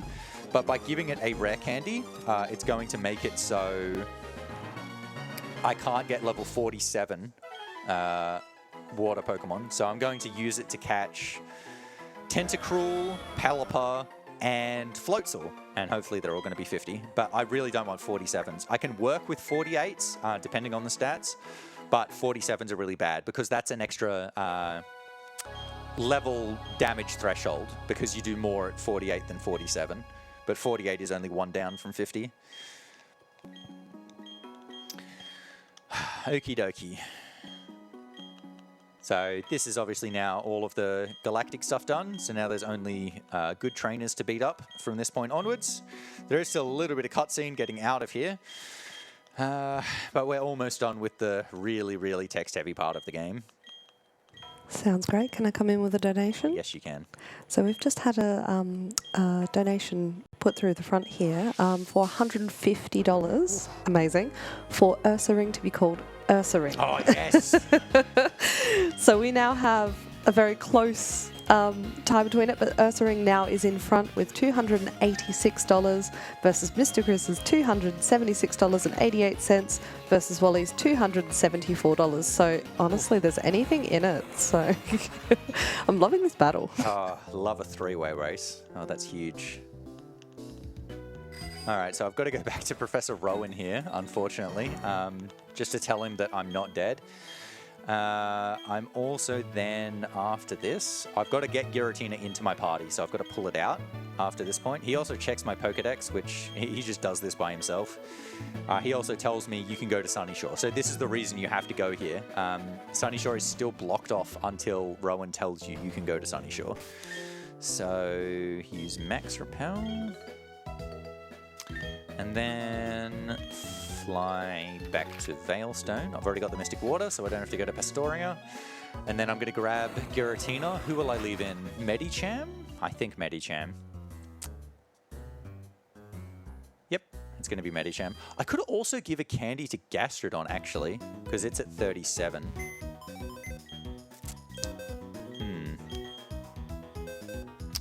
Hello? please get Giratina.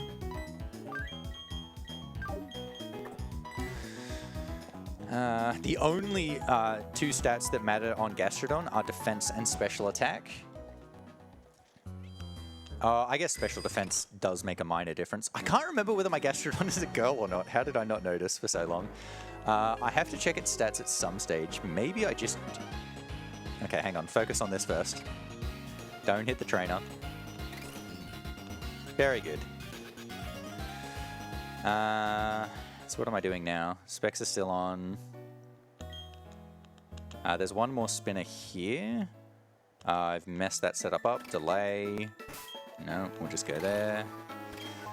Pick this PP up and go into the next trainer. This should just still be fine. I'm just thinking about, there's no actual point where I could use this rare candy before Volkner that would actually combine.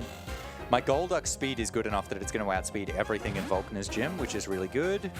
So I shouldn't take any damage in Volkner's gym whatsoever, which is excellent. Yeah, I'm considering, do I use this rare candy on Gastrodon so I can check its stats without actually having to go into the menu, or do I use it on Giratina? Because Giratina's stats I can just check while I'm checking everything else's stats as well.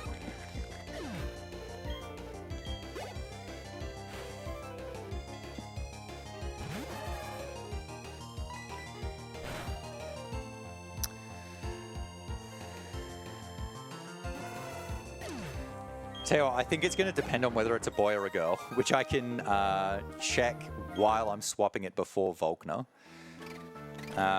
So as I mentioned like 3 hours ago, or whenever it was, Volkner's Luxray has Rivalry as its ability, and it is a boy. So Rivalry makes it so that you do more damage if the opponent is the same gender as you, and you do less damage if it's the opposite. So it ends up doing like twice as much to Gastrodon if you are a boy. So you'd much rather have a girl.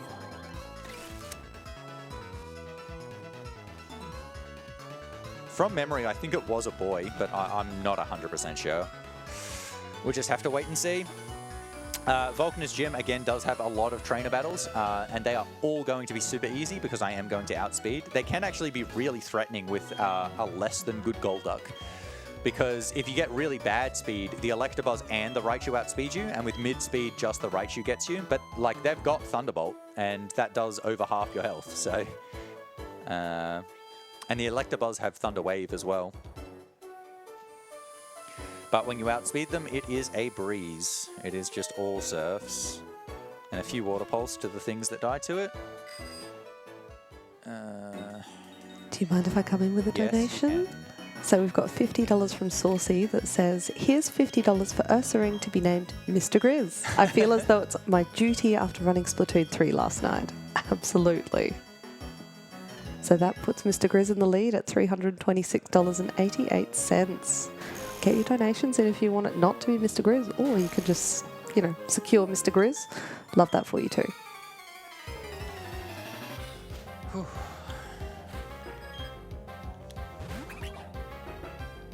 Do you mind if I also take an opportunity to tell people what we're donating for? What we're raising money for, Yes, I mean. you can, please. So we're raising money for Game on Cancer. Now, Game on Cancer is a charity that funds early career cancer researchers who are working all across areas of cancer research to make sure that this is the last generation to die from cancer. Now, if you like and you are able to donate, you can go and do so at donate.ausspeedruns.com. Now, we do have some prizes and incentives. As we said, we're trying to name Ursaring, and so far Mr. Grizz is doing well. But we also do have some prizes. Now, we have a RetroTink 4K, which was mentioned before, is a very nice prize to be going for. That's our grand prize. With a $50 minimum donation, you'll be in the running for that. We have Urban Climb Passes for those who put more than $10 in, Untitled Goose Game codes, and some Steam game bundles. So any of your donations can go towards those prizes.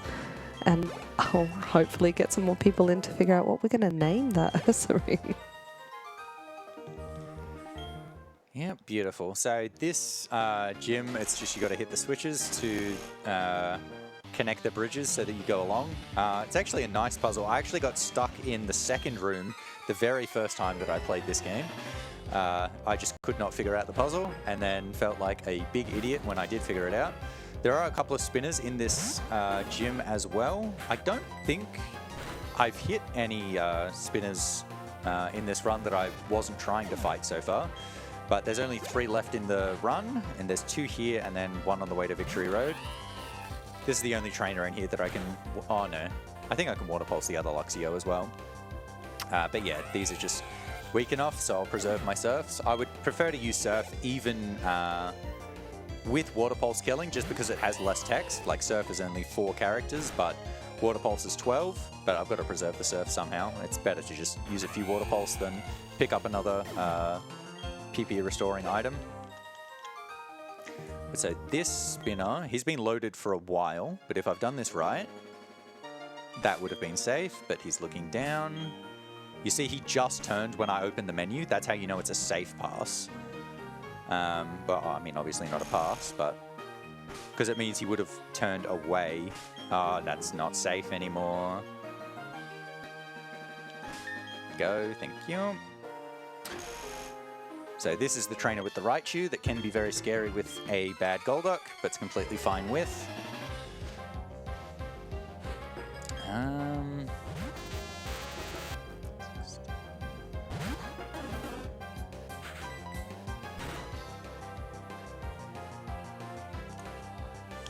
Throw this one away.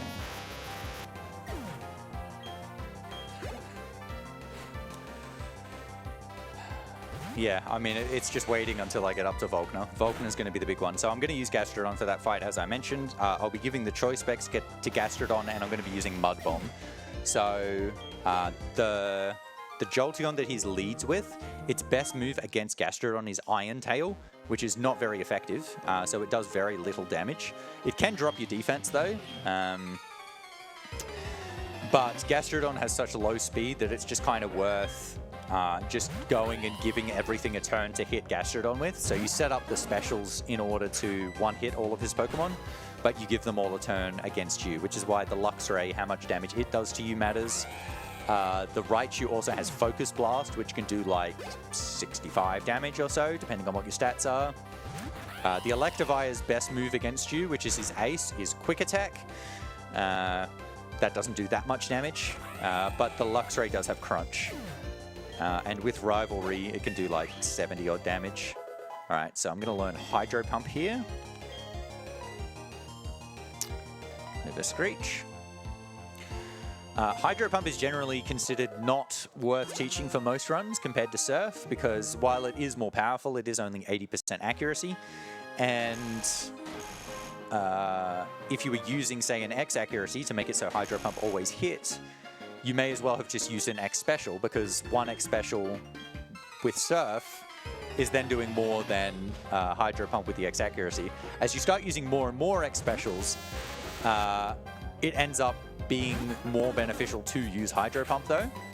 So like, Surf is 95 power, Hydro Pump is 100. So if you've used 2 X Specials for Surf, that then hits 190, because that's 200% damage. 1 X Special on Hydro Pump goes to 180 at 150%. But then when you've used 3 X Specials on Surf, it goes to, what is that, 237. But if you use 2 X Specials with Hydro Pump and an X accuracy, that's then 240, so then it wins. And so once you start using more and more, Hydro Pump ends up doing more damage. And so Hydro Pump is basically exclusively for the Cynthia fight, where I'm going to be setting up either 5 or 6 X Specials. 1, 2. 1, 2. Yep, that would have been safe, but he turned back. Okay. Let's have a look at Gastrodon. Gastrodon is a boy. Yep. Okay. Whoa. Excuse me. Okay, whatever. I'll just do the choice specs from here then. And yeah, I'm gonna waste using the candy on Gastrodon. 77. Okay.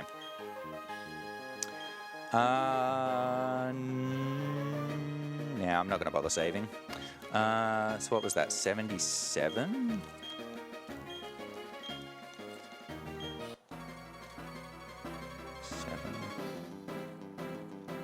So I still need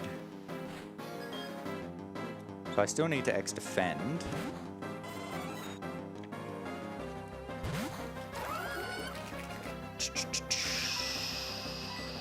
X-defend.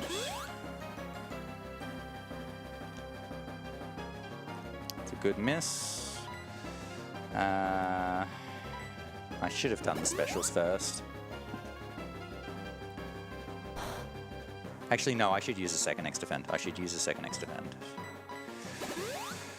And I'm going to get off 3 X specials, I think. Good miss.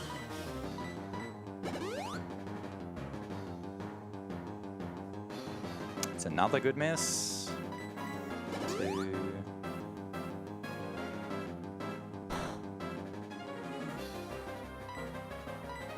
3.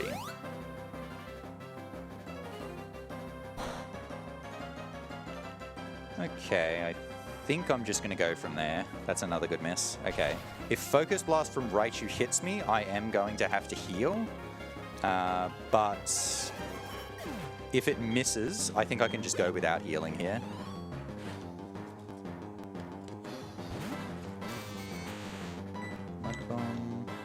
Nah, it's hit. So given I'm going to have to heal, I should heal on Electivire, because Electivire does less damage, even though Electivire is not going to kill me here.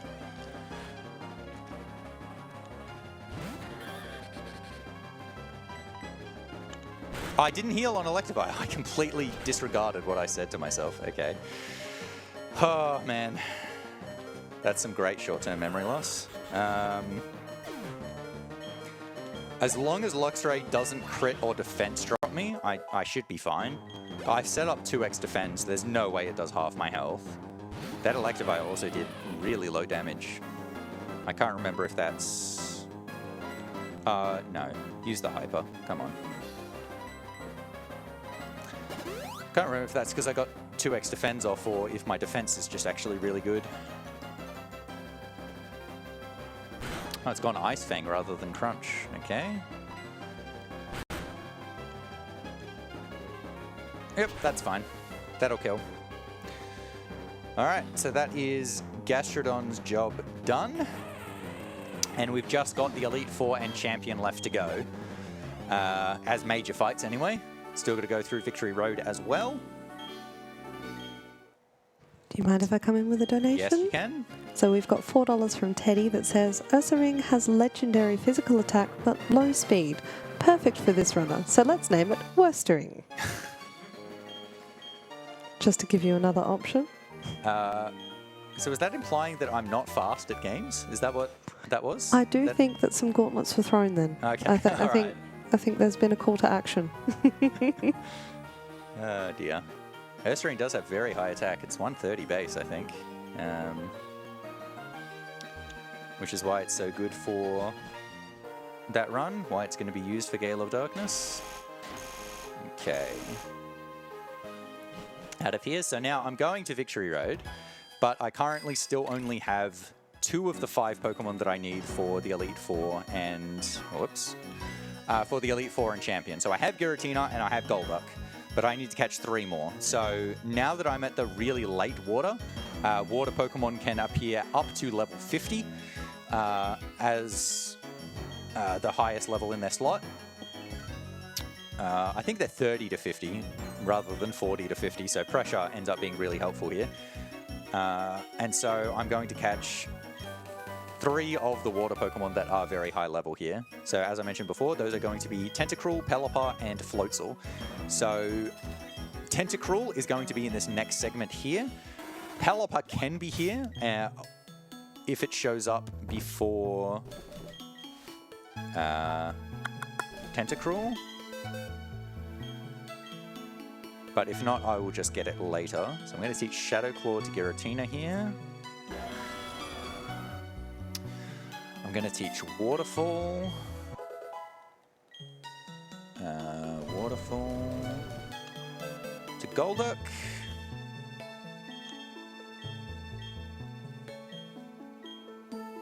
Don't need Water Pulse anymore. I can move the specs later. I think that's all I need to do. So take those off, but I'll put them on later. And Giratina to the front. So it can just repel trick by itself. Has an encounter very quickly. And it's Tentacruel, and it's level 50. All right, perfect. So now I've got to catch the Tentacruel. So these things actually have pretty bad catch rates, and this is why I've bought so many netballs. Because I do expect some of these to fail at some point or another.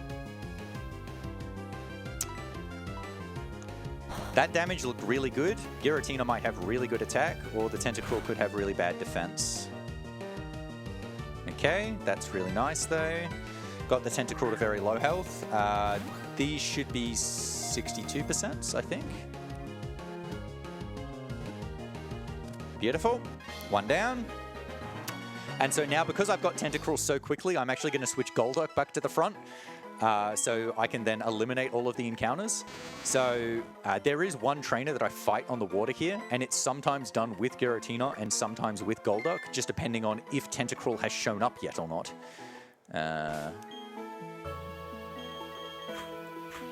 But so I guess I will have to put...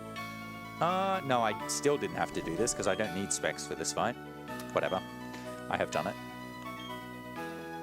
Can I come in with another donation? Yeah, you can. So we have $50 from Input Evolution.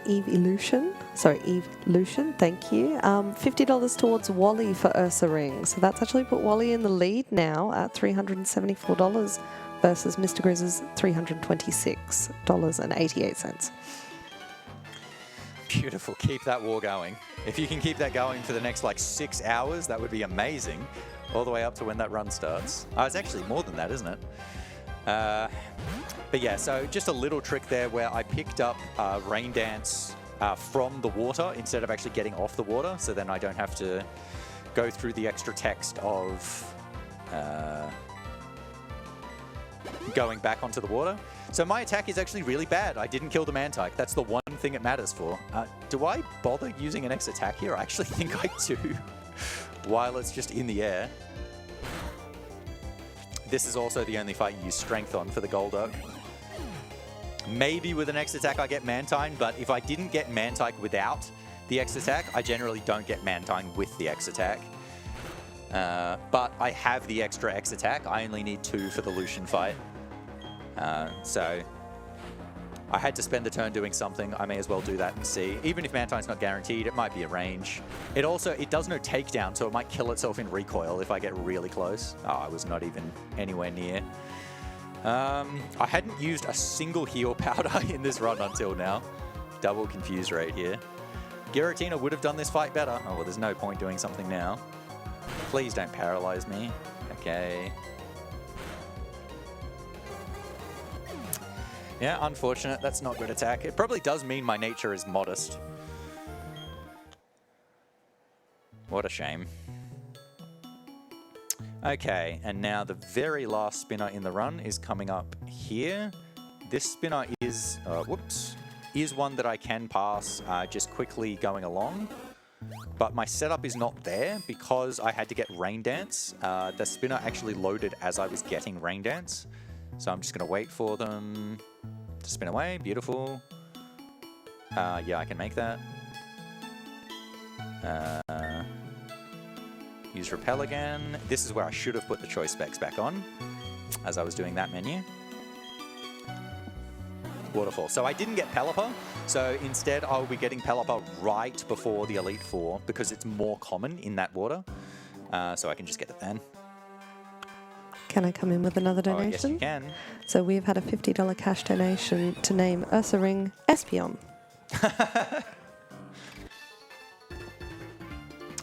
All right, so this trainer is the only one where I actually switch out in order to change my move. So I've got Choice Specs on, which is boosting my special attack, but it means that I'm locked into a particular move.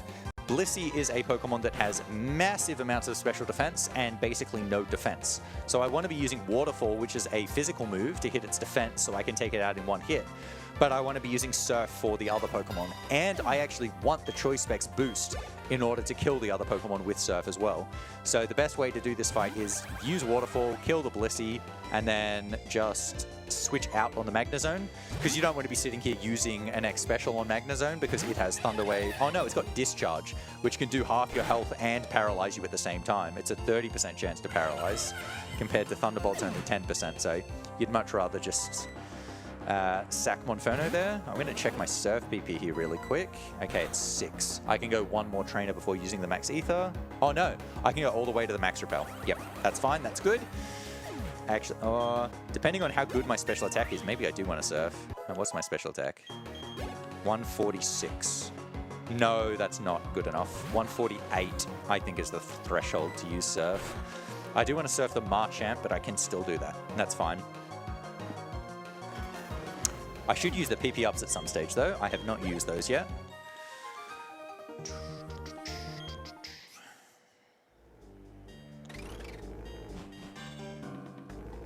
Okay, just going to stay on low gear for areas like this because there's a lot of stop-starting and then pushing boulders. And when you're pushing boulders, you really do want to be in low gear.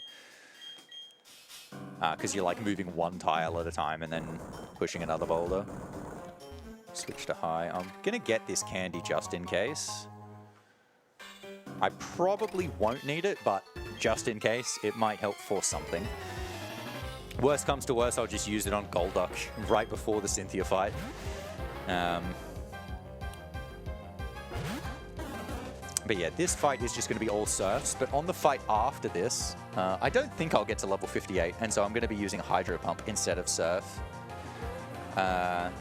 Even if Surf I think would be good against Clefable, but I don't think it'd be guaranteed on Torterra. Maybe I'll get the level before Torterra though. But the reason I want to use Hydro Pump is I want to use the Max Ether on Surf when the next Repel wears off, which is not going to happen before the next trainer. So I don't have to go into the menu again. I would get 58 before Torterra.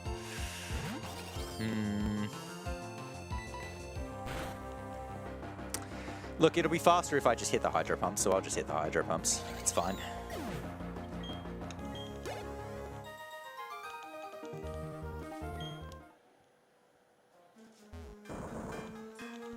There's also a chance if I used the Max Ether now and then kept using Surf on this fight that I would actually run out of Surfs before the end as well, which obviously would not be ideal. But yeah, so this trainer has a Clefable and a Torterra. The Clefable knows Light Screen and Gravity, so it can go either way. If you miss, it can be really good and it can be really bad. It also knows Reflect. Its damaging move is Meteor Mash, which does basically nothing because it's not very effective. Okay, hit the Clefable, that's good. The Torterra knows Earthquake, which actually does do a decent amount of damage. It's not going to do 132 damage, but it does a decent amount.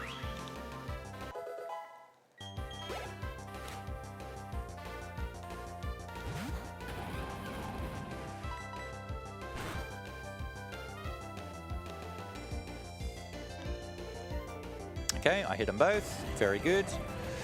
So I'll Surf the Marchant though. I do still have one left. Oh no, because I got the candy, the Max Repel is going to wear off before I get to the next trainer, the Marchant.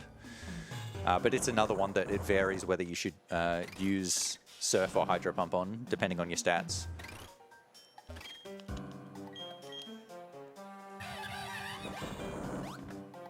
Oh, come on. Yeah, so it's going to be here. So this will be my last Max Repel, and we'll go the... Oh no, we'll use the PP ups first, actually. Therefore, Hydro Pump, surprisingly. And then Max Ether, Surf.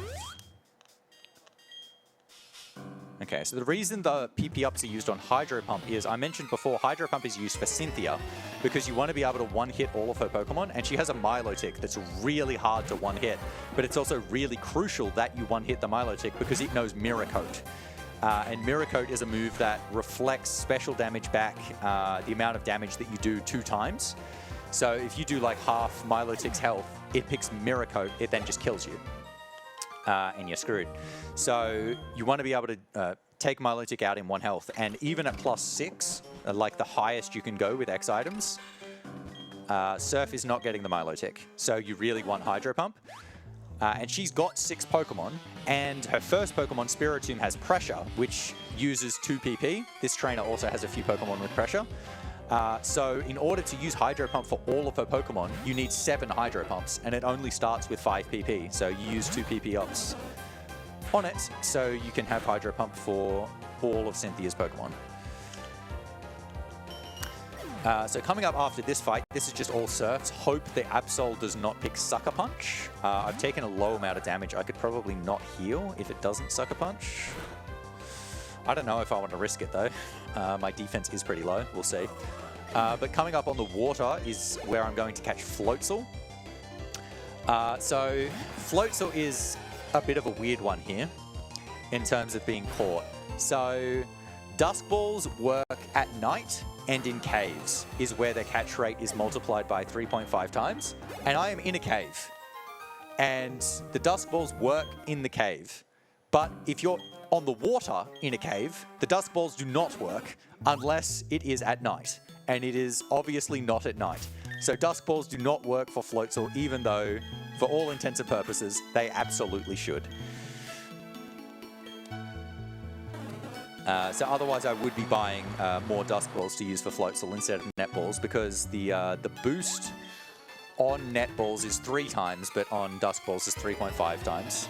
So I switched Giratina to the front there as I was using Waterfall, just to skip a bit of text. I can do this fight with Giratina. It's actually a little bit faster, especially if Giratina has really good attack and can one-hit this Altaria. But Golduck takes like 3 Surfs to take out this Altaria, so I can save the health for later, and the PP for later as well. Please don't paralyze, but I also need the Giratina. Oh, of course it did. I need the Giratina to get the Floatzel to show up. So I just switch it here. If it doesn't show up, fight this trainer with Giratina, and then we'll get the Floatzel to show up with it as well. Okay. Giratina is going to get healed after the Floatzel, so it doesn't really matter if it dies. In fact, if I put Golduck to slot 2, it would have actually meant I didn't have to swap Golduck back, but I did not. So now I'm just going to hunt for a Floatzel because it has not shown up. Come on, Floatzel. There we go. Again, hopefully 50. Very nice. I will try and hit this with Giratina. It does no crunch, but it's a wild Pokemon, so it's got random AI. It's gone Razor Wind. I'm just going to try and catch it there, I think. Floatzel's catch rate isn't too bad, and I don't want to crit and kill it and have to look for another one. Beautiful. All right, so there's only one more catch left, which is going to be Pelipper right at the end.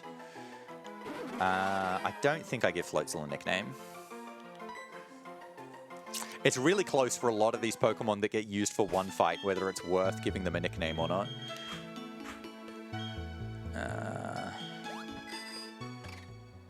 Yep, so there's 2 more fights in Victory Road, so there's only 8 fights left in the run. I didn't heal Golduck. Okay, this could actually be risky. Should I just Natural Surf then? How many Surfs do I have? Because the Tangrowth is probably not going to die in one hit. I've got 9 Surfs. 5... Yeah, I'm actually just going to Natural Surf. So normally what I'd be doing here is using an X special on Tangrowth and then one-hitting it. But I'm just going to Surf at 0. My special attack is so high that I might have a small chance to one-hit it. But I'm worried because it's got Power Whip, which can do a hell of a lot of damage. And I might be in possible kill range for it here. I did not get the Tangrowth. Oh, Power Whip miss. Huge. Absolutely huge. Yep. So now I'll just Smash Surf on the Empoleon. This Empoleon is not very threatening. It's an Empoleon right at the end of Victory Road. This thing still knows Growl. There it is. Growl. It's even using it. But so it's got Brine and Drill Peck. Drill Peck's not a bad move, but it's only doing like 20 damage to Golduck at this stage. It's not that threatening. That fight ended up going really well with the Power Whip miss. Usually I get, if I heal to full, because it can't kill with Power Whip, it ends up using Toxic, which is fine. It doesn't kill you, but then you have to heal the poison. So getting Power Whip miss is much better. And I didn't waste the time healing either.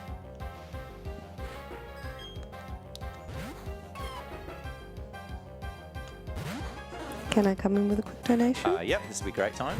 Wonderful. So we've got $10 from JT Magic Man saying, here's the $10 I owed from our race yesterday.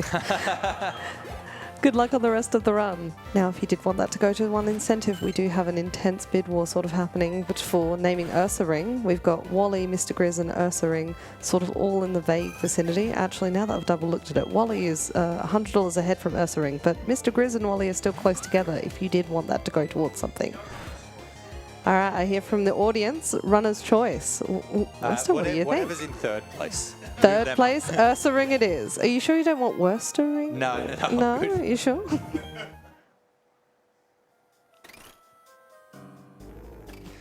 All right, so this is the last patch of water where I'm going to be getting the Pelipper. So once again, Giratina is still alive, thank God. I just realized I do need it for here. But I'm going to do the same thing where I swap it to the front and use Waterfall from the menu, just to save a little bit of text. And then we're going to hunt for Pelipper here.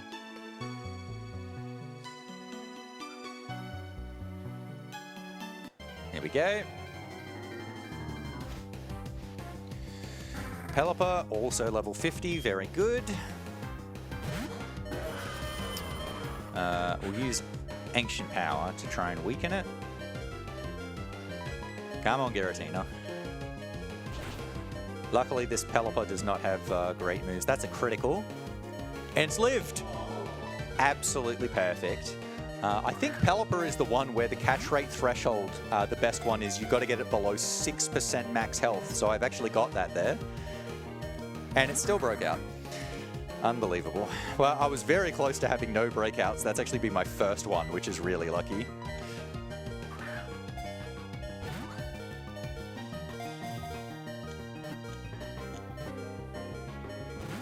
Another one.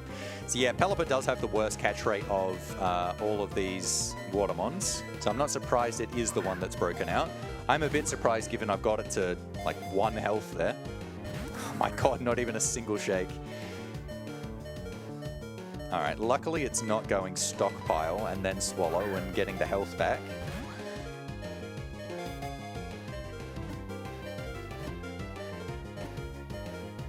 Oh my goodness. Oh. Can you imagine like being on PB pace and then the very last Pokemon just breaks out of like 6 balls? Because this is like a whole minute being wasted on these balls. Because it does take a long, long time with the animation. I mean, even tragically worse would be running out of Pokeballs, because that definitely is an option, especially if the others had not cooperated as much. But there we go.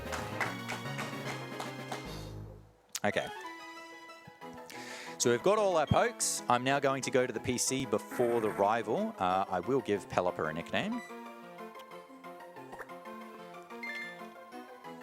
And we're going to heal Golduck and Giratina and all of that. And get those mons out of the box. So let's get out Pelipper. For Golduck, we'll get out Tentacruel. For Giratina, get out Floatzel. Giratina back in. Golduck back in. I want Golduck in slot 1. Okay. Now I'm going to teach a bunch of moves. Actually, no. I will look at their stats first. Bad. Good. Bad. Good. Okay. 115. So that was 2. That's 4. Got to write this down, hang on, because this changes like all of the fights. 71, 115, 130, 111. Yep, Surf to Tentacruel, Surf to Pelipper. But so the reason I want to look at the stats first is depending on what Floatzel's stats are, you actually teach it different moves. We'll go Rain Dance first. I should have done that. Absolutely first. So Rain Dance to Floatzel.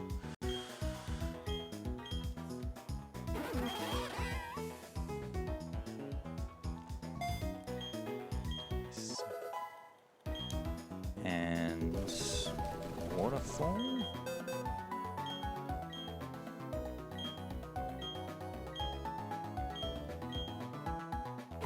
One.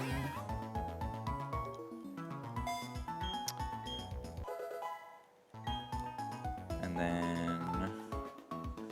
no, that's the wrong one. Mystic Water. 2 Floatzel. Okay, and now I'll do the rival fight. So I didn't hit any of the thresholds that I wanted to hit, except Floatzel attack. Actually, Floatzel speed is good as well, but that's probably not going to matter given how that strat's going to go. Special. Staraptor generally does use U-turn and then send out Rose Raid.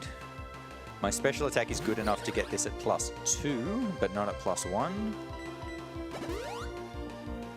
Hopefully Grass Whistle miss. That would be perfect. Now he's going Giga Drain. Alright.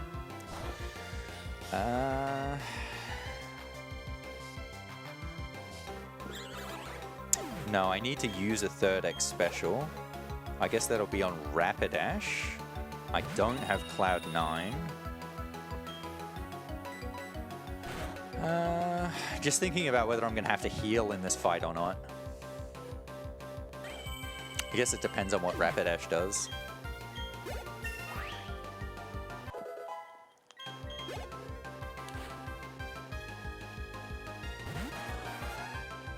I do need to use the 3rd X special because I need to one-hit. I need that to one-hit Snorlax. Will-O-Wisp Burn. Alright, well that's full restore. That's easy, because I haven't used either of those yet.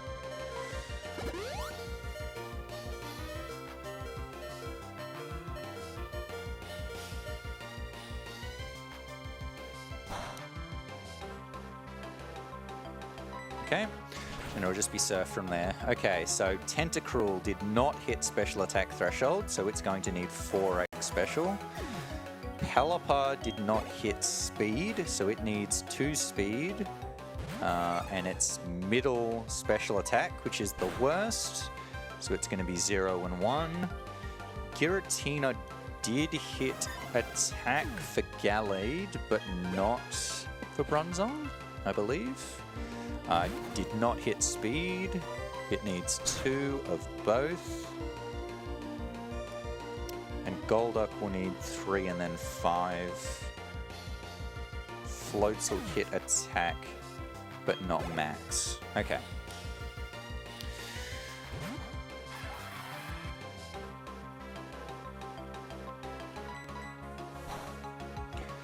Alright, so this might be a range, but it doesn't really matter whether it dies or not. Again, Empoleon doesn't do a huge amount of damage to Golduck. It did actually kill. That's nice. Oh, I don't have the spare PP item. I guess I should save for Aaron then. I don't really want to, but I guess I should. So I'm going to be using Tentacruel for the very next fight against Aaron. He leads with a Yanmega. Its ability is Speed Boost, so it ends up being much faster than you. Its attacking move is Air Slash, which can flinch you. But the move it loves to use is Double Team. And so while you're setting up X items, he is setting up double teams, basically consistently. Switch and give the specs. So the reason I should save is it's entirely possible you miss so many surfs that you run out of PP on surf. And then you cannot kill, obviously. Just for safety. 419 in-game. Okay.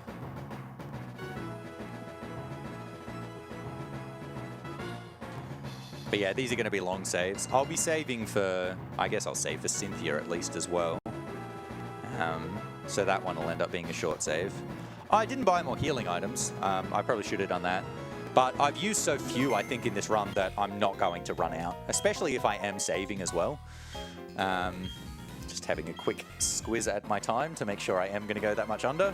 We've only got 5 fights left. This shouldn't take an hour. So I think I'm going to be right that this is going to be significantly under. But so, as I said, we're going to need 4x specials here. I did at least hit the speed threshold, so I don't need to use an X speed. His Drapion will still outspeed me, but that's fine. Air Slash turn 1, that's very rare. It's done less than a third though. Special defense looking all right. There's the double teams. 3. I could go at 3, but I won't get Vespiquen at 3. So I'd rather go at 4.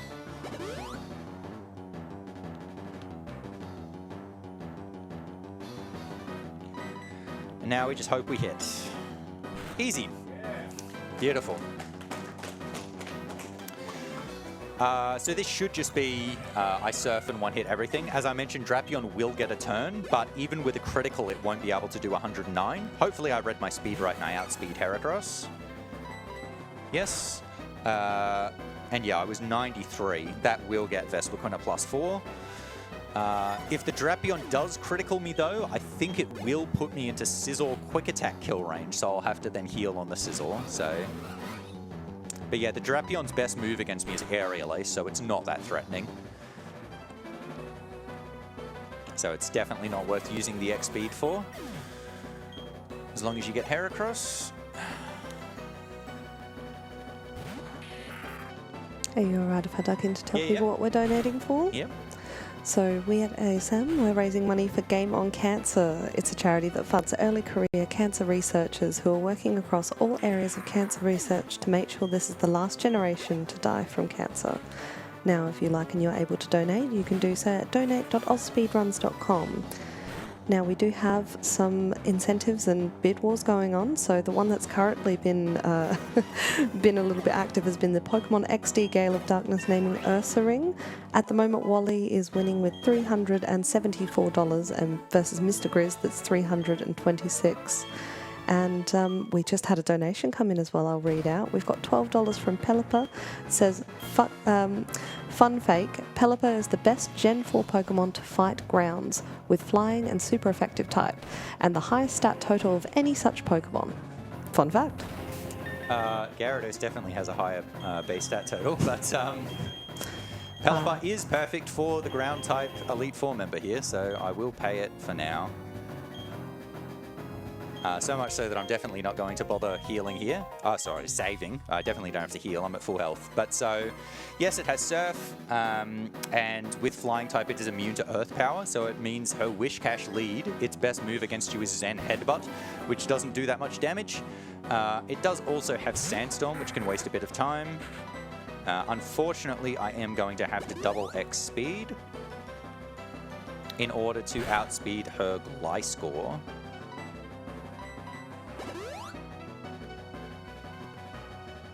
That's on 31. Oh, my defense is terrible. Okay, I'm definitely going to have to heal, unfortunately.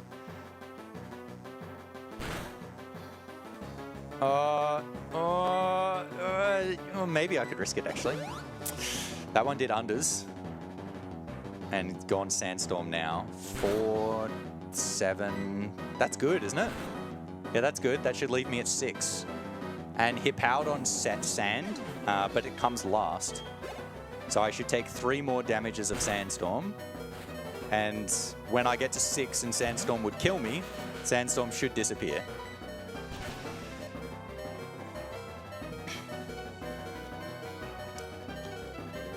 But yeah, Wishcash, it's better to just 2-hit it than to set up to 1-hit it, because everything else is just going to die in 1 hit. I hit it once with Surf before using the X Special to avoid hitting it into heal range.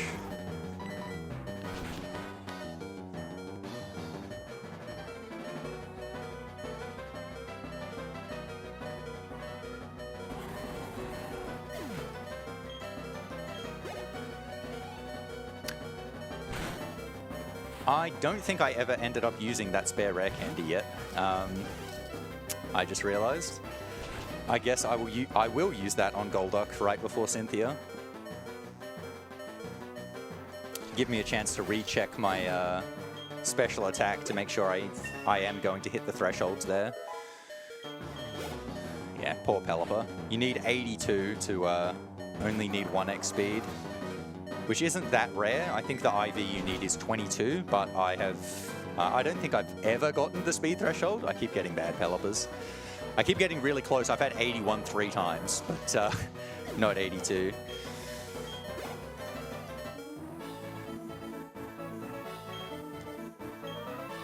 Okay, all right, just 3 fights left to go.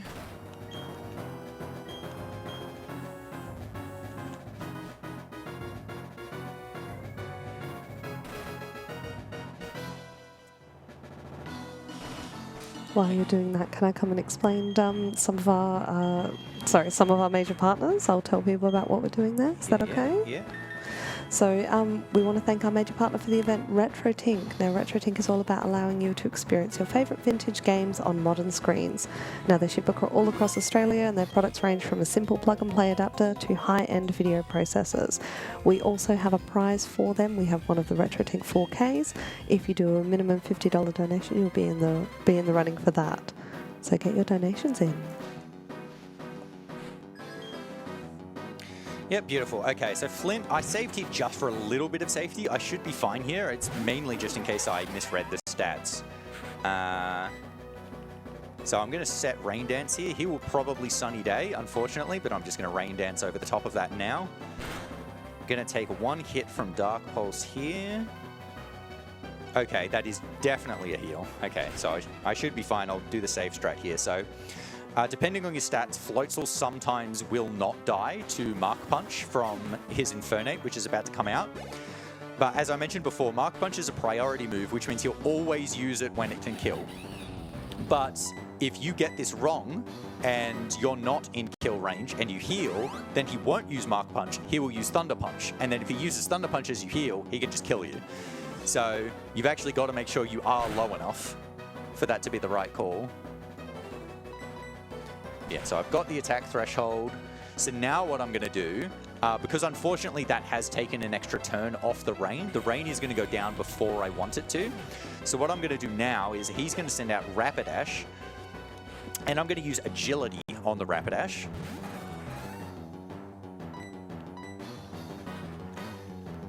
And then Rapidash is going to Sunny Day, and now I'm going to use Rain Dance again over the top of that Sunny Day.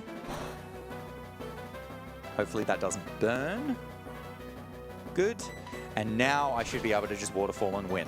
His Magmortar does have Flame Body, which has a 30% chance of burning me. If that does happen, I don't think I get Flareon. I will just have a look. But even if I have to revive for Flareon, it's absolutely no big deal.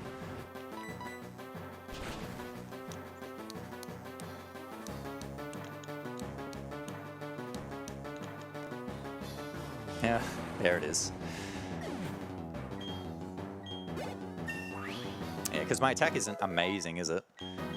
17. 60.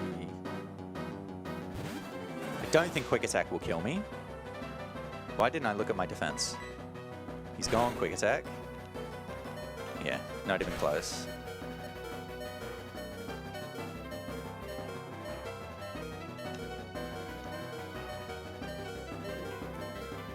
All right, so now as he heals, I will use the other full restore, get rid of the burn, and get out of quick attack kill range. Even if I died, I just would have used a revive, but it is actually significantly faster that I did not die. And then I'll waterfall and take him out. All right, 2 fights to go. So Lucian is going to be... Oh, that didn't kill? What? How did that not kill? Whatever. He doesn't heal it again. That's fine. Yeah, Lucian's going to be Giratina's fight. Giratina did not have good speed.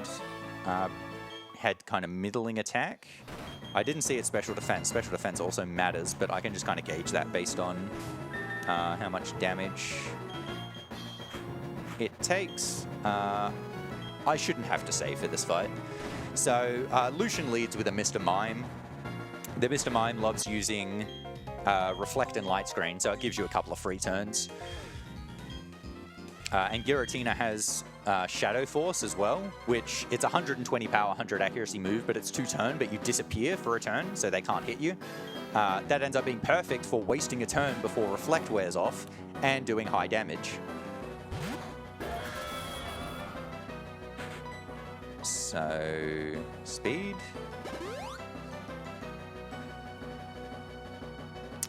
There's Reflect.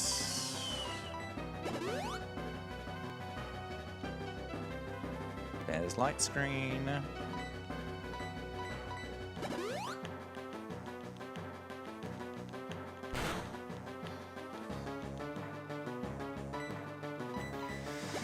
Use both the X attacks, and now I should be good to go.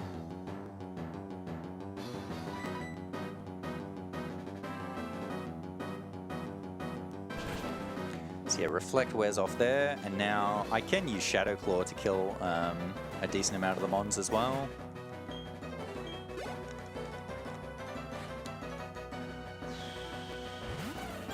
I think Shadow Claw kills Espeon.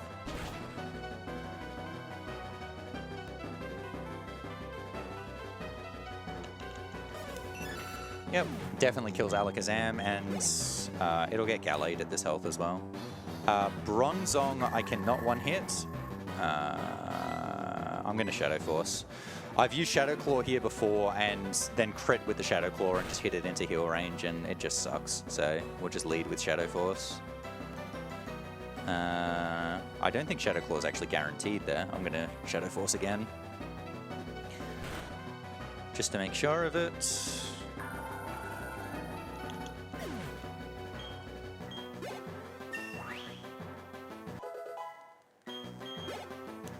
Yep, that's definitely got enough for Shadow Claw to kill Gallade. And then her last one's Alakazam, which is why I had to use both X speeds in order to outspeed the Alakazam.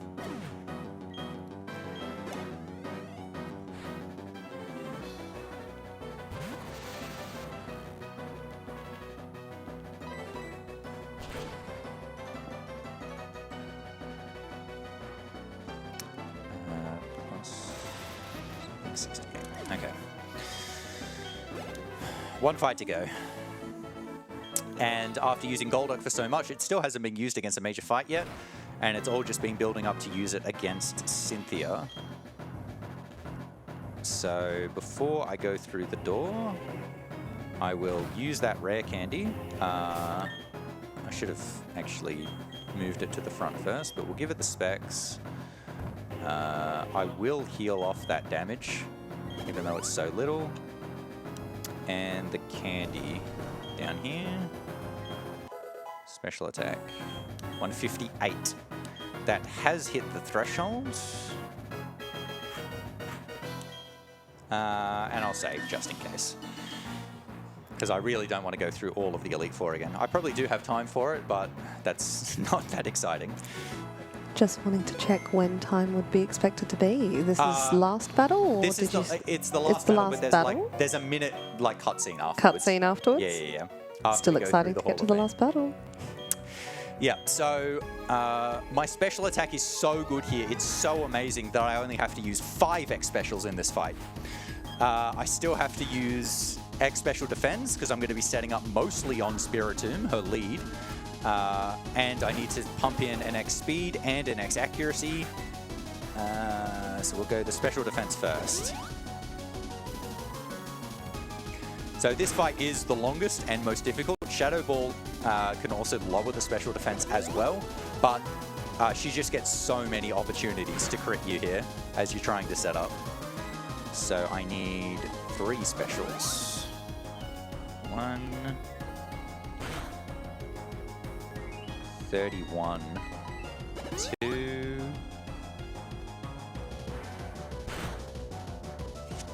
33, and a drop. Oh no, I've got to heal. I was thinking, oh, even if it does like right near half, I'll actually just use an X special defend so that I'll definitely live. And then it got the defense drop, so no. All right, it's gone Psychic there at least. I'm not sure it's worth using the X special defend again. I'm just going to go special. So now it should be doing more like 40 just over. Then I can go speed. 40, so 60.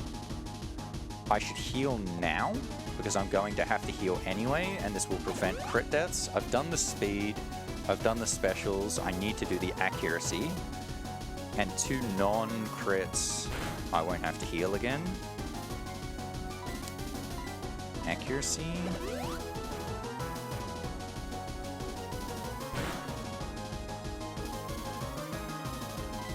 Hydro pump. Okay. I'm not fully set up yet, but I am set up enough for now. So I want 5 X specials for Milotic, but I will only need 3 at the moment in order to get everything else. So Roserade is the second hardest thing to get. And so I will Hydro Pump all of them until I get to Milotic, and then I will use the last 2 on Milotic itself, because Milotic loves to use Mirror Coat, anticipating your attack, which then does no damage if you're setting up more. And its only attacking move is, well, its best attacking move is Dragon Pulse, which does less than what Spiritomb does to you as well. But so the reason I wanted to heal early is you still need to be at decent enough health here because her Lucario knows Extreme Speed. And so you need to be above the Extreme Speed range, which I am at the moment. Only just, but enough that it won't have a chance to kill, so she won't use it. And that's all that matters. So my lose cons here are Milotic unfortunately picks Dragon Pulse and it criticals.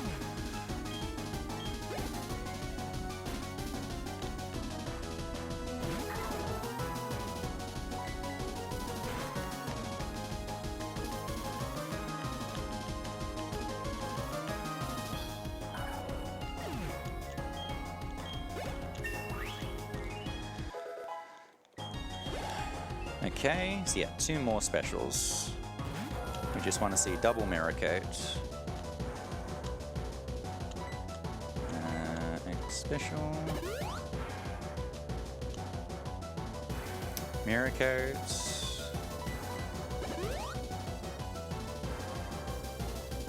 And Mirror Coat. And hopefully this kills. Hopefully I've read my stats right. I'm pretty sure I have. Gornskis. And that is good night.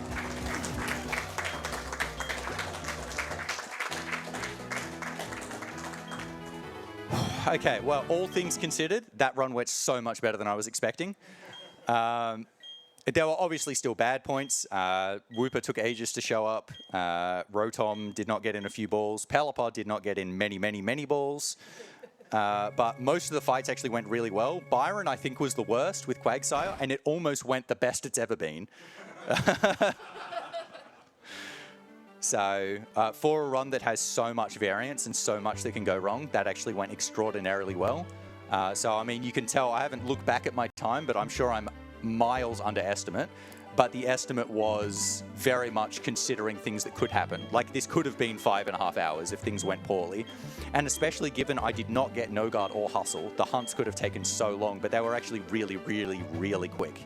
I have definitely taken over 10 minutes just waiting for an encounter without either of the abilities. But both of them were under a minute, I'm pretty sure. So time will be after the Hall of Fame sequence. Usually, you try and minimize the amount of time on this sequence by only having 1 Pokemon, but obviously with Baton Pass rules, you need to have at least 5. I actually brought 6 because I was like, oh, just in case I die, I'll bring another, and then I can use that to revive. I actually kept Monferno in my party that was dead, so it would not have been able to help anyway. So unfortunately, that's just going to waste like a couple of seconds here. Just, yeah, sneaks in.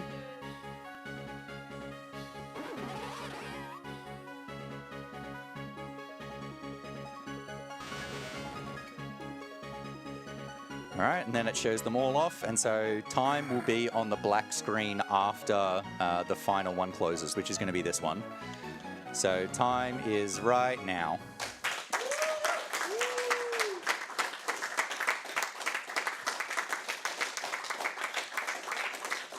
All right, so I hope you guys enjoyed that run. I hope an extra backup game was put into consideration, because I'm pretty sure you'll need it. Hopefully I gave you guys enough time.